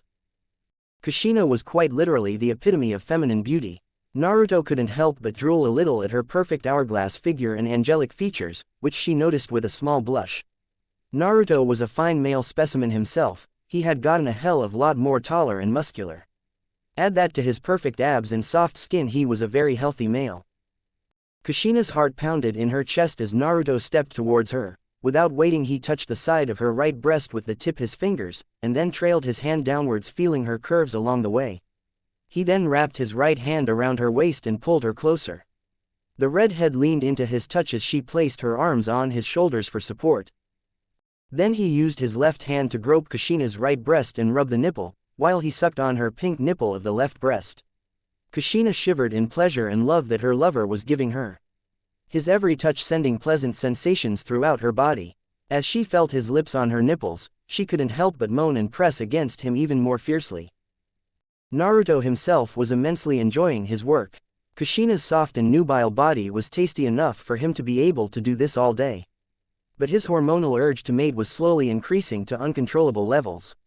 Kushina felt his hard member press into her belly through his boxers, and she slowly and a bit reluctantly pushed Naruto away from her to get down on her knees in front of him. While Naruto was a bit disappointed to have been forced apart from her, he knew what was coming next was more than worth it. During his sexual encounter with Mikasa, they had not ventured into this category.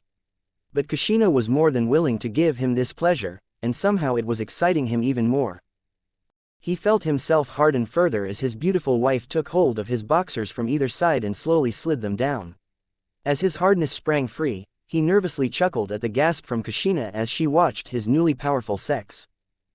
Naruto himself was quite surprised with his growth in that area. He wondered whether it was due to Kyuubi chakra expanding his chakra coils, thereby increasing the flow of blood in his body, or due to the powers which had been bestowed upon him by Indra and Ashura, or whether it was due to his own powers, as he belonged from two extremely powerful clans.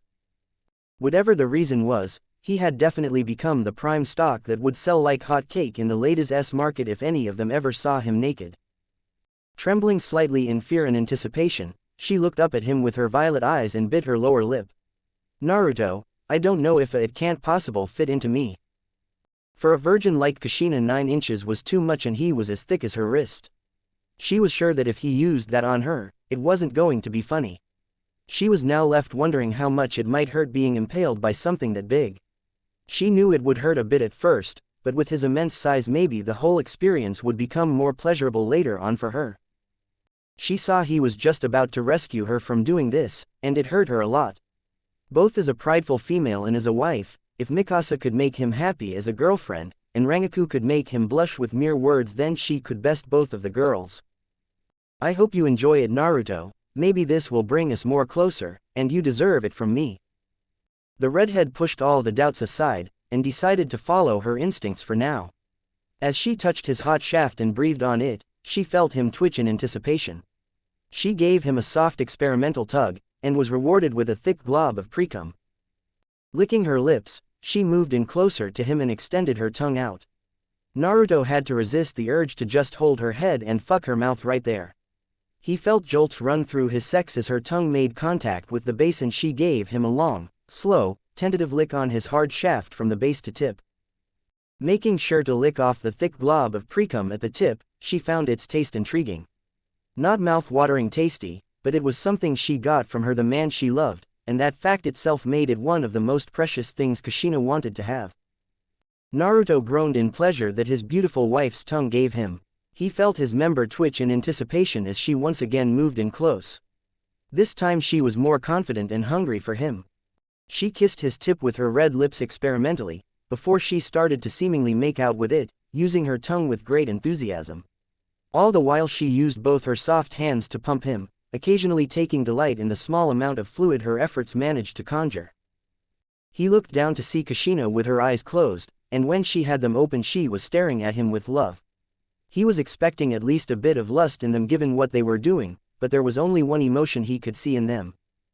Naruto felt his heart flutter every time he looked at her love-filled eyes. And the sensations she was giving him were simply mind-blowing. He was brought back to the real world when Kushina stopped making out with his crown and looked at him. "Did you like that, Naruto?" It was an innocent question, not one she had meant to arouse him with, but it still had that effect. She had absolutely no experience in the field, other than what her own mother had told her during her childhood and early teenage life. Hence she couldn't be completely sure about the most effective way to pleasure him. "Yes, you're going along very nicely, don't stop now." Kushina beamed happily at the praise and took him back in her mouth, only an inch or two at first, but then more and more. Naruto watched the red-headed beauty take his tip in her mouth and groaned loudly when he felt himself hit the back of her throat. She massaged his member with her tongue while it was in her, then pulled back to lay kisses on him again. Once more she proceeded to take him in, this time with some more determination. Naruto held the back of her head with his hands to better direct her, and get a little more control, then he watched her slowly take his member in her till it was in about 4 inches and had hit the back of her throat again before withdrawing completely. kissing his tip lovingly and taking it all the way in again. After a while Naruto couldn't take it anymore and held her by the hair, forcing her to look up. As she focused her questioning gaze upon him, still sucking on him, he used his other hand to gently rub her cheek. He didn't know how it was possible when she was sucking on him to blush with that little show of affection, but she did. Given his current state, it was hard for him to not just slam her against the wall and fuck her till she passed out, and even then he doubted he could stop. So there was no beating around the bush. "Would you mind if I told you to relax a bit and let me have your mouth?" Kushina slowly took his member out before she smiled and nodded. As soon as she had, Naruto used her crimson locks as leverage to lower her on his cock again. As he felt himself entering her warm mouth again, a particularly large glob of precum was spurted, which he felt her swallow. Holding her hair tightly, he slowly started pumping in and out of her mouth, while she tried her best to suck him in without using her hands. Soon enough, he found himself pushing against her throat, trying to bury himself deeper. As it was her first time, Kushina may never even have thought about it. But Naruto had previous sexual experience, not to forget the knowledge he had gained from reading Ika Ika series. Try to swallow it, and don't resist. That surprised her, but she did as she was told, trusting her husband. As Naruto felt himself slowly getting past her gag reflex, his eyes almost rolled back. It was so tight. Oh fuck. Kushina felt a bit weird and afraid when she felt him get past her throat, but she trusted him. She started channeling chakra to her lungs. She knew she could live without oxygen for a few minutes. It might not have been possible for another female, but she hailed from the Uzumaki clan, who were known for their strength and stamina. And those traits were certainly coming in quite handy, as she was able to pleasure him without much strain on her body. After 4 or 5 minutes of furiously pumping in and out of the redhead's mouth and throat, he felt himself reaching his limits. He buried himself hilt deep in her. Kushina's nose twitched as she felt her husband's unique peppermint-like smell assault her when her nose was touching his trimmed pubes. It was getting quite intense. "Kushina Hamea, be ready now, he groaned. She blushed furiously when he called her princesses. Unknowingly, he had fulfilled one of her deepest fantasies. Kushina couldn't speak since she had her mouth rather full, but gave him a nod as a permission, if he even needed that. However, he changed his mind as he withdrew from her throat. Reading his intentions, she tried to smile, but was nervous, as she would definitely have that monstrous thing stuck up her tight belly soon enough. Of course, she knew, he would want her to taste the first load he gave to her. If he had shot it down her throat, that wouldn't have been possible. Naruto watched as his beautiful redhead took him in her mouth again, and started bobbing up and down, careful to not take him too deep so that she got to taste all of him before it went into her belly. Kushina felt him twitch as only his tip was in her mouth. She sucked deeply on him, and then came the first hot blast of sperm she ever tasted. She swirled the thick and warm fluid around her tongue, savoring the taste as another rope of hot thick cream filled her mouth. She swallowed it like it was the best drink she ever had, bliss clearly written on her face. The taste wasn't exceptional, but the source of it made the fluid special for her. He then continued to blast rope after rope of hot thick semen in her mouth. She gulped down again and again and again, savoring the taste of her lover's seed each and every time by swirling it around with her tongue before letting it enter her belly. Finally, after what seemed to her like it would never end, he stopped. She felt her belly almost completely filled with her lover's cream. Giving one last kiss to his tip, she shakily tried to stand up, feeling his hot cream slosh inside her as she did so. The redhead leaned against Naruto's chest to recover a bit. Naruto had different ideas though. Too aroused to stop and let his beautiful wife rest, Naruto growled as he held her shapely butt roughly and ripped her panties off. He threw her into the nearby bed, ignoring her startled gasp. She felt the weight shift as he then got down between her legs and bit on her thigh. Kushina winced a bit, but didn't object. "Naruto, you don't have toa." Entranced by her strawberry scent, her reply was cut short when she felt his hot breath hit her. She stopped breathing as her eyes were locked with Naruto's lips as they moved closer towards her between her creamy thighs. As he licked her lower lips, he heard her sharp intake of breath and felt her arch her back. His eyes almost rolled to the back of his head at her heavenly taste. She tasted like strawberries, but still there was something different. She was different, smooth and sweet with the little naughtiness of the berries, but he couldn't put her into words. She gasped at the strange feeling she got when he did that. Fuck. She squirmed a bit, not sure if she really should just sit back and enjoy like she wanted, or do something for him in return. Naruto seemed amused by her reaction, but continued his assault at a teasing pace. He gave her a reassuring smile in between his licks, telling her to just sit back and relax. His own excitement grew exponentially as her breathing became short and quick and she panted and moaned from his attention. Taking another long lick at her, he used one of his hands to rub her right nipple and the other to massage her butt cheeks. Kushina's pants, moans and whimpers almost drove him wild, but he managed to restrain himself. As his tongue went inside her tight hot body, Kushina felt as if stars had entered her vision. On reflex, she closed her thighs, effectively trapping the blonde in between her long smooth legs. It had taken quite a while to get her there, but thankfully he had more than enough stamina for it. He continued his tinkling sensations with his tongue while Kushina writhed in pleasure under him.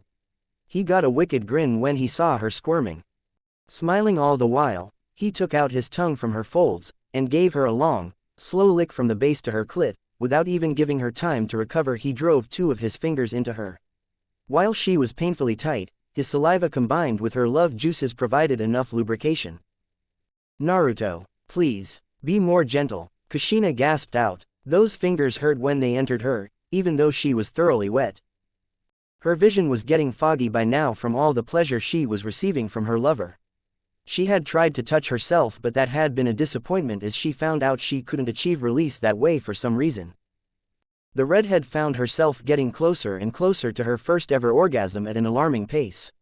She felt each time his tongue entered her, twisted around and played inside her, or his fingers went just a little farther. Fuck, Naru, I think I will. Naruto took his hand away from her breasts and used both his hands to squeeze both of her ass cheeks. He increased his assault on her clit and increased the pace at which he was finger fucking her, then inserted another finger. That was way beyond what Kushina had needed for her release, and she felt her vision explode in various colors as she lost herself to the bliss of orgasm. Her body writhed and thrashed as she felt wave after wave of pleasure tear through her. Fuck.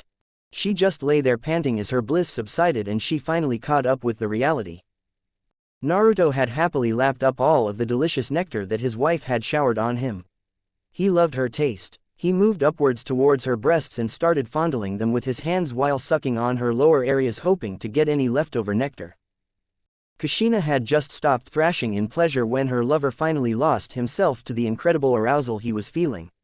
Without any warning, he positioned himself between her legs and took one last look at her to see if she had any doubts. He didn't know if he could stop now if she said no, but still he wanted to know and get her permission. Kushina was a bit intimidated by looking at Naruto's massive length and girth positioned between her legs, ready to impale her. But she didn't have any doubts whatsoever about what he wanted, or if she was going to give it to him. She gulped in anticipation of what was to come, but gave her man an affirmative nod. If it brings a little pain to me but makes him happy, I guess I can take it for him. Naruto was a bit worried about her too, but his desire to fuck her senseless was too strong for him to resist, and he didn't want to resist either. He rubbed his tip up and down on her, and then pressed the tip against her entrance. Slowly he increased the pressure with which he was pushing, and started inserting his member in her folds. The blonde marveled at the heat and tightness she provided him with, as his bulbous head entered her. Kushina had to grit her teeth to stop from screaming as she felt her husband's thick tool stretch her. Her folds parted to allow him entry, albeit very reluctantly. Naruto savored her delicious warmth even as only the head had entered the woman when he had to pause in order to break her hymen. He had hoped that it would be broken by now due to training or fights, but it seemed her advanced regeneration had prevented that from happening. He had no doubt she was a virgin though. There was no way the fiery redhead would let any other man touch her if she didn't love them. Kushina kept staring at him as he entered in her for what felt like forever, and still almost his entire length was resting outside, waiting to impale her. It was baffling, she already felt quite full, and he hadn't even started yet. Still, she wrapped her legs around Naruto's waist to help him enter her. She returned his apologizing but lust-filled look with a smile, and then he pushed in with one extremely powerful thrust. She couldn't hold in her scream as he tore through her. He had to grit his teeth together to prevent from coming then and there from her warmth and tightness Kushina's velvety walls were giving him. Fuck, she feels unreal. Kushina was silenced when Naruto leaned forward and kissed her to provide some comfort. Her breaths were coming out in short gasps, and her eyes were tightly closed shut. She felt tears run down her cheeks because of the sharp pain, which she had felt due to her virginity being taken, but she had never been so happy before. She was finally his. As she felt his powerful muscle throb inside her and opened her eyes, an odd sense of pride washed over her. She was making her Naruto feel so good, pleasure was written all over his face. Now she knew no matter how painful this was at present, the emotional happiness she got more than compensated for it. The crimson-haired girl kissed him again lovingly when he had withdrawn his lips from hers. She braced herself for all the pain she was going to feel that night, but felt happy that her Naruto was going to enjoy her. Naruto slowly withdrew till only an inch was inside of her, before moving back in her again. Her smooth and warm walls embracing and massaging his tool, giving him unspeakable pleasure. She shuddered as he stretched her again to the point where she couldn't believe she was still in one piece. She felt butterflies flutter in her stomach at the pure bliss written over his face. Naruto loved every moment of it. She was extremely tight, and her body held him in with a tender but vice-like grip. He felt like he could die happy, having never felt so good before in his entire life. But he had to restrain himself to his limit to stop giving in to his urges and pounding senselessly into the gorgeous redhead below him. If this was hurting her enough for her to scream now, he knew he had to be careful with his strength. He looked at her form below him and noticed the tears that had fallen from her eyes when he took her virginity. He felt a slight pang of guilt before pushing that thought aside. It had to happen if they were to take their relationship to the next level. And soon the pain will subside away. He continued pumping in and out of her tight body at a somewhat restrained pace. Kushina's face turned to confusion as the pain started to subside, and was replaced with a dull throbbing ache and the feeling of him moving inside her. She got momentarily worried if her lover won't feel so good from her anymore if it didn't hurt, but then calmed down as Naruto still seemed to be enjoying her just as much. Slowly, moans started escaping her lips and a thin sheen of sweat covered her form as pleasurable sensations started erupting inside of her. She couldn't help but be delighted every time Naruto hit her womb and buried himself in her to the hilt, rubbing his groin between her legs. Every little grunt of pleasure he gave, every time he twitched, entranced her. She was fascinated with how good she could make him feel this way and mentally swore she would make sure to give him the maximum happiness she can this way. Naruto finally felt some of his guilt wash away as he saw her breathe heavily and moan, this time in pleasure instead of pain. He decided to keep his pace slow and steady as it might be too much for Kushina if he went too fast for the first time. "Would you like to go faster, my love?" He looked into her eyes a bit bewildered. "With how tight you are and how good this feels, I don't think I will last too long if I went faster, or if you can take it." Kushina pouted. What did he think she was, a quitter? "Of course I can take it.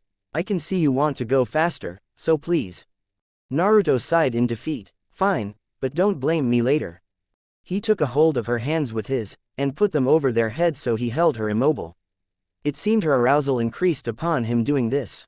Then he gave a mighty thrust in, all his length moving inside her in one stroke, and then withdrawn the next second.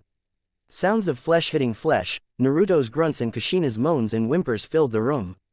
Unlike last time, this wasn't just one feeling. Not just pain, not just pleasure, but a strange combination of both.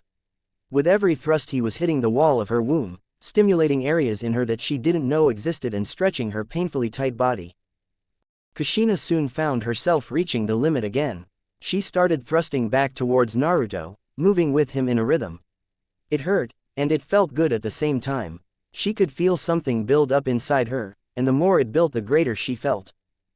She wrapped her legs around his waist, and arched her back as Naruto pounded into her almost mercilessly. This was what she desired, for him to take her just like this. As he withdrew, due to her arched back his belly rubbed against her flat stomach with each stroke, and his tight hold on her hands made it seem like she was completely his to take pleasure from. Naruto buried his whole 9 inches in her before grunting in effort. He was quickly reaching his limits. This was his first time after coming back to life, and it was a miracle he had been able to hold out this long with a goddess like Kushina. The stunning redhead looked at him with a strange expression, and then leaned towards him to whisper into his ear. "Thank you Naruto-koi, I want you to know.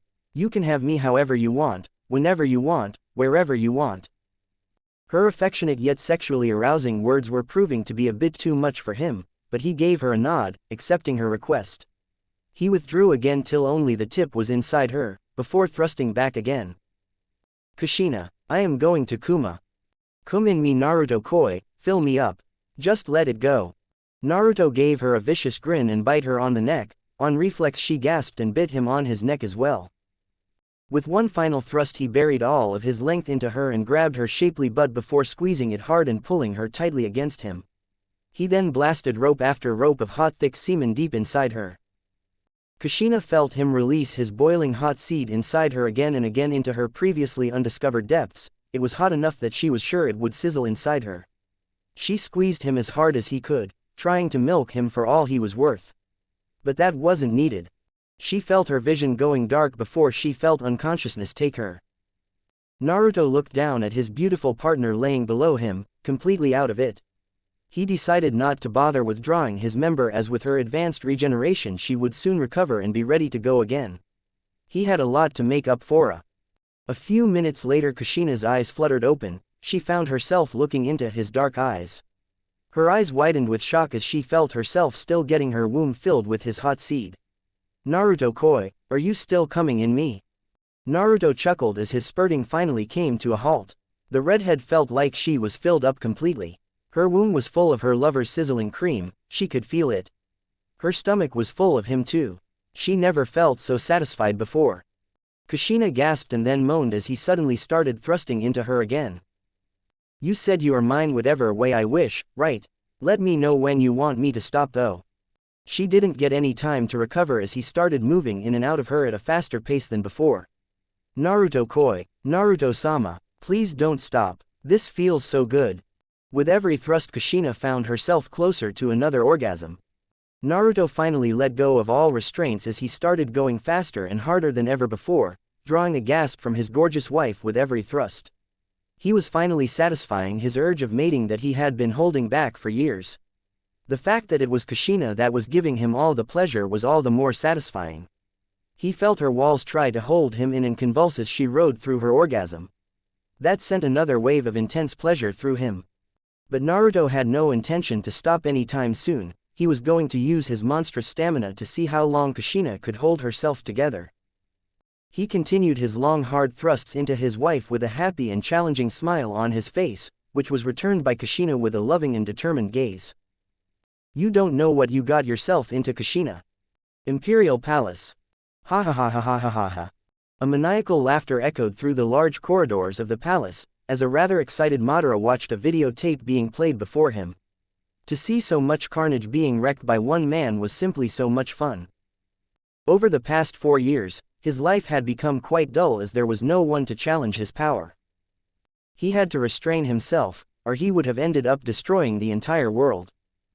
Wait, he had did it anyway. But watching so many elite clone troopers being murdered like weak flies made him yearn for a fight. His gaze shifted towards a badly wounded Madara. The blonde bomber was bleeding from head to toe, one of his hands was ripped apart and he looked as if he was about to faint from pain and exhaustion. How did the mad idiot survive such attack? It didn't matter to him, the only thing he wanted was. He really did it, after all, said Madara excitedly, as a feral grin came on his danger face. His Mangekyo eyes glared at the blonde boy that was flying in the sky, and Madara blanched when an almost maddening look came in his leader's face. The man looked as if he was ready to rape the blonde boy in the video. "I've been waiting for you, Naruto."